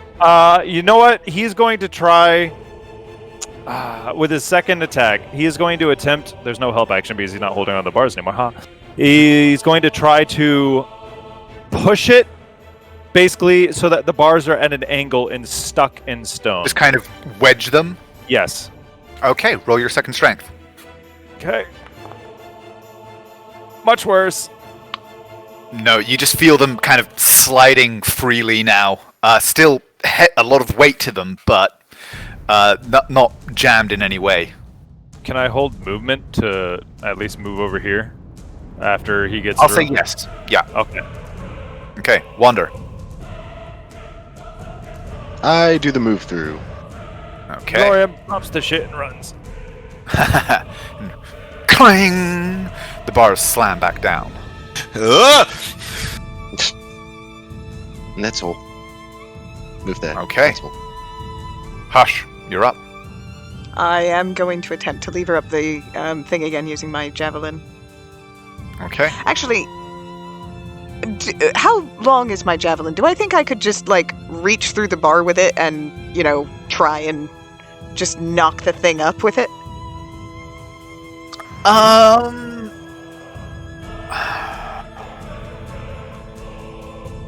Potentially, if I will let you roll an acrobatics to try and kind of contort yourself through and extend it as God. far as it possibly can. I rolled it privately. I have no idea what that was. Do you want me to roll it again? Unfortunately, no. Yeah. Go ahead and roll publicly. Go ahead and roll again.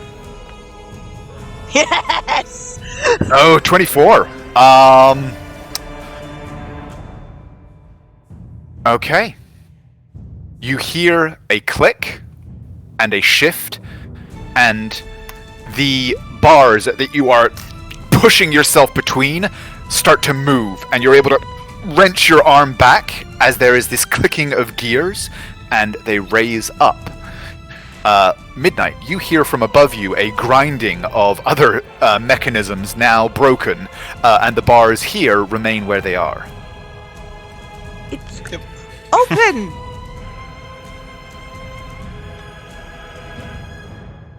Okay, he is going to move. Wrong tool. There we go. Do I There. still have a move? Yes, you know what? I'd say you would. Okay. And I'm sort of feeling around as I go. And then, yeah, I'm just going to... Can I step there? Yes, Okay. And that's what I see? that is what you see. Is that who I think it is? That? Yes. I don't have an attack right now, do I? No. No, Okay, you use so your action to, I will stay there. But I will suddenly hear her call out, Bartrand! Okay. And this mercenary, seeing you step out of the darkness, going to loose an arrow.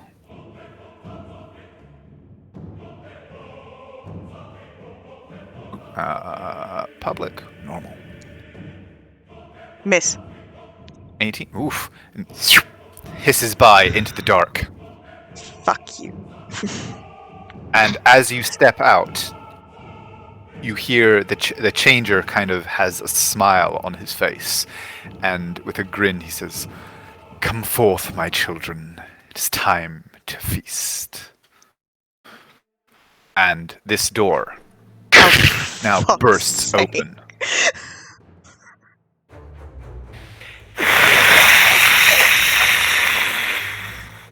And a ravenous, gaunt-looking creature scrambles out and rushes toward you, slicing at you first with claw. Oh, damn it. It's all rolling in private. Yeah. Let me re-roll that.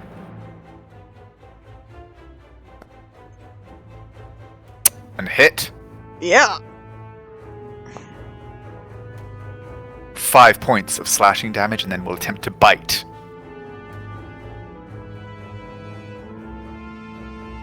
Ow. And hit.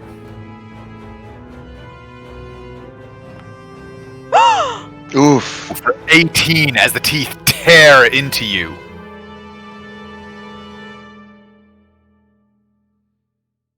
Oh, hang on. Your health meter still isn't working. Dang it. 2 ticks. Token. Resources. Offered by anyone. Update. Okay, there we go.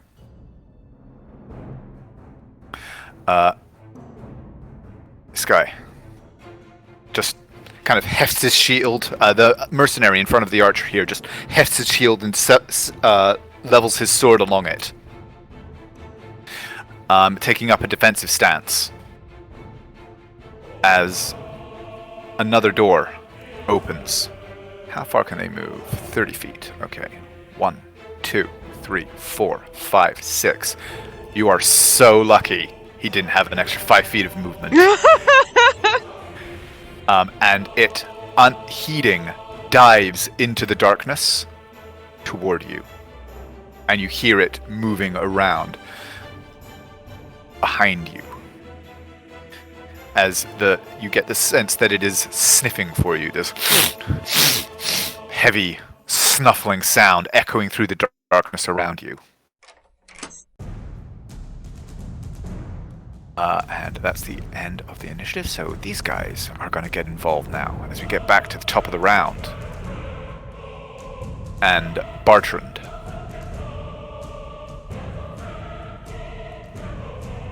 You do have cover from him, but that's not going to stop him. He grins, levels a crossbow, taking aim and loosing a bolt at you. You do have cover from the vampire, so he's probably not going to hit, but... What do I get?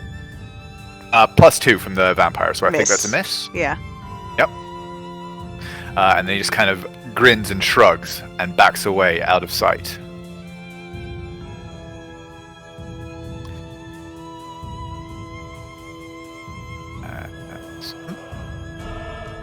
This one, you hear again the sound scrabbling of teeth and claws against stone as something rattles this door. And the changer grins at you and floats backward, laying his hand against it and pulling back a bolt that was previously locking the door shut, before also moving back out of sight. Midnight, you're up. Okay. Hearing Hush yell Bartrand really loud, Midnight just takes off running. That. What do I mean? I collide with a wall. Oh, I'll just move you. Just ping where you want to go. So that's 5, 10, 15, 20, 25, 30. And Yep. you are now completely enclosed in darkness. And I will use my bonus action to dash, and then feel my way Along through the wall? Yeah. Okay, so that will bring you out of the darkness right there, actually, which is actually a pretty convenient spot.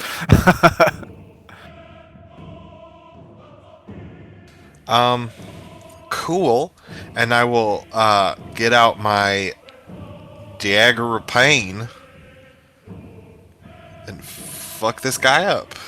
Okay, you are technically at disadvantage because you cannot see him in the darkness, but you are also at advantage from flanking, so it's a straight roll. Yay. I'm assuming they're making hissing noises and shit. So, Yes. know it was there. So yeah, he is definitely aware of its presence. Oh, and I forgot to do a little something on Bartrand's initiative. No. no, don't do that. Oh no. Oh. He has an aneurysm and dies. Okay. He's getting old. It's about time to go to a nursing 10 home. does not hit. Anything else you want going to do on your turn? I cannot. Okay. Uther, you're up. Or well, actually, technically, I believe it should be Lorian, but fuck it. I mean, are you happy for the initiative to be as it is, or Lorian, do you want to go? I wasn't going first. You want to go first? Go ahead, Lauren. Because technically, you guys switch initiative because he waited for you to lift the bars. That is true. Okay. They'll just run into the darkness, fucking doing the same thing, hand along the wall. So 10, 20. Oh, it turned. 25. And you are immediately aware of like the sounds of movement and combat ahead of you. So you are aware that of this creature's presence. You cannot see it, but you can technically swing at it if you choose. Can I instead try to just run into it, use my last 5 feet of movement to try to fucking You want to shove? invade its space or push it, shove it out of the way? Fuck it, yeah. I am a generous god. Kind of check Roll any me a athletics. Okay. Oh, that's pretty damn good. I actually don't even know if it can beat that. No. Shove. It moves into a space. Am I like half in darkness, half not? No, you are currently considered fully in darkness. So you cannot like you can perceive your friends around you and the creature ahead of you, but you cannot actually see them. So any actions you take, oh well, technically it should have been at a disadvantage, but fuck it, we'll call that one done. But you still have your second attack.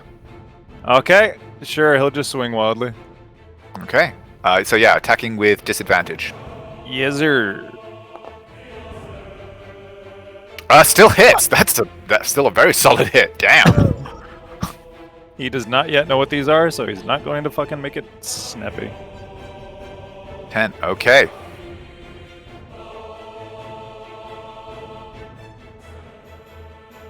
As Lorian is there, and he's just like, "What the fuck are these noises?" As he Hear swings a hiss of. Oh, whoops! I applied that damage to the wrong one. Oop. There we go. Whoopsie. There we go.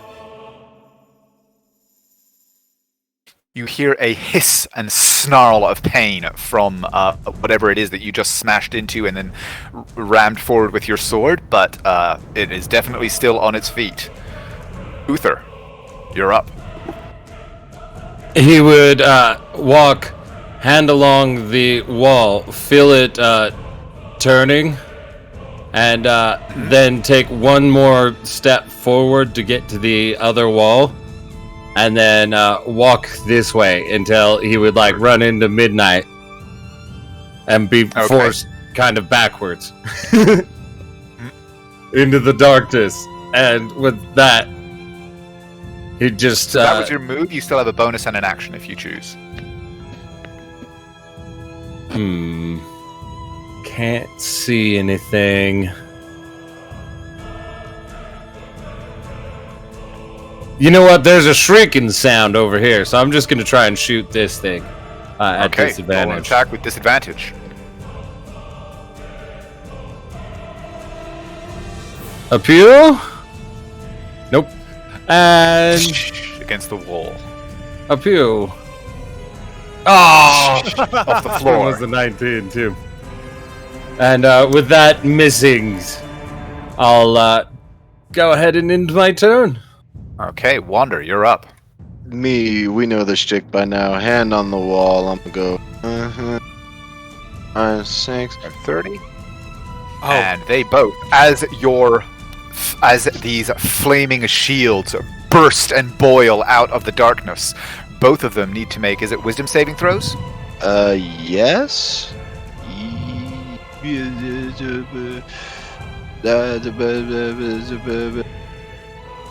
Yes.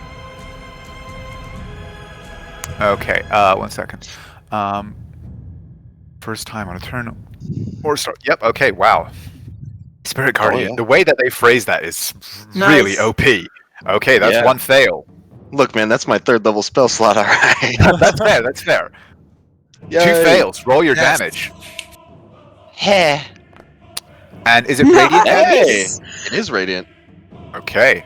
I am not a bad person. I am a good person. So it's And radiant. they hiss and snarl and careen back from the power that is radiating off you. Both still on their feet, but neither of them happy to be where they are. And you still have the rest of your move? Yeah, I've got an action, which I could use to move. So I will go around this corner. Still see nothing, so I will continue around the corner. Still see nothing. Continue around, and then still see nothing and hear scary noises, and then stand right here. Okay.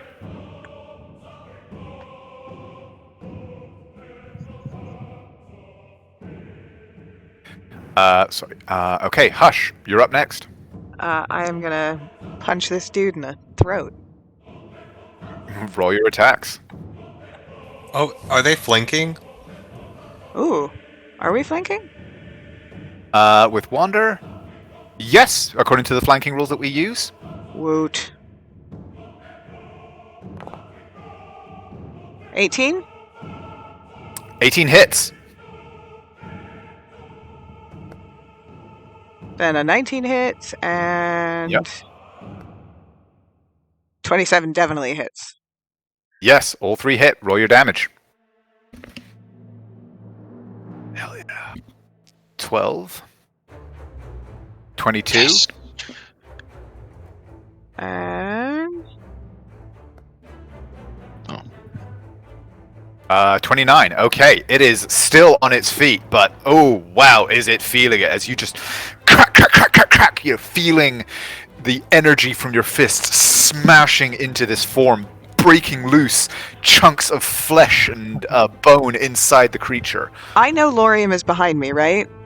Correct. So I am going to step here, and I'm going to tell Lorium to step forward.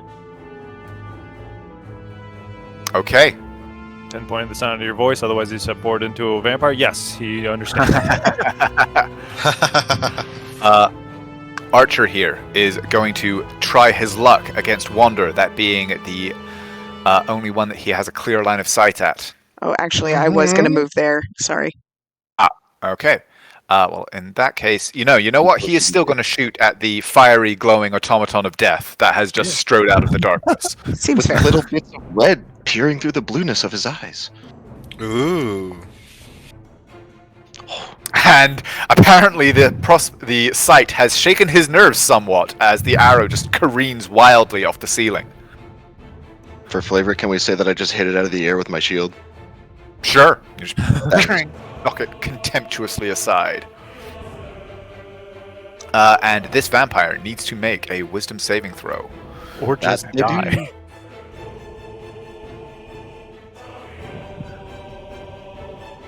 No, that Makes it, but It's roll still your pretty good. damage. Half might still kill it. Hey. Still not Hey. bad. Damn! And yup, despite the despite the fact that it seemed to be able to be shielding itself effectively, it catches a blow low, which brings its arms down, and then another smashes into its face, and again it is battered into the wall by these flaming shields, and eventually crumples ashen to the floor. As we come to this guy. That guy is going to hold his ground, apparently with some form of readied action. This guy. Okay. 1, 2, 3, 4, 5. 6. 1, 2, 3, 4, 5, 6. This vampire is going to look around Midnight. You are the only one that it can see. And so it will snarl and snap and attack you. First of all, trying a bite. But missed. Claws.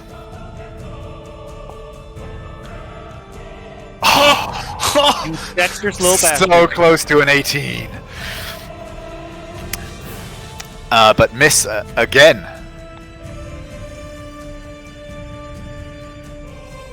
1, 2, 4, 5, 6. And you hear a voice. So you have hounded me even here. You will pay for this.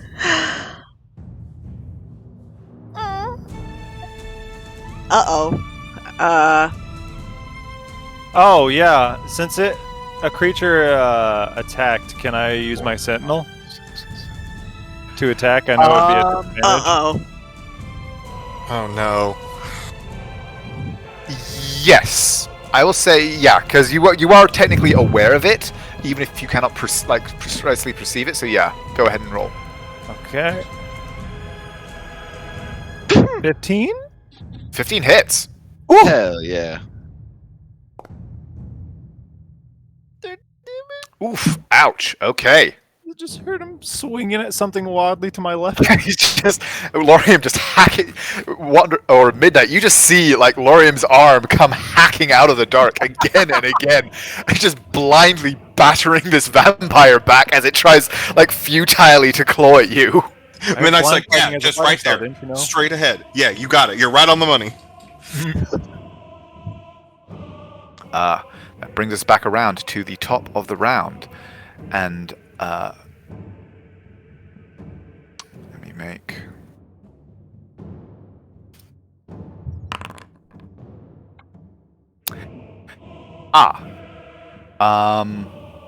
Naira. Please give me a blind roll for a death save. Where is she? Which one of these fucking rooms is she in? I've never had to do that on this sheet before. What do I do?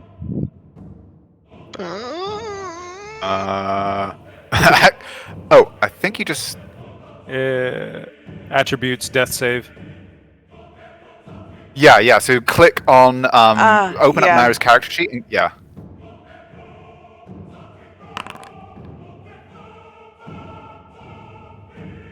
Okay. That happened. Yep. You hear Bartrand's voice saying, them down! 50 gold for any man who makes a kill!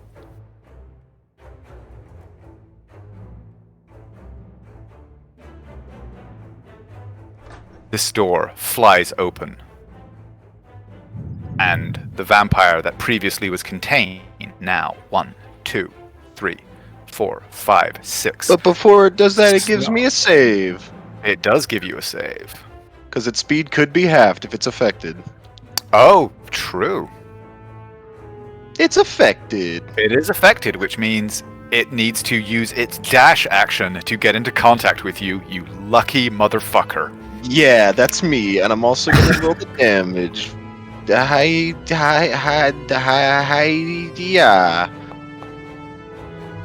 Oh. 12. Okay. Ah, there we go.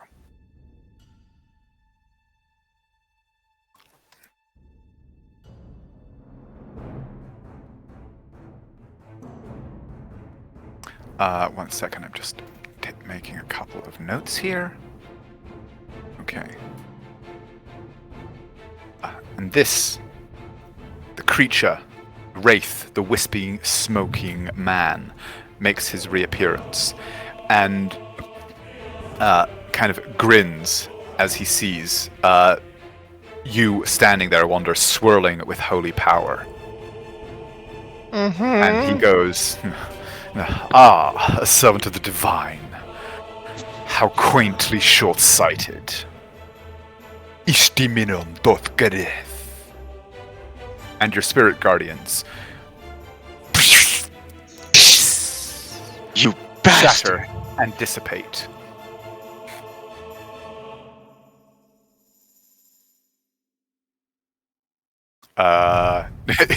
Is there a way to just turn those off? I don't know how to turn them off. I was hoping you did. On your character sheet, is it listed as an effect? Where? Oh, under effects. No, it is not. No. Yeah, But I do have Bane. as an I'm gonna try just deleting this version of Wander and re-adding a fresh counter. So you may need to refresh your Foundry. Yeah, Okay.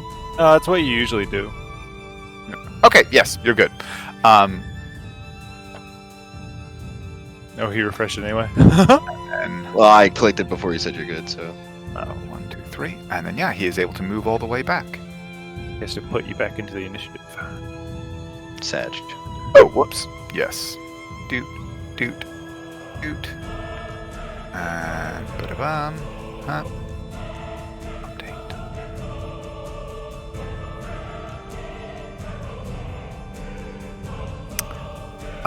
Okay. Midnight. You're up. Okay, I'm gonna circle around this vampire.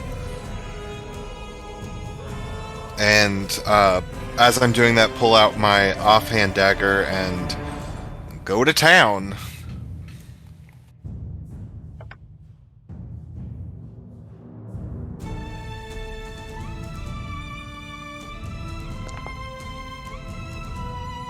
Hit. Oh, awesome! They're big bags of hit points, but they are relatively easy to chip away at.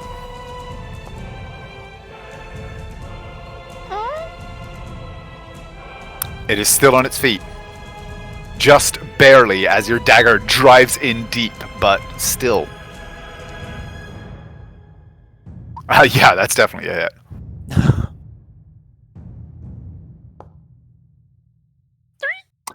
That does it. That was 5. It had and 2 hit points left. And your second dagger, you drive it in, you feel it hit some kind of vital bone in the neck, which twists and cracks sideways, and the body falls tumbling and kind of disintegrating into an ashy pile.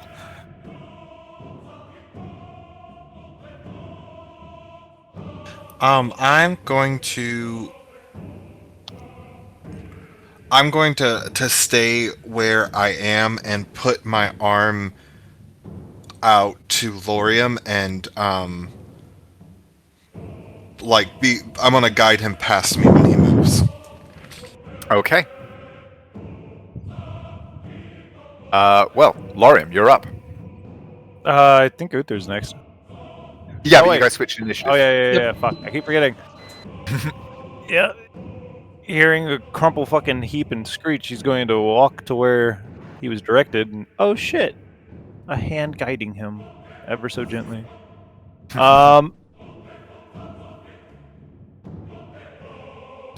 Okay, 10, 20. Where the fuck? Where was the voice heard telling them to hold? That came from further down the hole. It's hard to tell for sure. All right, 20. And the 30. vampire is going to snarl and snap at you with its fangs. Wait, where was the vampire? Oh, wait, that one. Oh, shit. I didn't see it. Oh. Sorry. Okay, no, it does blend in, so if that would change, that's fine. Yeah, he would flank it. Okay. But seeing the other two guards at the end, real quick, as he's fucking swinging, he would list off the names and just say, "We're friends of Jade and Paul. If you guys are with them, just fucking stand down, please." And yeah. Advantage. 21 hits. Advantage. Oh! 28 Hell hits. yeah. Now, Lorium has definitely seen vampires spawn before. Oh yeah, no, he's. Now that he can see them, they are very obviously some form of undead, yes. Which means that's going to be So, spicy. 14. Which means the second one's going to be Spicky. No, it's not as sticky. Fuck me. 39, okay. 39, 43 damage. Okay, it is still on its feet as these two blows smash into it, but it is in dire circumstances. What were those spell effects? That was it. Every time I have to refresh it, Oh, okay. ignore fair that. enough. It's nothing. No, okay, you're cool. So Uther, you're up. Uther would turn, hearing all of this going, and start making his way this way.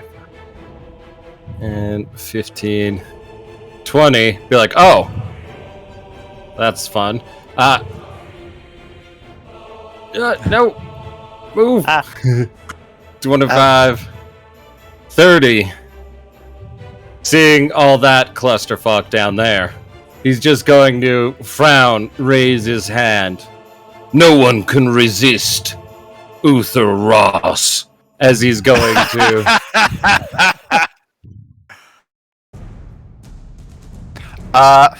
Does it go through total cover? No, it does not. No, yeah. I think I would get. Yeah, all of these four, and then anyone that would Well, be in what these point boxes. are you you're casting it on this point? Yeah, I would be aiming essentially for like this door frame, like right here, because I can Okay. see him. So have it like go out that way, but I would definitely want to get, him. Okay, Shut yeah, that. so they need to make wisdom saving throws. Put up.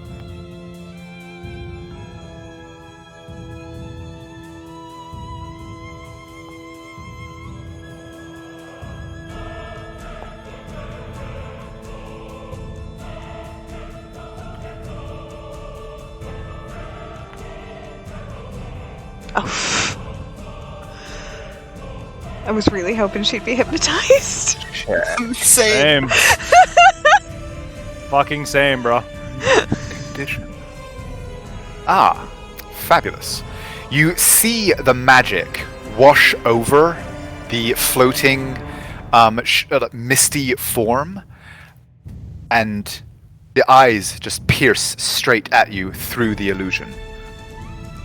And a cruel smile crosses his face. Don't worry, I wanted to kill you first, anyways. As he would then turn. But wait, there's one more. Oh, Ooh. That could be a bad thing. But wait, there was more. No. Oh, Okay. But okay. So what are you doing with you? You've got a bonus technically, I think, still. Yes, and with my bonus, I'd go, come on, Wander, you got this. And give him one of my last bardic inspirations. Wander, you're up. So I was actually going to ask if I could drop my initiative to be right after Hush. Sure. I will drop you down to. Well, in fact, what I will do then is I'm going to just reorder people's initiative. So Uther, I'm going to change you to 17. And then Hush, I'm going to put you at 16. And also there's 2 Wanders. The fudgy Madoo? Oh, at 12. Oh, I'm dead. Ah. Okay. You deleted the wrong one. Huh? You deleted both of them.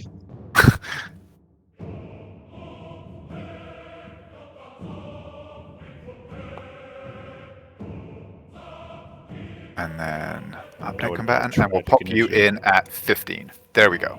Yay. Okay, so Hush, you're up. Can I have a token? Yeah, there is one there, so you may need to refresh again because Foundry is apparently in a mood tonight. Yeah, it's Can been a bit of I- a bit.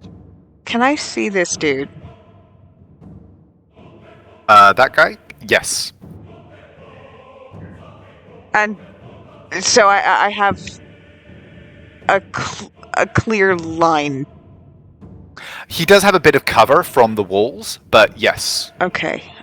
Then I'm going to take that vampire's opportunity attack if it's got one. It does, and it will indeed bite at you Which... God damn it. and hit. Okay. Oh, for only 8 points of damage, though. Oh, only. I'm one above half.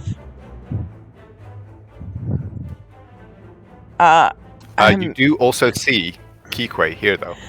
Yeah, I know.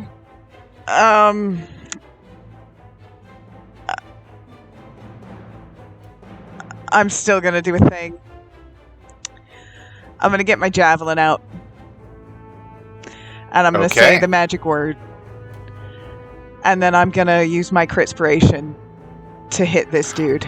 Everybody between me and him also needs to roll. Okay, these guys being charmed.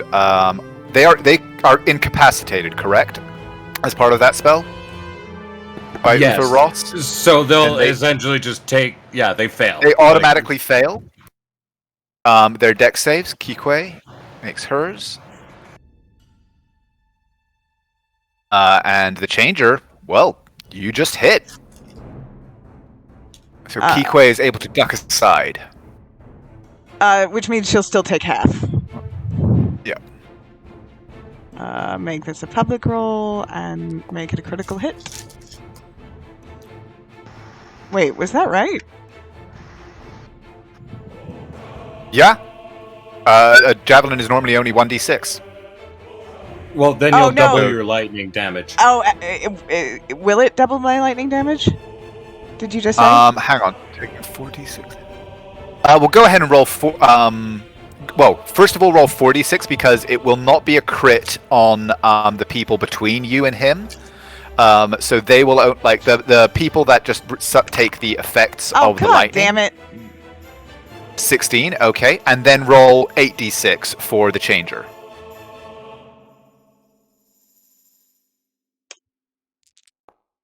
Oh, are you serious?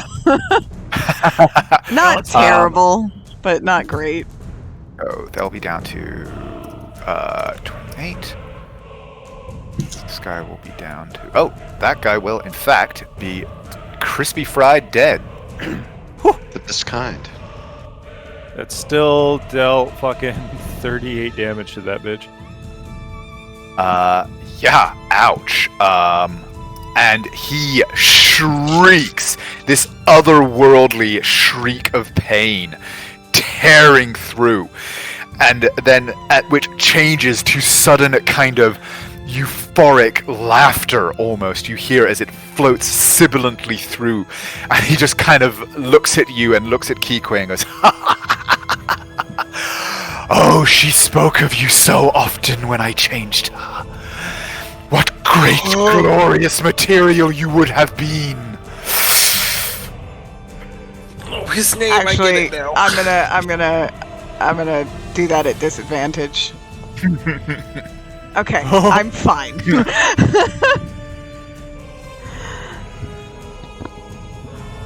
Wander, you're up. Yeah, I am.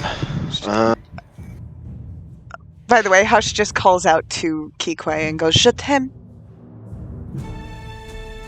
Okay. So, question. I can see Homeboy here. Am I supposed to be able to see Homeboy here? Yes, you do have line of sight to Homeboy there. Interesting.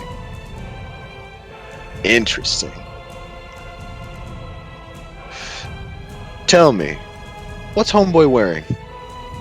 Homeboy is wearing like dark leather armor with a somewhat actually fancy, like almost dandy-esque cloak about his shoulders that's trimmed with what looks to be like a kind of dark red velvet with a black lining. Good to know. Don't worry, guys. I'll be the sacrifice who takes their turn to try to deal with the vampire. No, I got that. No, it's too late. Do I even have anything that can... The answer is no, so I'm just gonna bonus action Searing Smite. Nice. So put that in chat.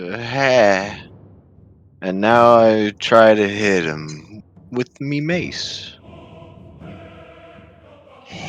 Wait, where is it? I never hit with my mace. With advantage. Advantage. That didn't roll with advantage, but it hits. It still hit. I want to see. Oh yeah, it. technically you could crit. I But don't. No crit fish today. So first we roll this. Make a Constitution saving throw. Big damage from your boy Wander. And it does an extra. Yeah, it does do an extra d6. Does make his saving throw, however. There we go. There's a big old 6 damage from your boy Wander. Okay. And it does make it saving throw, so the Searing Smite spell ends at that point. Yeah. Okay, it is still on its feet. Yeah, and then I'm gonna go. It's already used its reaction, so I'll go up. I collide with the wall. I go up. I collide with the wall. I'm trying to go here. Nope, I collide with every Here? wall. Yes. Okay, yeah, I'll just skydive you. Whoop. Thank you. Yeah. I move one more. That's it. Okay. They're dead. They're dead. This guy steps forward and just goes, "God damn you, creature! Taste my blade!" And will strike at thee. Guess none of them reacted to the name. I tried, guys.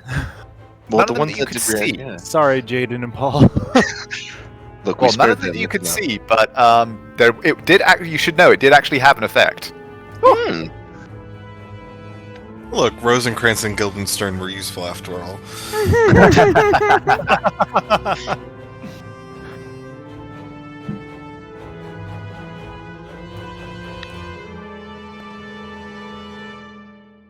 Oh, Nope. I just realized But something wait, retroactively. There's more. I know. I was just hoping. That just hits. That Yeah. He hit. Owie. Ooh, owie! Yes, for 11 damage as he drives his blade forward and in. God, I realized something retroactively. Feel free to shoot it down. Okay. The vampire spawn attacked Hush. I can attack it.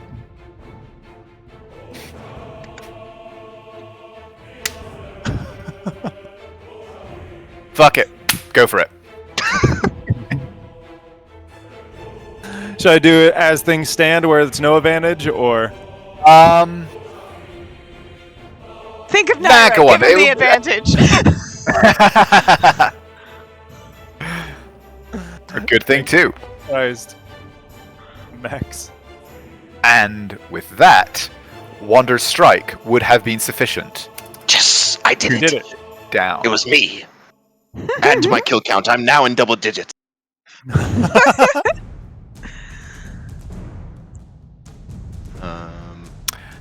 Okay. So he just struck. Another one runs up. 1, 2, 3, 4, 5, 6. Standing alongside his companion, both their shields up and braced, will swing at you with his sword too.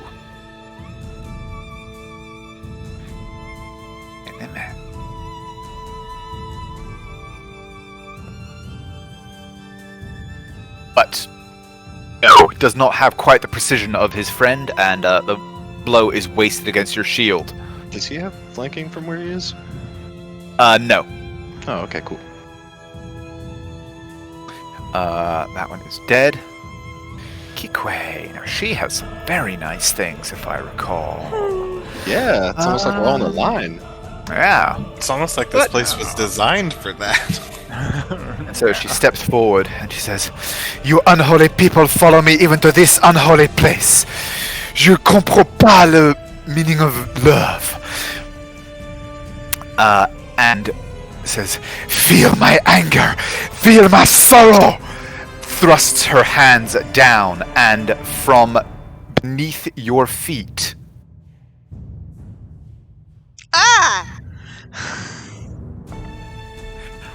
Lorium, Uther, Hush, Wander. Everybody, please give me dexterity saving throws. No, I counterspell. No. For a second, I was like, "Wait, what?" Everybody gets +3 because I fail. It doesn't matter. Oh, God. God, well, Hush- 16? Hush is fine. 16 makes it. 19 makes it. So, Uther and Hush, you do... okay, hang on. A creature... Succeed... Okay, no, yeah, you guys take no damage. However, Lorium, Wander... Ooh, you both take 16 damage and are restrained.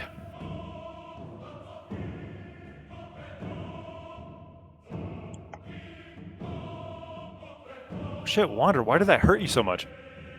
Well, what? Oh, I've been hurt before. Oh, okay. Jesus. Yeah, he's taken a couple of hits already. I'm doing my job, boss. And this guy apparently heeds the call. We got As- one! Top of the round. Do I need to So I'm- make another roll? I unfortunately do need you to make another blind death save. Okay, find. Okay, Naira. Do we have a diamond? Okay. And yes, you have one diamond. And the better question is, do we have that spell prepared? I will climb through this auxiliary cord. Type.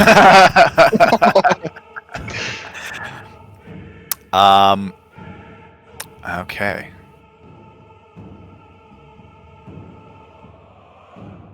Bartrand is going to step out. And yeah, you, Wander, are the only one that he would be able to get sneak attack against, so he's going to try his luck. Mm-hmm. 15, no. And he steps back. The Changer, now what is he going to do?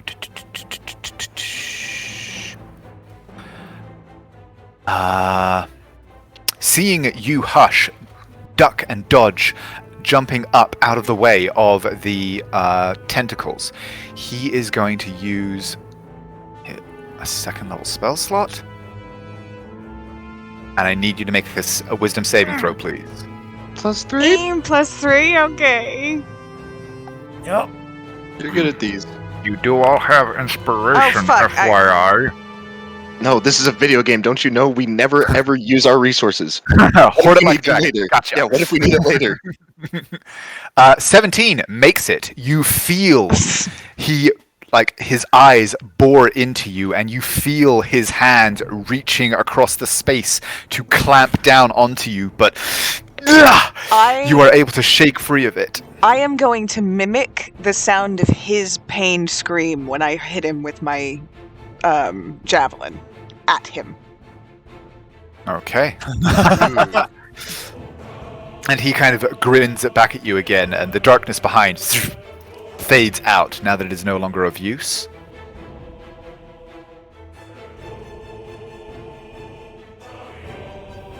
And he just says, "Such materials, such servants I could make of you." Midnight, you're up. Okay. I would like to make another deal. I'm going to use 10 of my movement to move here. Mm-hmm. Now, with my pounce ability, I can pounce 20 feet to an area beside a creature. Could I pounce on top of Wander and then use the rest of my movement to vault on the other side of that guard? I mean, really cool, man. Sounds like a If sacrifice your inspiration, I will allow it, but you will still need to make a dexterity saving throw against Evard's black tentacles to avoid being snagged and pulled down beside Wander.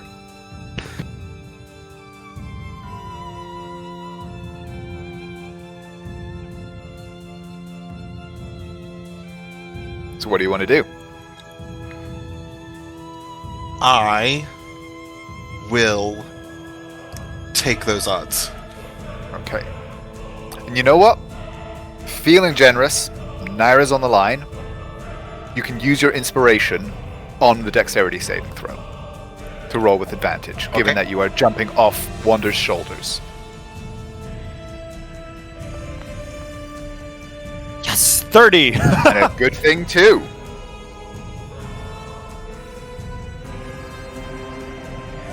And then I would like to take my Dagger of Pain and do subdual damage to Kequi. Okay. Sorry. My heart is pumping really hard.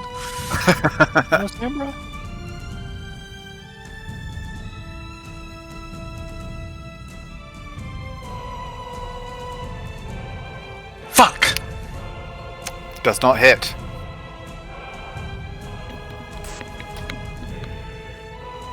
Well, that's your turn. Alright, you're up.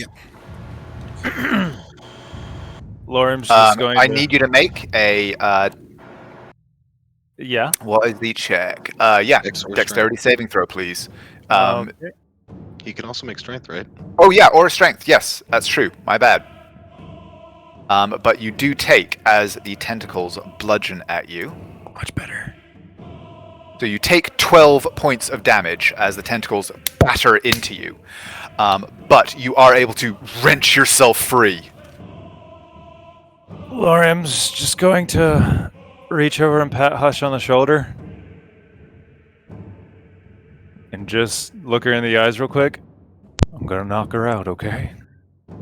And regardless of what her reaction is, he's going to... Misty Step. I was so happy with those mercenaries. Okay, I'm just going to move that body out of the way so that it's not like cluttering up. Dankeschön. He is trying. And you do still technically have a move if you want to do anything. He does, but he really wants to make her drop that concentration. Yeah, that's what I was going for too. Okay, Uther, you're up. Wait, that was a bonus action. Yeah, but you had to use your action to make a strength check to Oh, is it break an free. action? It is an action. Okay, well, nope. That's it. So I get Okay. a chance to try and stop you, is what I'm hearing. So I've stop her, magically you're up. avoided the silly tentacles, so I'm just gonna turn. And Let me just double check something. Ba-da-ba-da-bum. because I think it's a Or safer starts side. its turn there, so you do need to make a new dexterity saving throw. For the please. first time, or starts his turn there. Yep. Yeah, that's why I like this spell as Nuri.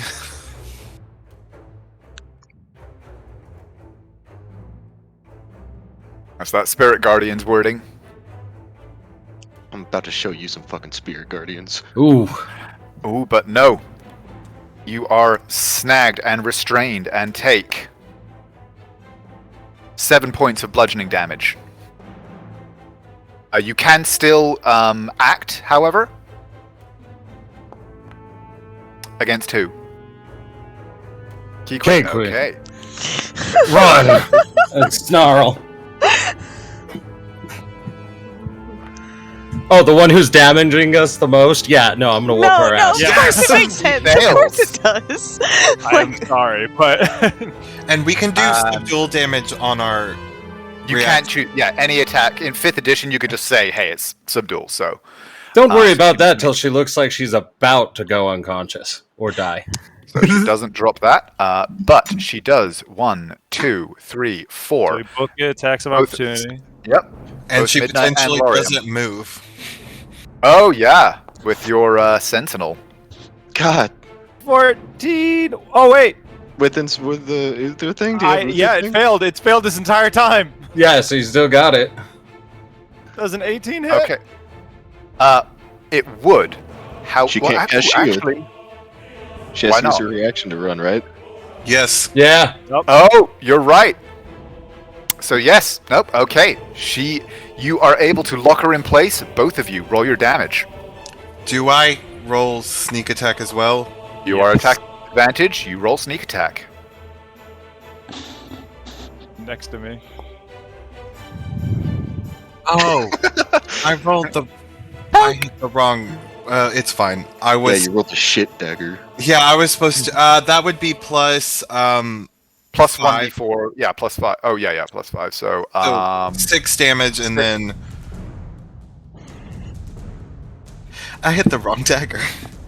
He has 1 con save, then 2 con save. So 11 damage total. Okay, she is still on her feet, but wow, she's looking rough. And yeah, she Is needs she- to make 2 more concentration checks. Doesn't she have to stay where she was as well? Mhm. Yes. Yep. She is locked in place. 1 concentration check.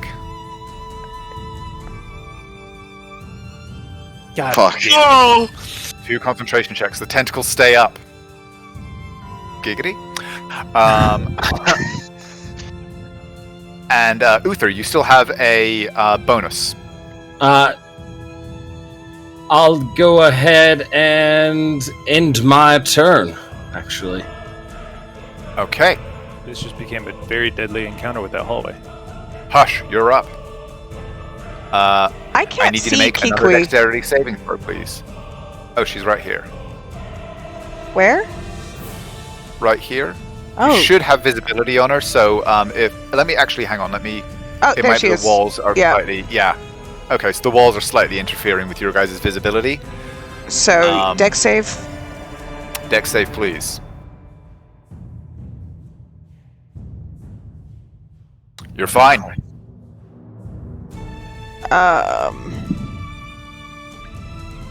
And I can't push through these guys, can I? You could you can move here and then try and make a shove attack against this guy to move him back. But a shove attack does use strength. Yeah, I know. So instead, I'm going to shout out Kequi, Eat this. and then I'm going to just move here and wail on this guy, Okay. and I'm gonna use Wail away. flurry of blows. With Advantagaga. With advantage. A load with the Inventakaga. God damn it. And I'm also going to, I think it's extract aspect is what it's called, as I use flurry of blows. Yeah. Okay. Which again, here, I'll pop it in there. Yeah. There you go. Damage resistance is vulnerability.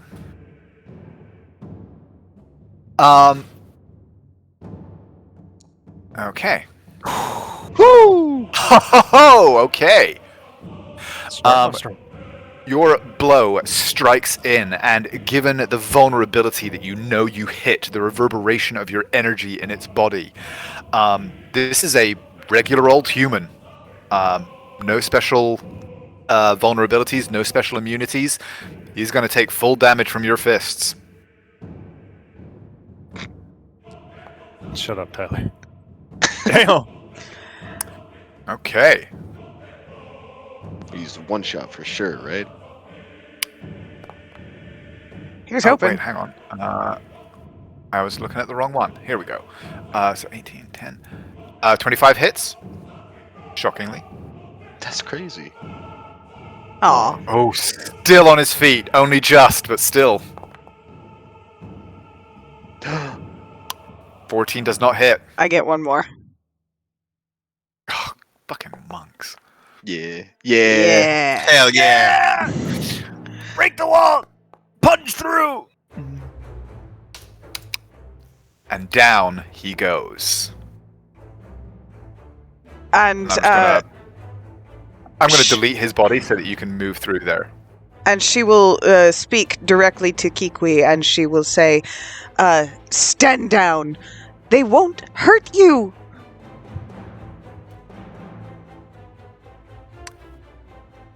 Maybe kill is the operative word. If she stands down, Give me. when Give my me that enough. assumption. Give me a persuasion check. Yeah, I mean, she is down to like one guard and then her two like boss people, so. Do you still have your inspiration? I do. I'm going to use my inspiration on this. Thank you very much. Come on, Nat 20. Hey! And you know what? Just for funsies, I'm going to go ahead and throw that inspiration that The bardic Uther gave inspiration. me. Yeah, that Uther gave me a while back. So 24. Please stand down, Kequi. You look into her eyes, these familiar eyes, and for a moment you see behind them the eyes of the spirit that you have been fighting in these halls. You speak your words, and even in the tumult of combat, she blinks, and there is just the barest sliver of a moment where a look of recognition passes over her face. Je t'aime, mon cœur. Quoi? C'est pas encore. And she stands dazed for a moment. We'll see what happens on her initiative. Wander, you're up. Please. Yep. Oh, first of all, you take. Yep. Big ol' 12. 12 points of damage. Oh, actually, no. You know what? Have a high SE. When it's just a Ah! take It's damage. gone. Hit. As this moment passes over her face, her concentration breaks, Yes! and the tentacles wither, twist back into the stones from whence they came. Man, that Wonder. changes what I was gonna do.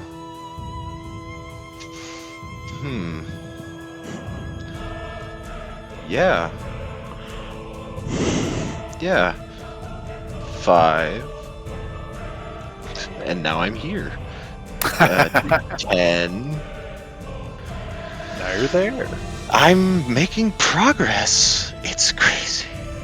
I'm just going to move you down slightly so it doesn't interfere with your vision. Although, oh no, yeah, because the door's there. So No, I you're can, good. yeah. Yeah. I am gonna cast a spell if you'd believe it or not. What? No No. way.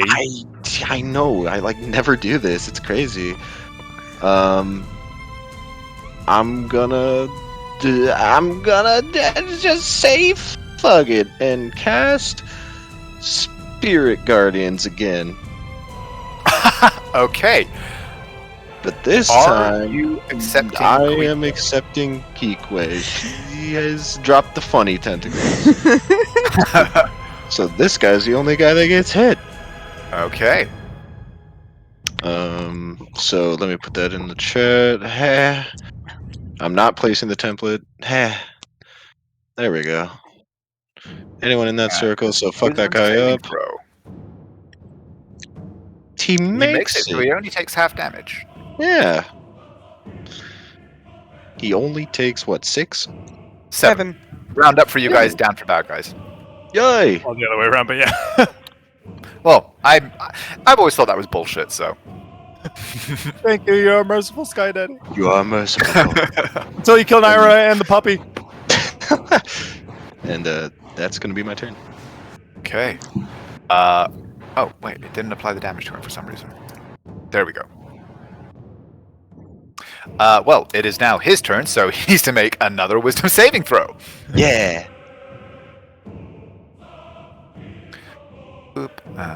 Wonder if he'll stand down too. And this time they're not shields, they're little bits of flame. And he Hey! fails. Roll your damage again. And I do full damage, obviously. Nope, I do 10. That's still full. Okay.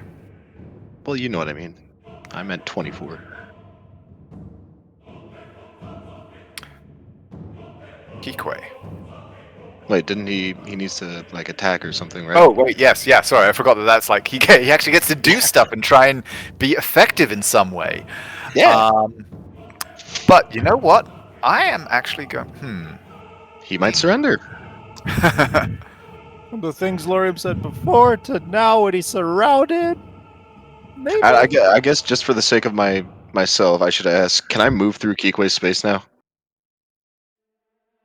You can try. I mean, like, I'm not going to shove her, so if I can't get around her, I won't move anywhere. No, she is not actively considering you an ally right now, so Okay. you would need to, like, move her aside. Okay, then yeah, no, I'm not doing that.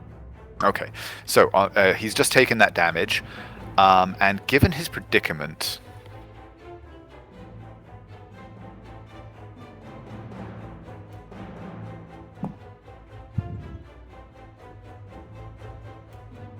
He just kind of goes, fuck it, gold's not good enough. I don't want no part of this. And holding his shield up, he drops his sword and begins to back away. Do you guys try to attack? No, I don't. No. I don't either. 2, 3. Then just get the fuck away and stay there. And he disappears around the corner. Where he runs into a gate. He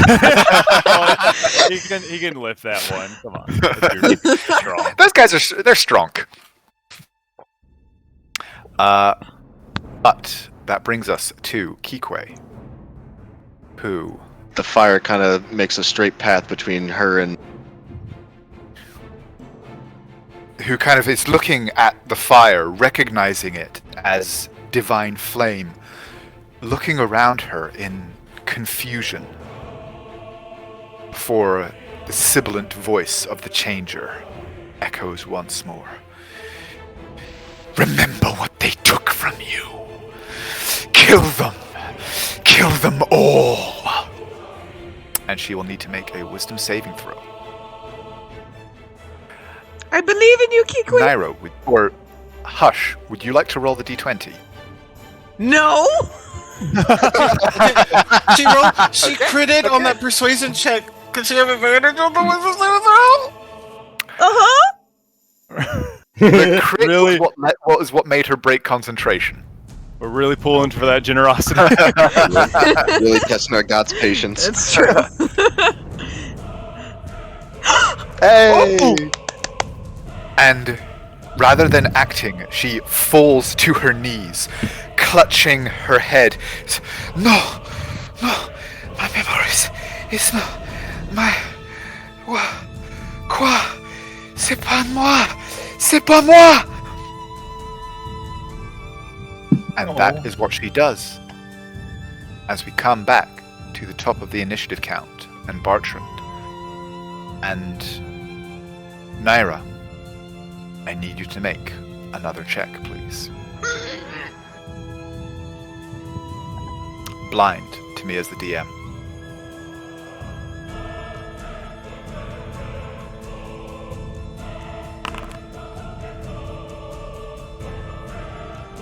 Okay. On Bartrand's go.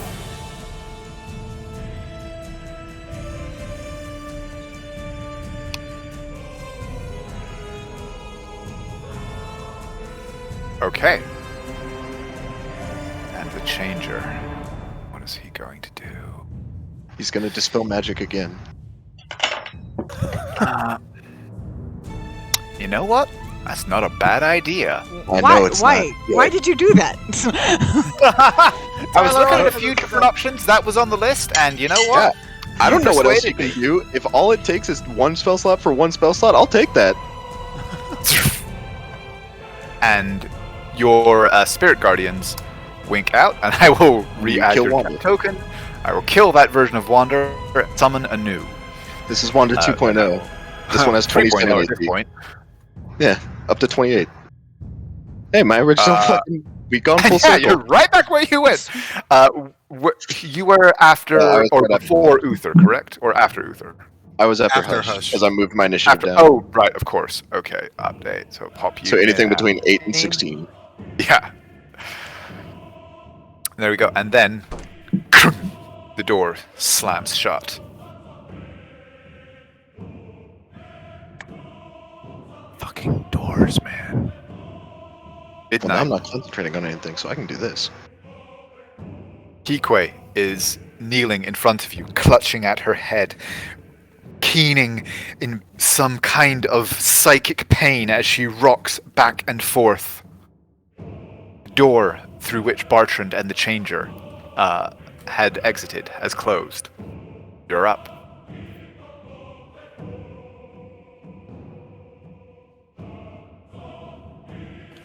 I will move around Kequi and like go through her space and move to the door. Okay.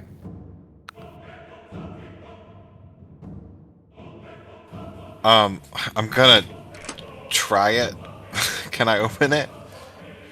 You push against it, the handle moves, but something or somewhat, excuse me, seems to be holding it shut from the opposite side.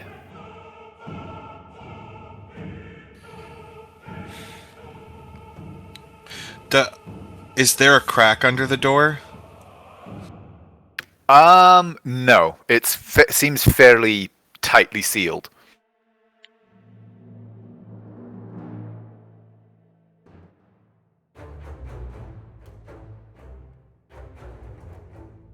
I mean, I will use my measly strength to try to bust the door open. Give me a strength check, please. Can I use athletics? Yes, you can.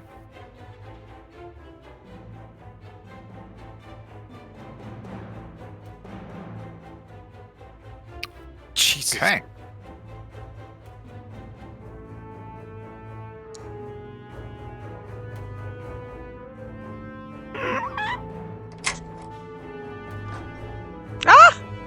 That is sufficient. With the knowledge that you are so close flowing through you, you put your shoulder to it, ram it in, and you actually see it seeming to pass through this wispy arm, this smoky form that was holding it shut, and the Changer standing there snarls at you.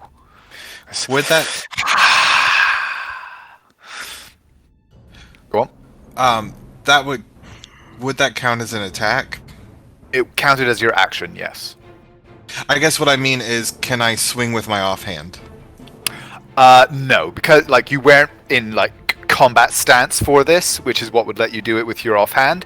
You basically had to use because the bonus action is reliant on actually making an attack with your main action, whereas this was just an opposed strength roll. All right. I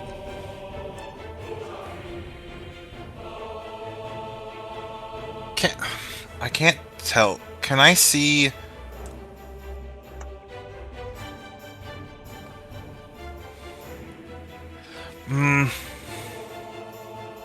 I still have my bonus action, and I can pounce. But could I pounce through the doorway?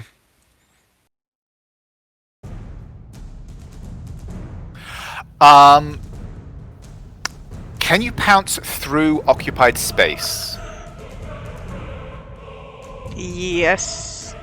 There is no. I don't think there's any rule about it.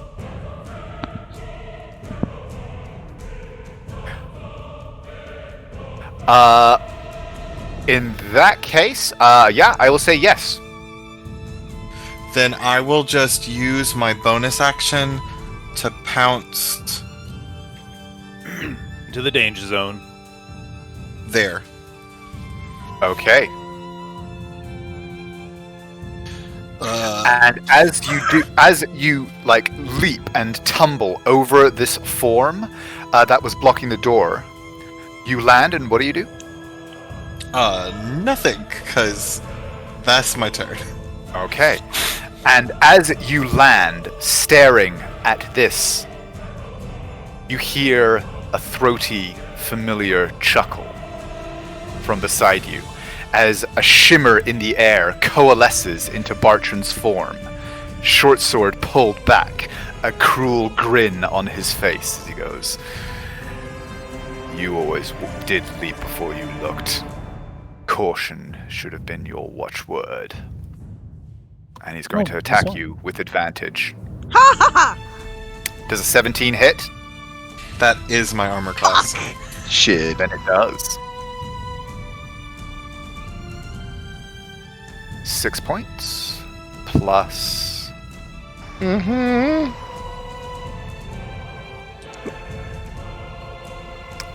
17 damage, and I would like you to make a Constitution saving throw, please. I will. I am going to use my reaction to uncanny dodge. Would that also have, or it would just have this part of it, right? It would only have the attack, not the poison. So I'll take 8. 8. Yep. You know, Constitution's not my stat. You're right I can't outside see. the range. Damn it, I was about to ask about that. No, he's right outside of it. Nope, he's 15. Uh-oh. Oh no.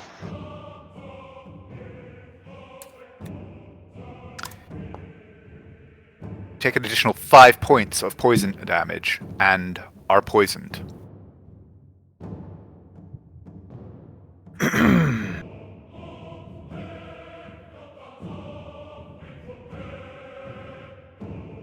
Lorium, you're up.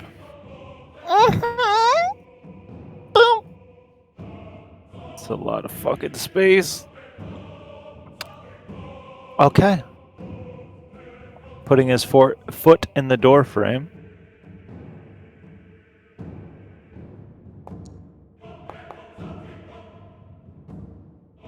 And I want this bitch dead. Both of those obviously hit. Oh my. Okay.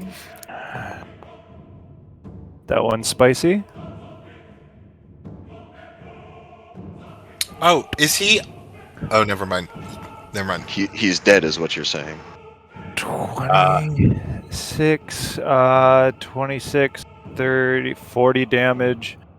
I think And he's yeah. undead, so you get another D8 if I'm correct. Wait, 'cause is he has the undead? Shadow. He on is him. undead. He is a wraith. Yeah, that's what I was gonna ask. oh, it's a straight up wraith. Yes! Oh.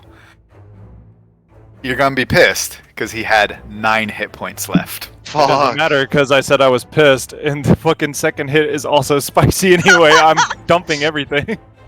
Oh, I thought you had already added the spice. Okay. Give it another blast from your spice weasel. And sir, how do you do this? He just walks up to the door and just says, "Move." And 2 shots straight, 1 hit to the gut, and then it's going to inflame at that point, and then he's just going to rake it up to the opposite end or opposite shoulder. You rake it up through this diaphanous, smoky form up into this more recognizable, almost more solid shape above. And as you do, your sword cuts, the fire burning away this ethereal flesh, turning it into smoke that dissipates up at the top and fades to nothingness, And leaving just a residue of ash on the floor. he's going to step into the ash and kick it. And I Funny. kick her, sir. And end his turn. Oh! That changes things. What changes things? Yep. Walking right there. Describe to me what I see, please. You see Naira tied to a chair in front of a table. Her eyes are closed. There is a thick, heavy syringe in her neck, and she is not moving.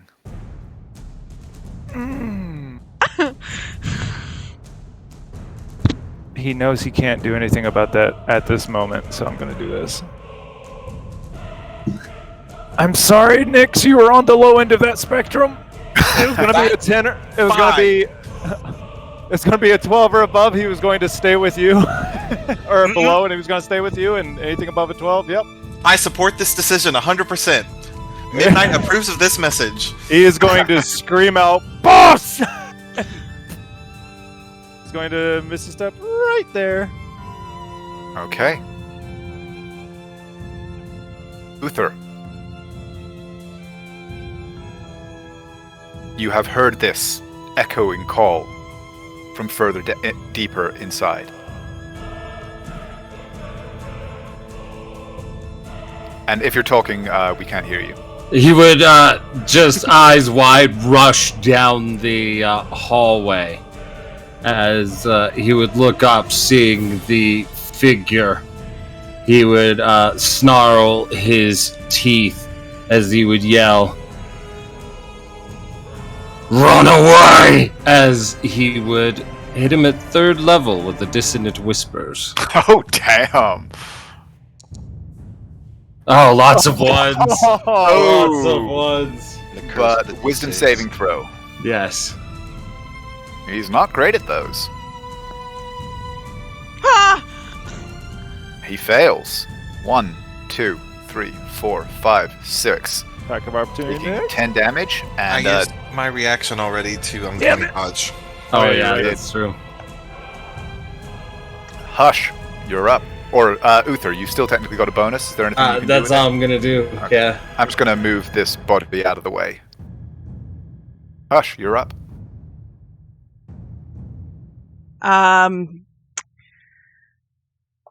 My focus is definitely going to be on Kequi. I want to get in there. I want to see what everybody else is seeing, but Hush is just going to step here, fall to her knees, embrace Kequi if she will let her, and probably repeat in Kiqui's voice, "Je t'aime, Hush. Je t'aime." Okay. She does not resist. And I She's will not- nuzzle her. Okay. She does not seem to be, actively responding, but she is also not resisting, as for the first time in several years, you hold her in your arms. I'm gonna stay there. Wander. Oh, sorry, go on. No, go ahead.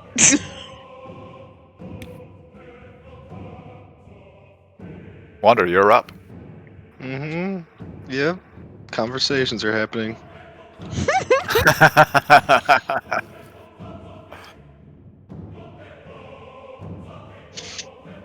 Mm-hmm. Mm-hmm. I'm going to fog. Is moving over her difficult, or is it anything? No, she's like she can be treated as an ally for purposes of movement at this point. 5, 10 to 15. Doors are hard. 20. I see Fox's face down there. 25. Nix, you're fine. 30. I see with my eyes. A very fucked up room. What is this shit? A very fucked up room. Yeah. I see. Are there lights in here? I should ask. Yes, there are torches spaced sporadically throughout this facility. Okay, cool. Oh yeah, now I see it. I see Naira. From where I am, can I see if she's breathing? I'm gonna say your passive will not work for this. Mm-hmm. Roll me a perception, Mm-hmm. and it will take a bonus action to kind of have, because you're looking for such a small, minute detail. It will take either an action, like it will take a bonus action, and if you wanted to use a bonus action again, like you can use your action for that if you. Okay, I'll use the bonus action. See what I get. Oh, great! Big old 13. It's hard to tell. She's certainly not moving. She appears unresponsive.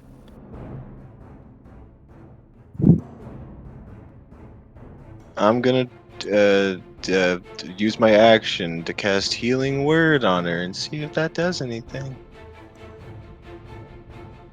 Okay.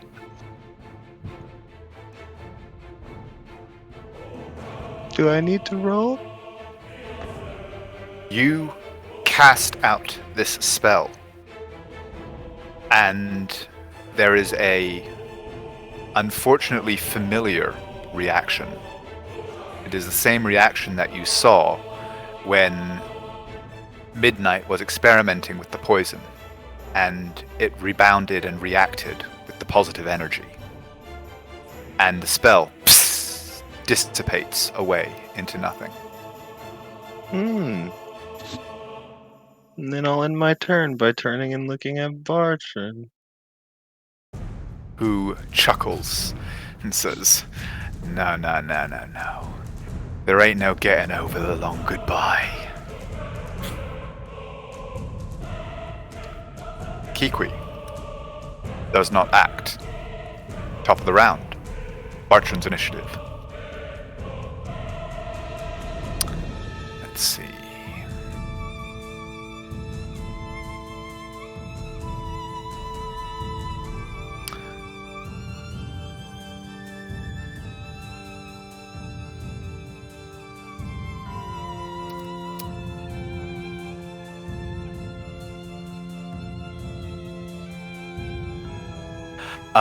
Okay. He is going to...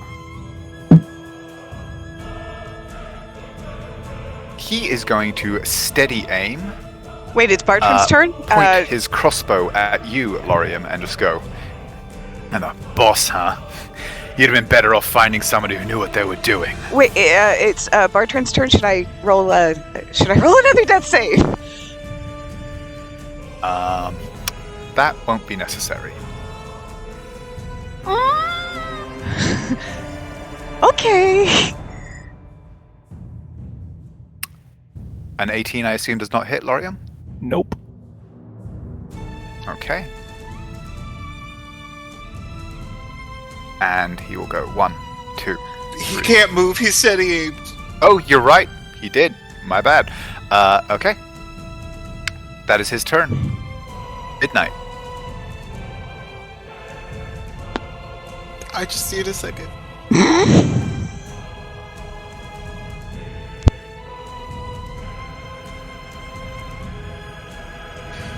Um. 5, 10, 15, 20, 25. His turn ends, so I'm not poisoned anymore. Correct. Can I bonus action the antitoxin like a potion? Yes. I'll do that.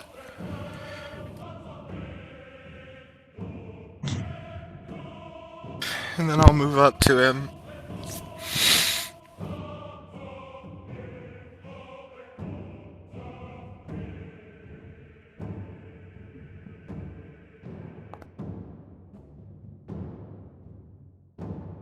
That hits. It's supposed to be psychic damage too. Yes, roll an extra d4.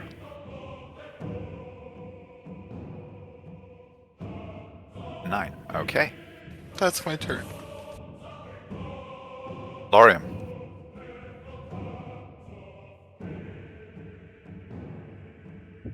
Yep.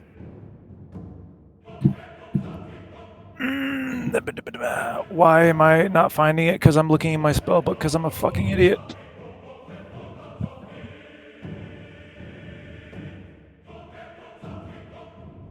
So he's just gonna dump 15 points of lay on hands. There's no response.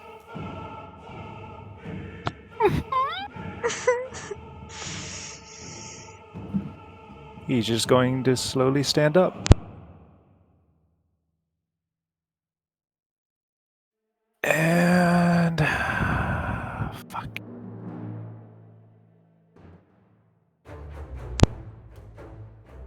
And turn over and start walking over. That's his turn. Uther, you're up.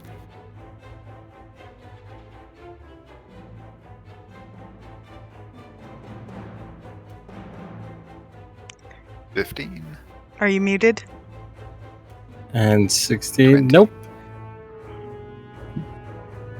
And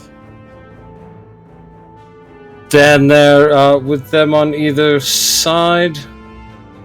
And he's going to, just with a snarl glancing towards Naira, he just says, "I'm going to flay you alive."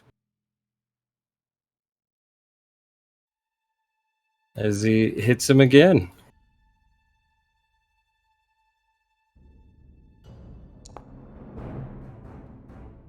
Okay.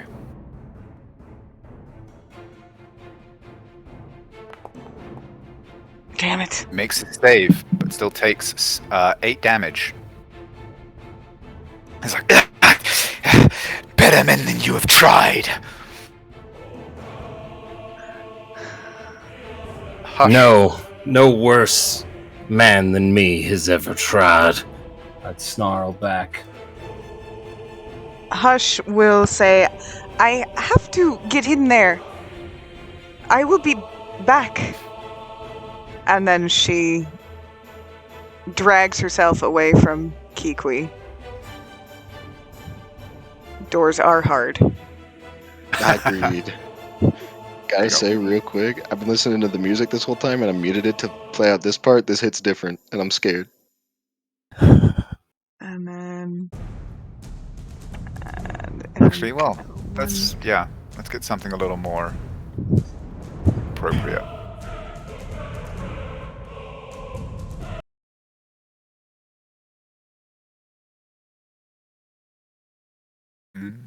I am gonna dash as a bonus. Okay. Okay, how do called shots work again? You would attack at disadvantage, and depending on what you were trying to hit, he might get a bonus to AC as well. But depending on if your attack was successful, you would then impose a penalty on him of some kind. Okay, so while walking over, I got out the vial of the long goodbye. Okay. And the first thing that I am going to attempt to do is, with my other hand, I'm going to attempt to stunning fist. Okay, so 'Cause- roll your ordinary attack first to try and stunning fist. Okay. So, and I'm flanking, so I get advantage. 15? Fuck. No. 15 does not hit. I am going to try again because I have plenty. I have plenty of key, so I'm going to try to stunning strike again. Okay. Does it waste it if you miss? Oh no, yeah, it's when you hit. You choose when you hit to make it a stunning Oh, strike or yeah, not. So you haven't awesome. played Yeah. DP yet. So I'm going to try again. That hits. That does So- hit. 15 Constitution. Constitution. Yes, Fails. he is stunned. Okay, and on this last one, I am going to attempt to shove the vial into his mouth and then, basically jab him in the jaw so it cracks in his mouth. Smash it. Yeah. Okay. Damn. Okay. Roll your attack. It's gonna be just a straight roll. Because you're attacking, you're cold shot for disadvantage, but flanking, blah, blah, blah. Okay. Come on. Yes! Yes. OMG. Okay.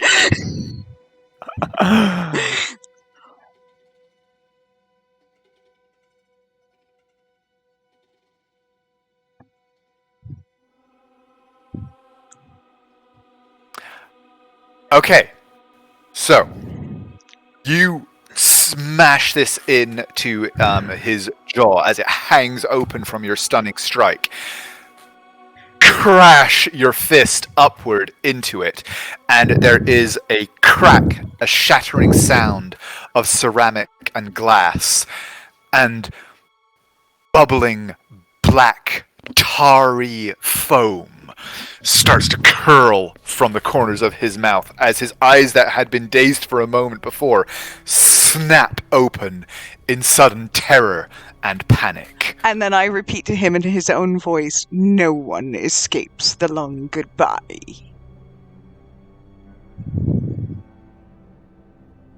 And you know what? I am going to say he has to make this save at disadvantage. Oh my god. Okay. We will see what happens on his turn. Wonder, No. you're up. Yeah. Mm-hmm. You just watch Lorium pump a hand into of divine healing. Yep. And then walk away. You said she's strapped into this fucking insanity chair? Correct. Chair for crazy people? Okay. So, up to now, we've consolidated all of the money that we have, even though it's various bits and pieces here and there, into gold, right? We've just called it gold for the sake of gold. Mm-hmm. So, feasibly, we should all have some amount of copper, some amount of silver, blah, blah, blah. Yeah, you do definitely have a lot of different denominations. Okay. I know this probably won't work, but because he's got to try it, he's going to lean. Is there room for her head to move, or is it she Yes. can't move the head? No, she's basically just strapped with her wrists.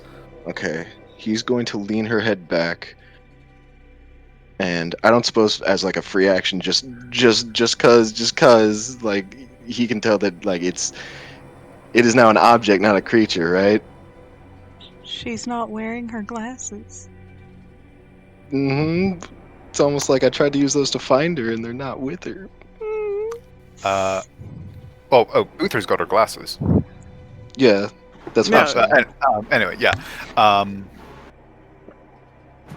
Right. Sorry, I understood what you said. Yeah, you can If you're going to be placing 2 silver pieces, you can do so. I'm going to put 2 copper pieces Oh, right, copper. on her eyes. I'm going to hold my holy symbol. And even if it doesn't work, I'm going to cast Gentle Repose. Let me read this.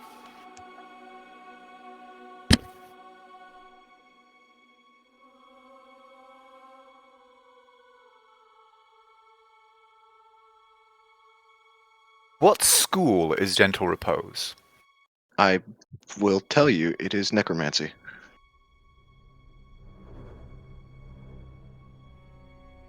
Uther. As he places the coins on her eyes, and this energy swirls around him and into her,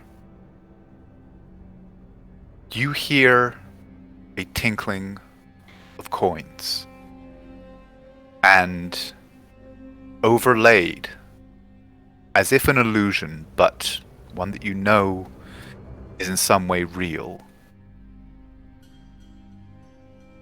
the copper pieces turn to silver.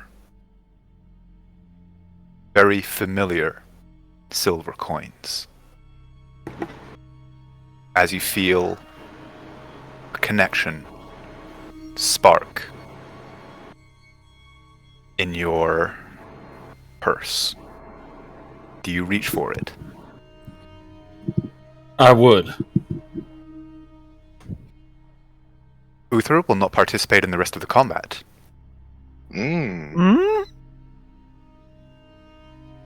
Bartrand is stunned. Can I tell him anything happened? You feel something happening. Not necessarily what you intended. The energy flows into the body. It is reacting with The body? something strangely. Can I help at all with if I spend an inspiration, like with anything?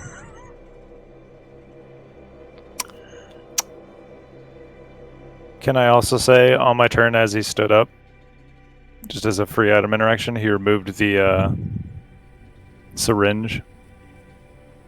Yes. Okay, That's fine. just clean that body up. Wonder, you are spending your inspiration on this? Or you just want to kind of spend it? If there's anything that can be done to like help this, I would like to spend it. Okay. I will take that into account. Thanks. But Bartrand is stunned until the end of Hush's next turn. Midnight. I mean, I also just real quick, I'll upcast it if that helps. Midnight.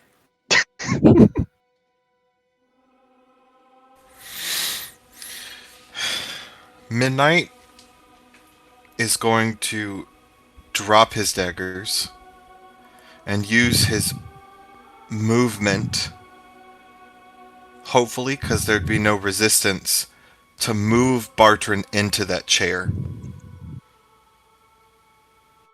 Let me just double check the stunned condition.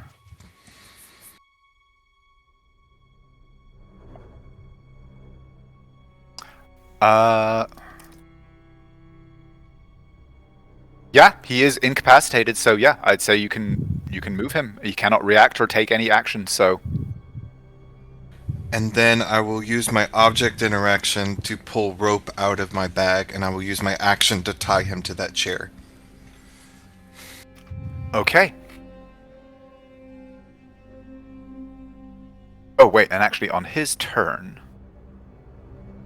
there was supposed to be another one of these, because he had the dose given to him in a slightly abnormal manner. Fuck. Still rolled a fucking 14 to 20! It's getting worse. Okay. You have started tying him to the chair. Lorium.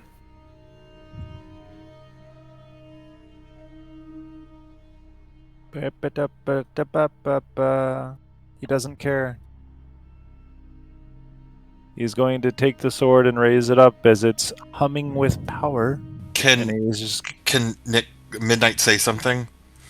You can say something. No. Give this to me. No. If you say it like that, I will attack.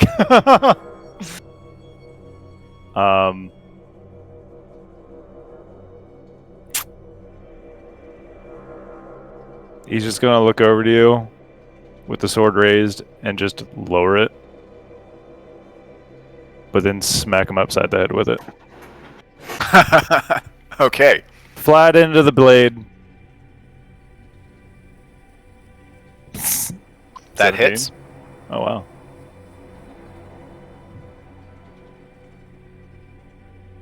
Okay. Which also lets out a big boom. Okay. There's this great flash of fire, and some of the hair just kind of curls alight. Smoke curling up as this big burn spreads across the side of his face as he's just dazedly being strapped into this chair. And he will walk over. Uther, we will get to you in just a moment. Hush.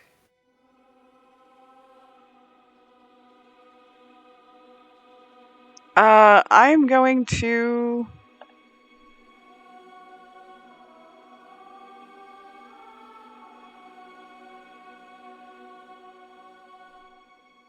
I'm going to try and hit him again with a stunning strike. Okay. I just want to keep him dazed. Actually... No, I'm gonna nod to Midnight and not do anything else. Okay. He is not yet tied to the chair, by the way. Midnight has put the rope around him. Okay, then but did not have. I will help tie him up. Okay. Give me a sleight of hand check with advantage because you're assisting each other.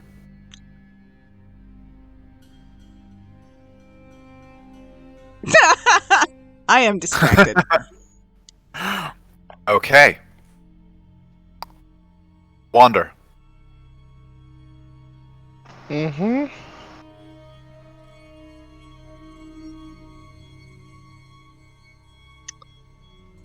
I can tell something's happening. Can I tell if it's a magical something, or can I can I tell anything? Because you spent your inspiration, I will say that you can tell that this is a divine interaction.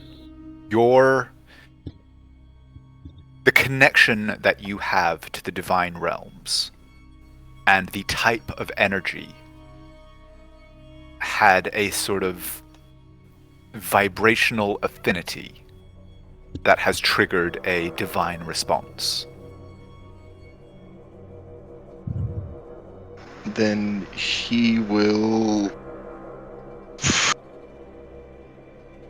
Fuck!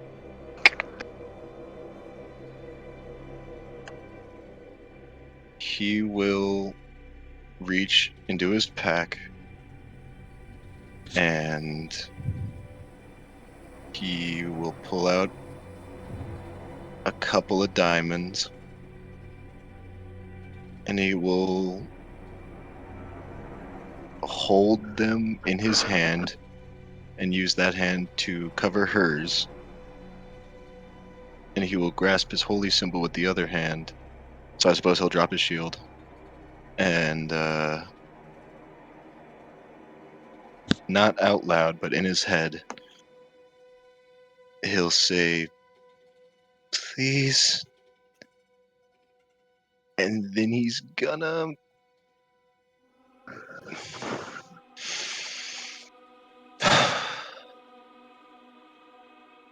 cast Revivify.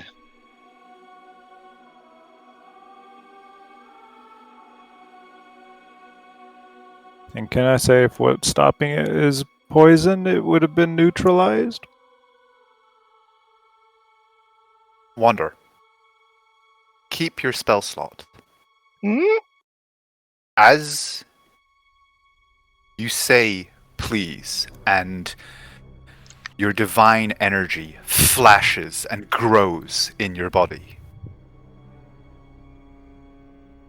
a voice responds to your plea. A fellow judge. How interesting.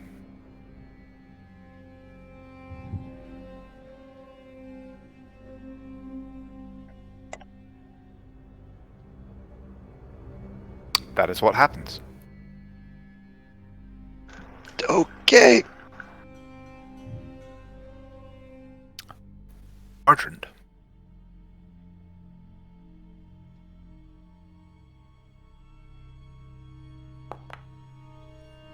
Oh, finally. Oh my. Bartrand, who had been struggling even through his days, choking, desperate not to swallow, suddenly, as you pull the rope tight, you hear a and the eyes widen as suddenly, almost instantaneously, the whites become shot through, not with blood, but with black. The foam around his mouth redoubles and coils up, smoking and foaming as he chokes and gasps and coughs, wrenching and convulsing in the chair. Do I get to roll poison damage? I think you and Nix should kind of Rochambeau for this, if one of you wants to roll it. I didn't think it would kill him. I would Hush. It's called the long death. Christine can roll that. Can I just want to, as he's like convulsing and stuff, I just want to lean down and say something in his ear. Okay, you are next in the initiative, so I will say yes. Hush. Roll me. He nat one'd it, so roll me 8d6 poison damage. Oh my god. Fuck. You dumped an entire vial of poison down his throat. Oh, look at all that. And Midnight, as you bend down and watch the last mortal light and fear drain from Bartrand's eyes, what do you say?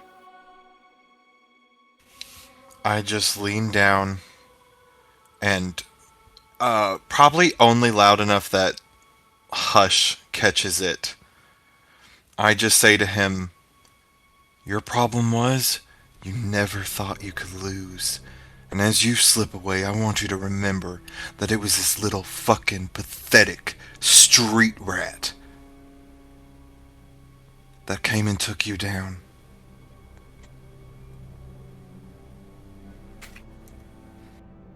The eyes twitch and convulse and close, and Bartrand is no more. And now, I have a question. Arthur Yes. and Naira, would you like to do this in private or with the group? Ooh.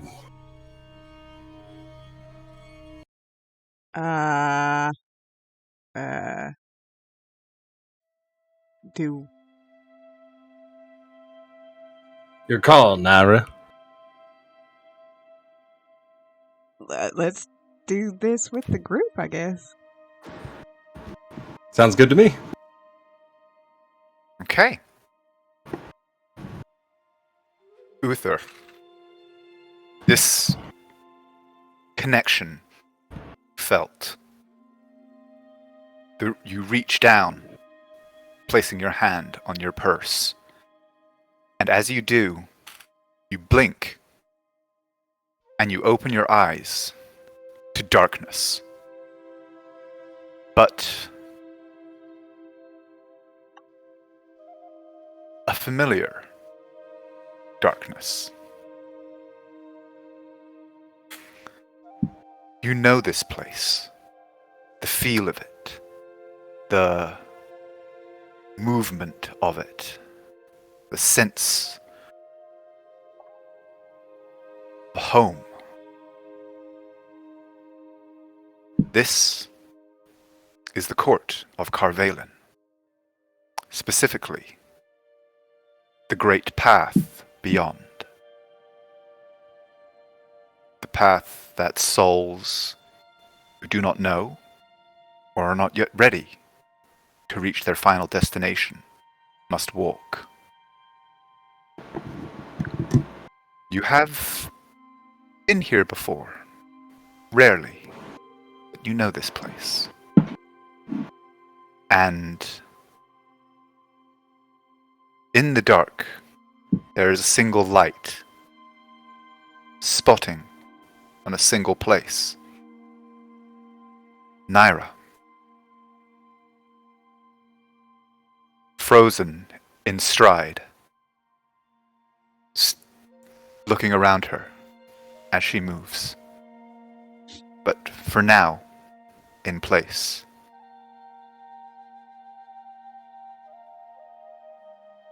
I would see that facing towards Naira, and I would go prostrate, like a Muslim on a prayer rug facing Mecca, and I would say, God of Death, King of the End, Supreme Master of the Bastion of Carvalen, and Father to all of its lands and people, Reforger of Souls, Lord of Night, the sovereign will and Justa-R of his people, protector of the innocent, servant of truth, the uniter and priest bringer to the realms of ethos, wielder of the eternal magic and supreme judge of the law in the lands, and the lord of the path of the souls in the hereafter, devourer of the ancient red tyrant Dawnbringer, exposer of truths and lies hidden in darkness, I call for your aid. Please. Not her. Not now. Not with There what I've is seen. a presence. No sound to announce their arrival, but you feel him nonetheless. The man that is king and Kelemvor stands beside you. Rise, my faithful reaper. I would. Standing up and looking at him, being a bit taller than it seems he should, and a bit too muscular as well. Indeed, in his mortal form, he is quite the warrior. And he says, "You ask this of me. She is on her walk.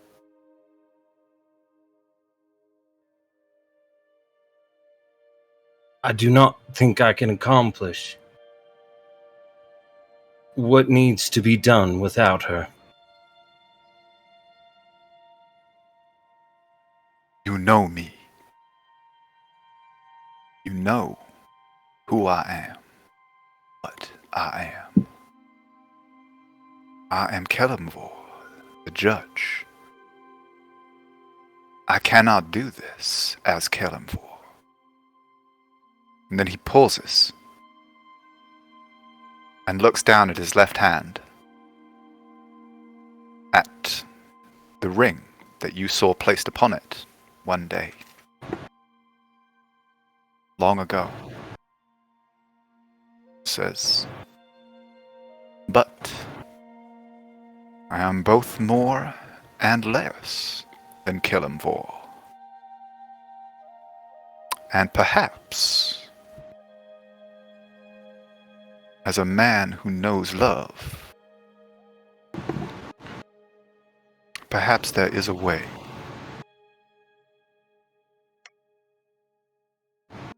Do you? Do you love her as I have loved? More than I never knew was possible, sire. Then walk with me. And he begins to step, leading you toward Naira. He would walk alongside him. Naira, you come to awareness in a great void of darkness. There are only two things that you see before you. Uther,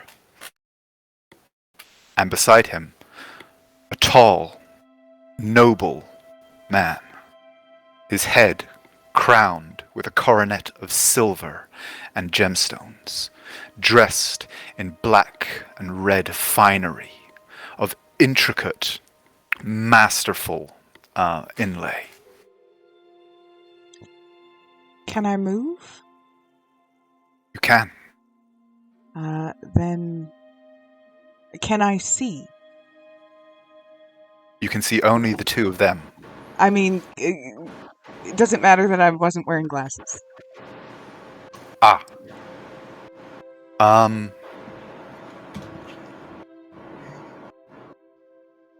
You are aware of them, but no, you do not have your glasses.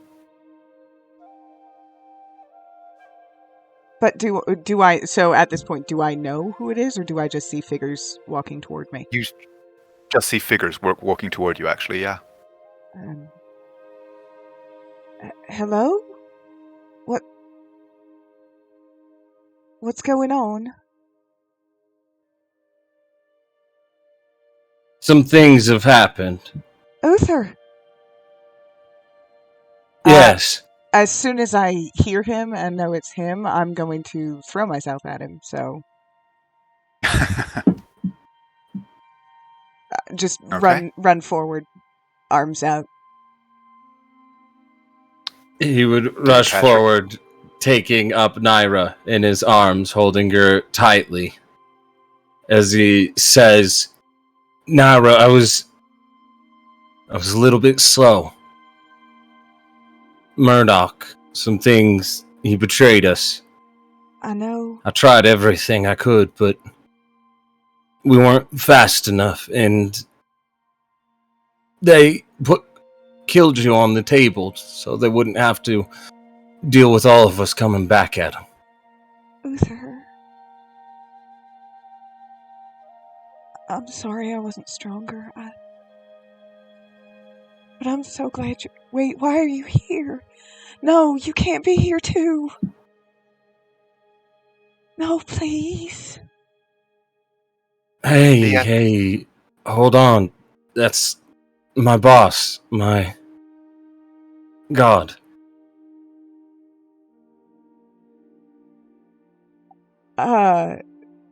She will, straighten up and fix her clothes and give as polite a curtsy as she can. It's an honor. Uther speaks very highly of you. He gives a chuckle. Yes, I know. He speaks very highly of you too, young miss.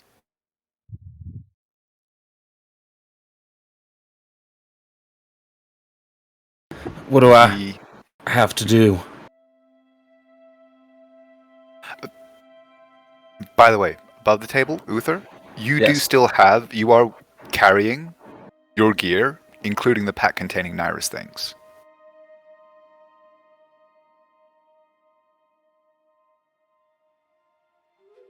even in this place, they have kind of been brought with as part of your personhood. Then, and you can probably tell she's squinting and not looking at anything in particular. Oh, She cannot see. sorry, darling.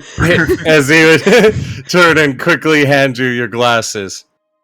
I had them tucked and wrapped up really good so they didn't shatter, because yeah, that'd be rough. As he just smiles, putting them on your face. You have my thanks. Thank you. And the king is watching this with a small smile on his face. And he looks at you, Naira, and says, Uther says that he loves you with his entire soul. And her whiskers twitch.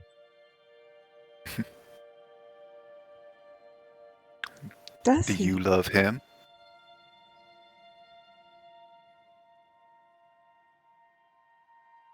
I do. Minard and Ray.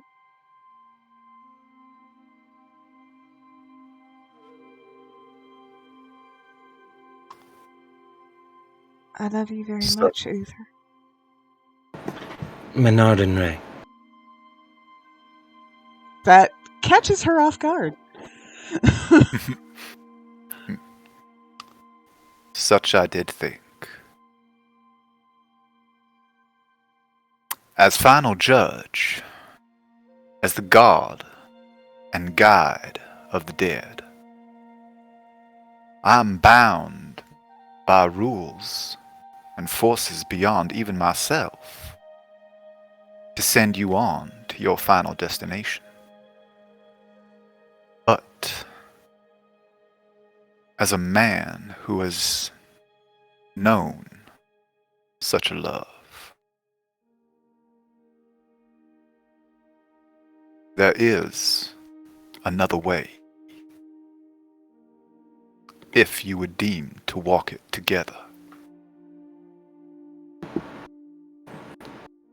Uther, holding Naira's hand tightly, nods. I'll do whatever it takes.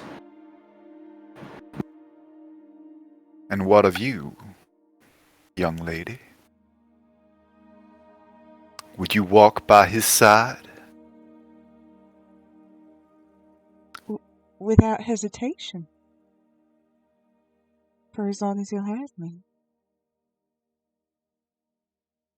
And as he speaks, he seems to grow taller, filling, not necessarily increasing in size, simply filling more and more and more of the reality in this place as he speaks his words. Know what you say. Know the power of your words, of your bond.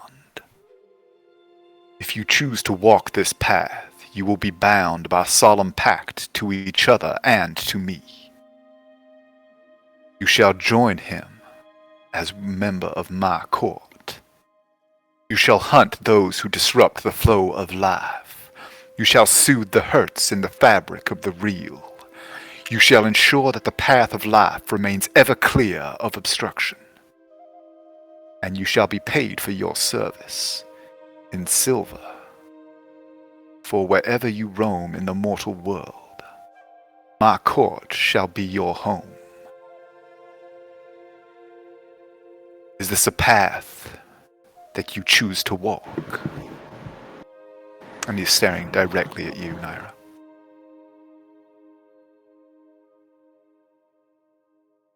So I would be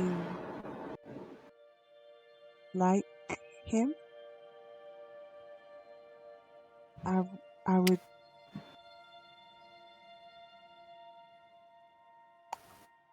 live Like him. In my service. And by my service. By the rules of my court. For so long as you guide others along the path, you may choose to walk it or no as you will.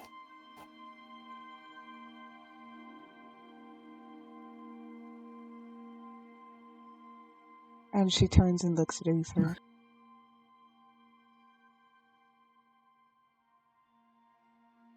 He smiles as he just says, Naira, come and be a reaper with me. Think of the lifetimes we could live together. Think how much of this darkness, these dark people, we could stop. Uther, you don't have to convince me. And she smiles. I told you I wanted to see Carvalin.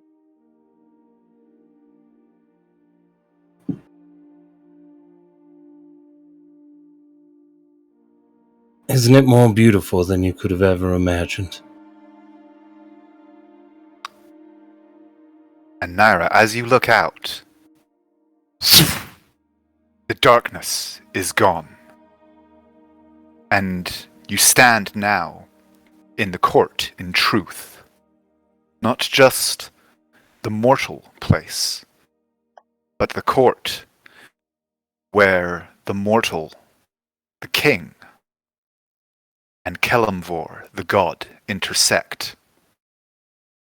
A place of great towering crystal spires, some as clear as glass, shimmering like diamond, some cloudy and like topaz. Infinite paths stretching out between them in every direction. And standing above all, a figure that is at once the king that you saw and a being so much greater, infinite in knowledge, wisdom, and judgment. And while I'm sure Naira is taking some of that in her peripheral, she is still just looking straight at Uther. And she says, I am yours. And then she looks to the king and says, I guess that means I am yours. The king speaks, and his voice is the same that you heard, and that of endless, reverberating with the knowledge, the wisdom, and judgment of ages. As he speaks, then you have heard your mandate. You have agreed to be bound, and these shall be thine laws. The first law. And he reaches out and takes one of your hands in each of his. You have chosen to walk the path together. And so you must be constantly grateful for this precious person who has chosen to make and spend the rest of their journey with you. The second law, be generous to this thine companion. Be kind and a bastion for the other against the cruelty of the world. Thus shall you grow together and your path become greater in scope and strength.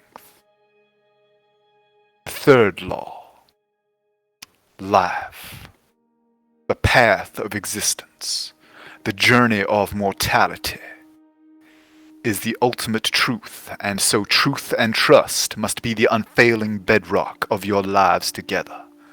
No lie shall pass between thee, no secret shall be kept. Thou walk together in all things.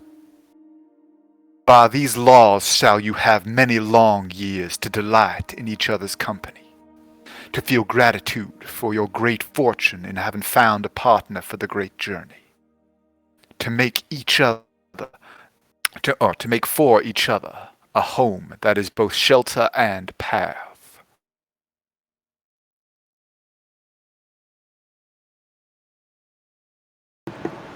The joy of existence is in its sharing, and by the forging of your two souls together, by the creation of this pact, one with the other, in my name and by my court, this joy is yours for the taking. So long as you walk, you shall walk together. And when the time comes for you to pass through my court, you shall do so together. For to return you back down the path that you have walked means that should one of you be thrust upon it again, so too shall the other. That is the price that you have agreed to pay. Now, if you are willing, shall we move on?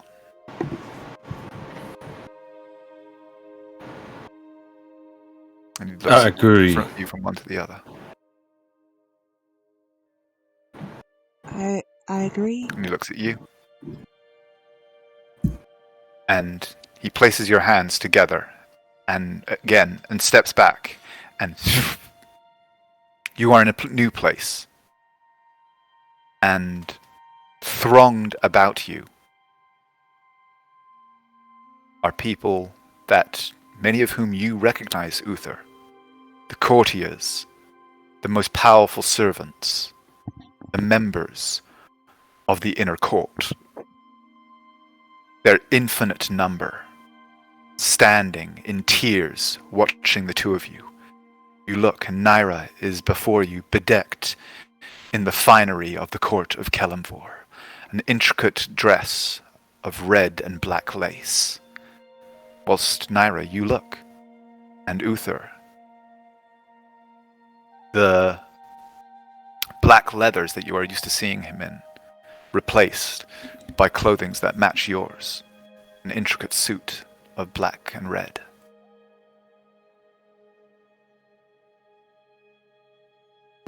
The king looks down at your joined hands. He says, "The two of you, Uther, my servant, my faithful reaper." And then he pauses and looks at you and goes, "And the name that you shall choose together.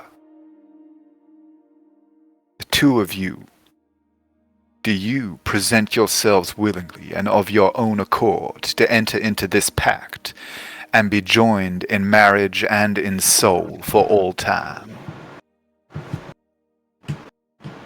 Will you promise to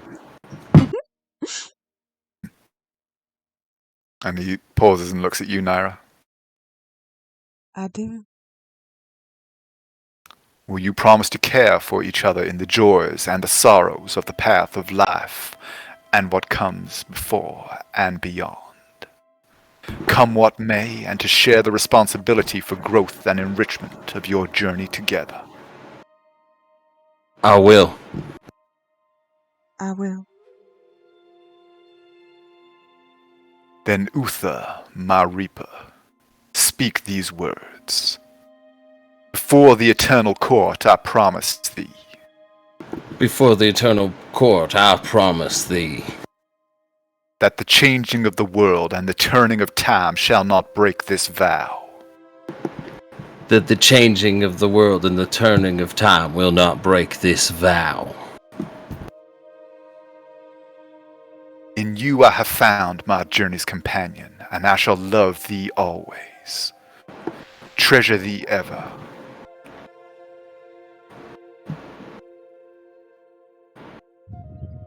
Say that one more time, King. In you I have found my journey's companion, and I shall love thee always. In you I have found my journey's companion, and will love thee always. Treasure thee ever, and share all that I am with you. Treasure thee ever, and share all that I am with you. I am proud from this day forward to be called yours. I am proud this day forward to ever be called yours. And you, turns to you, Naira, my new reaper, my new courtier. Before the eternal court, I promise thee. Before the eternal court, I promise thee. That the changing of the world and the turning of time shall not break this vow. That the changing of the world and the turning of time shall not break this vow. In you I have found my journey's companion, and I shall love thee always. In you I have found my journey's companion, and I shall love thee always. Treasure thee ever, and share all that I am with you. Treasure thee ever, and share all that I am with you. I am proud from this day forward to be called yours. I am proud from this day forward to be called yours. Uther, your pact is made anew. Give me your Mori, and he holds out his hand for your badge. I would reach out and hand it forward, with the kind of in the extent and the bow, with all formality, with the huge crowds, because, you know, Eternity has a lot of people who want to watch a wedding. He takes it and holds it in his hands, between his hands, and then opens them like the pages of a book. And as he does, the Mori splits and opens and coalesces into 2 silver rings, one in the palm of each of his hands, intricately worked with designs of the court, including the memento mori at the peak of each. As the path goes ever onward, so too do the rings exchanged by these vows. As with the journey of your souls, let these rings be a sign and a reminder that your love has a past, a present, and a future. Uther, place the ring upon her finger and give thine pledge. He holds out his hand to you, with the ring in his palm.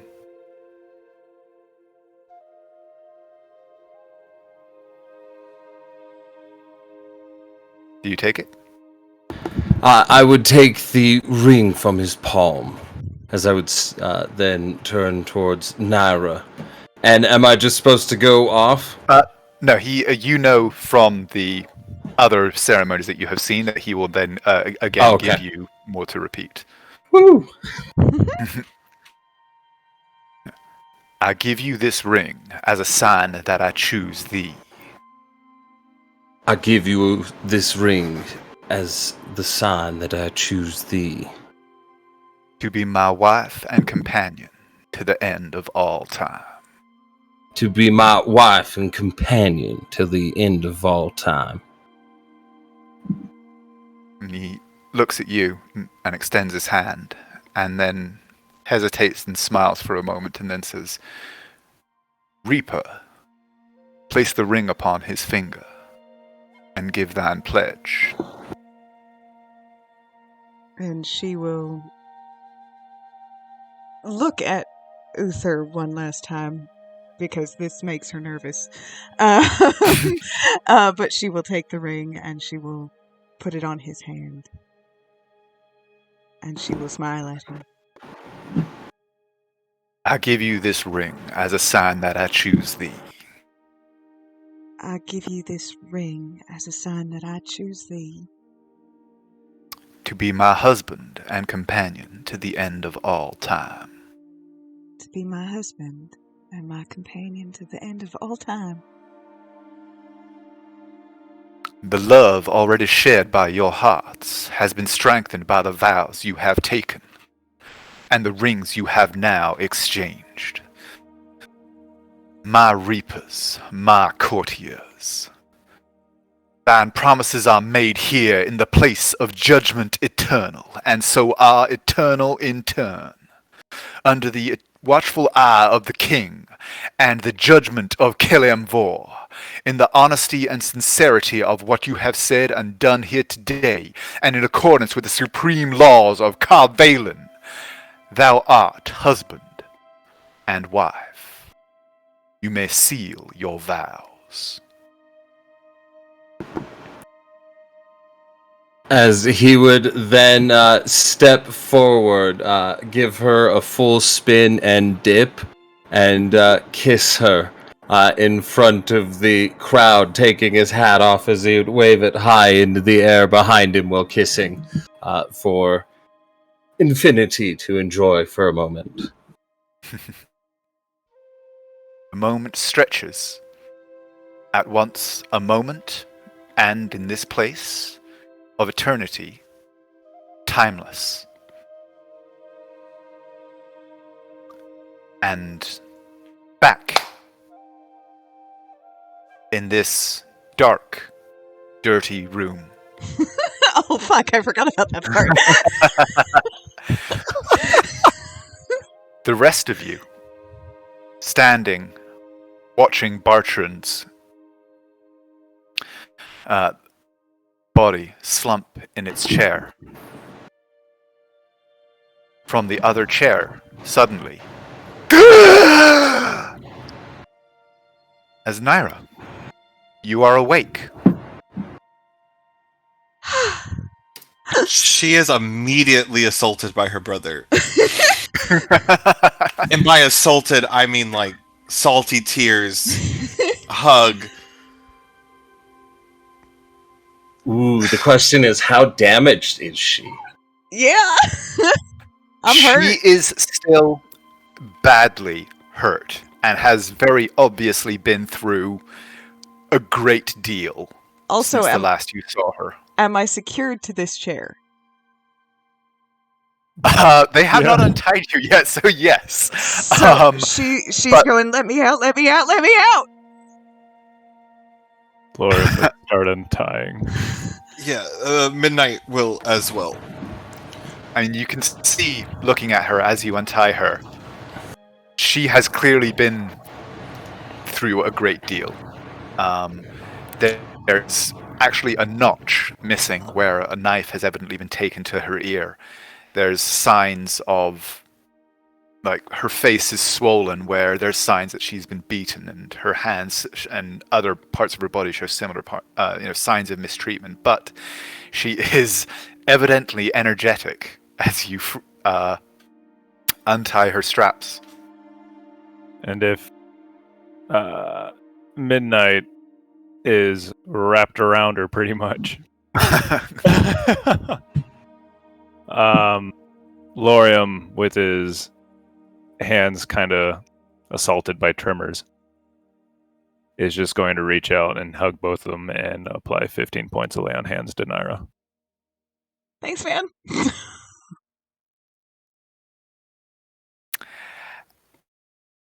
And I think that's a great spot for us to take a pause. I love that For this Wander section. thinks... Lorium thinks Wander did this.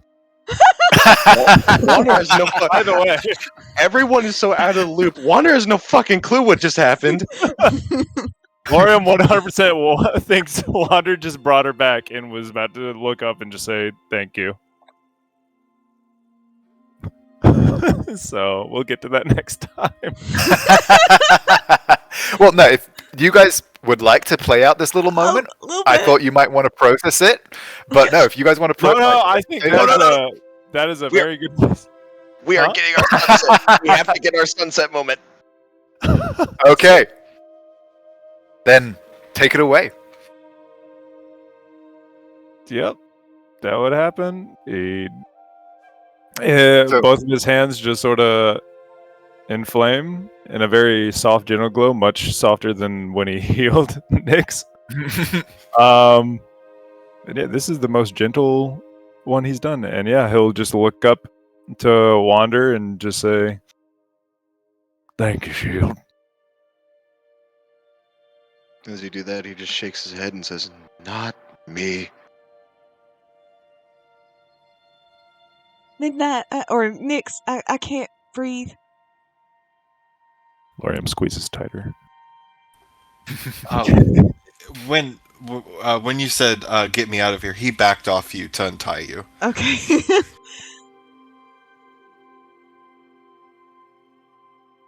Hi. I'm so glad you're all here. Hey, boss.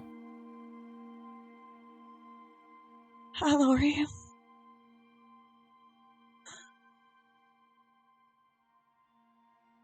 Cole may cry, but the shaking eye of Lorium does not.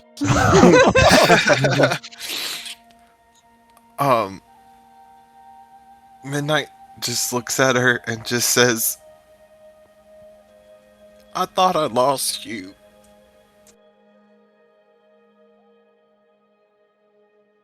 She looks like she doesn't know what to say to that. And she says, I'm not going anywhere. And at that, she'll slide a look to Uther, actually.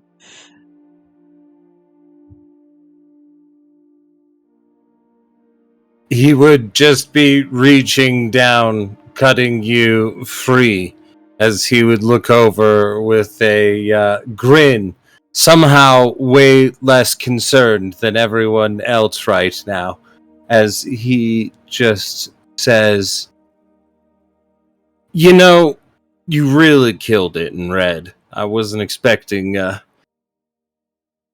that kind of fit, but he just seems to have such ancient class, wouldn't you say?" And smile as cut you out of the chair.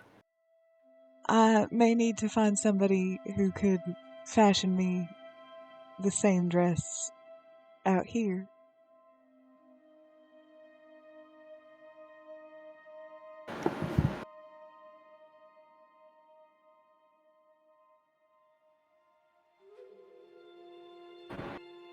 I'm so sorry. What? I don't know what the fuck you're talking about. I'm just glad you're okay. And she's going to turn around and she's going to look at Wander.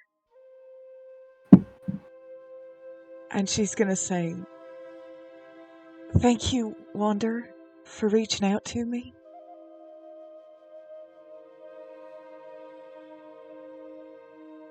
I tried many times. Well, you got through. You helped me keep focus.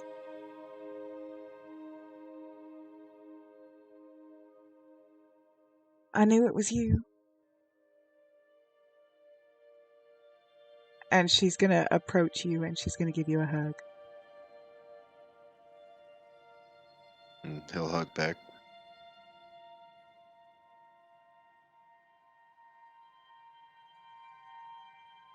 So there's a lot we should probably talk about.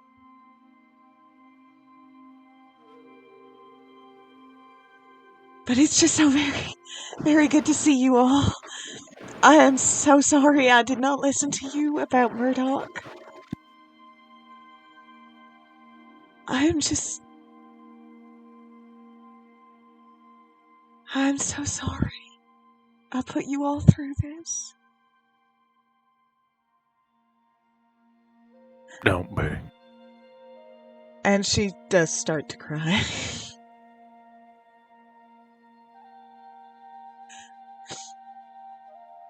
You all look like you've been through so much.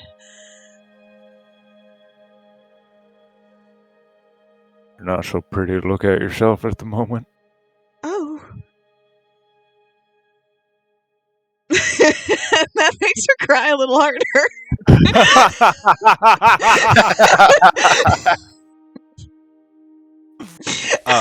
And she Midnight. looks over at Uther, by the way. Uther's holding you right now. Just not really saying a lot, but For some reason, he seems really just like at peace. Like the rest of it's kind of like, but right now it's okay. Like things are okay.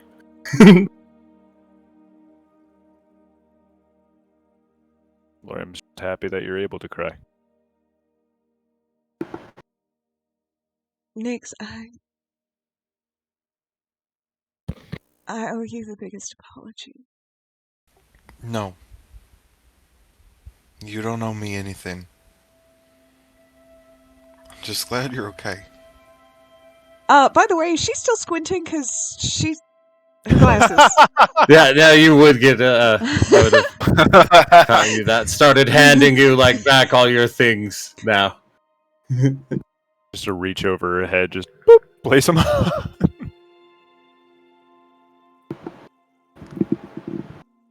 Yes, Uther would have gotten them to you pretty quickly.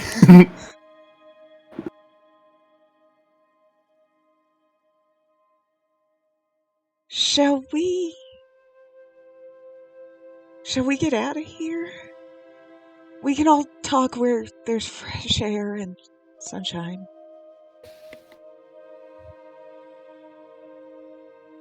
Sunshine. Oh, yeah, you're right. Where's Falco? He's okay. He's on the boat. The boat?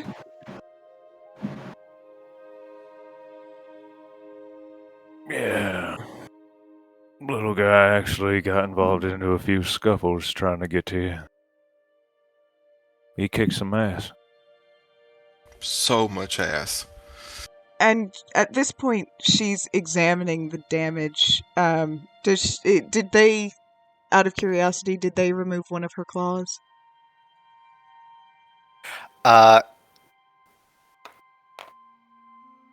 Two, in fact, are missing. So, yeah, she's looking at her hands, and you can see where they have literally physically pulled the claws out of her hands. And then she reaches up and touches the notch on her ear. And then she says, I would really like to go. And at that, you can see a sort of shudder has gone down. All the sort of joy that she was just now experiencing, she is now remembering everything that came before it.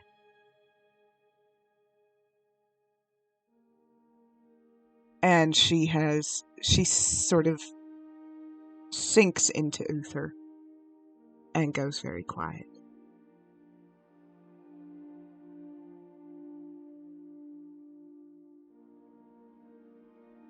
Lorm just looks up to Uther. Not necessarily understanding what happened, but just happy. Just nods. Pats Midnight on the shoulder. Nods towards Wander and starts walking away. Orium, you know how your god might get a bit of bad rap for being perhaps a little bit different than those who, worship a goddess of the field or the hearth or something. Yeah, people think God of War and just think death and violence, but Not the honor to it, not the or the love strange beauty of it, that comes from it, yeah. the brotherhood. Are you getting at something more? He would nod as he would reach over, and does there happen to be a second badge next to mine at this point?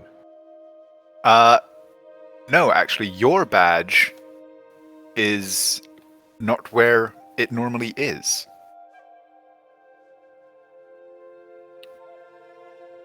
As I look down towards my hand. You do not see, but you do feel the presence there.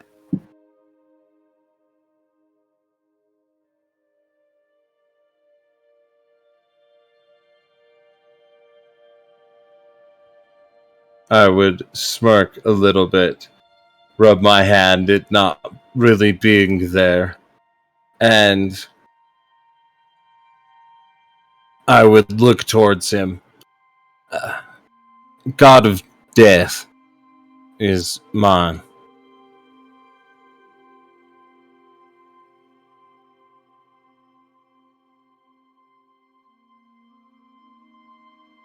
I wonder if that gets a reaction out of anybody else. Are you looking for one? I mean, he's looking at everybody as he takes a step towards them, but then just boop. Mm.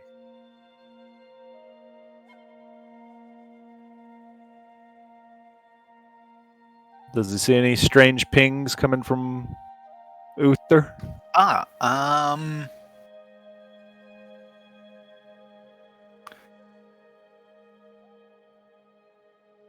Not a full presence, but more like a kind of lingering essence around both him and Naira. Celestial? Celestial.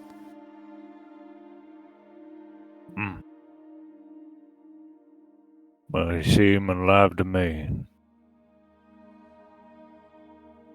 It's alright, I'm not gonna hate you for worshiping the death god. Besides, you use it for good. And I see that.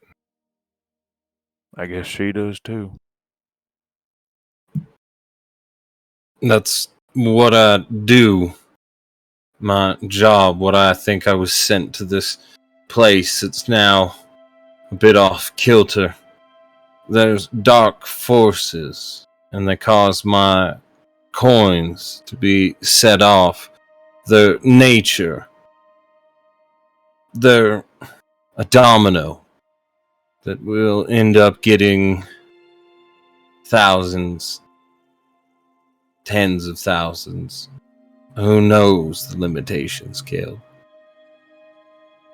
I'm sent to remove them so that when the piece does fall, it'll fall into nothing, no longer creating the chain of events that he can sense coming from them.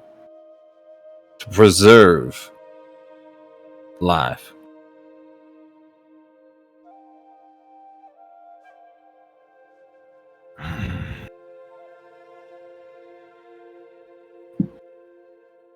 Yeah, that sounds about right. There's a balance to it.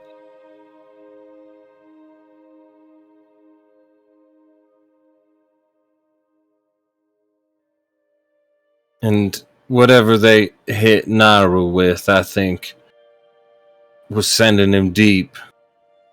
And sending her far away and quickly.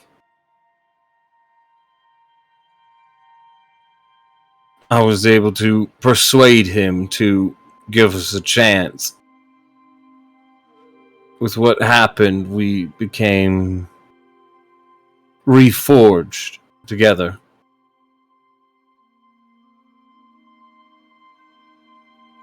As he notices that, shakes his head as he says, "You have to pick a new name, though, because you actually died and everything, and rebirth to now."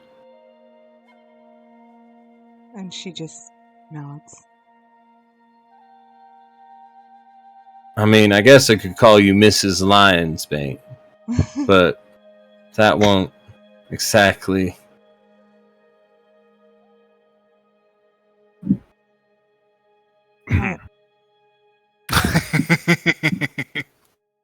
Hold on.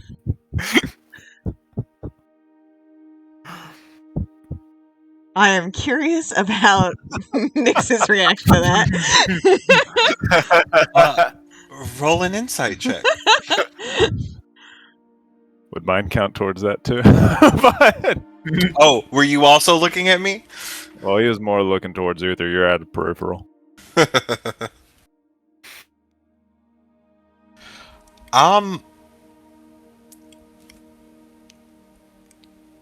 Naira can tell there's a slight bit of like surprise, but his overall like hearing that did not affect him as if he had already accepted this pairing.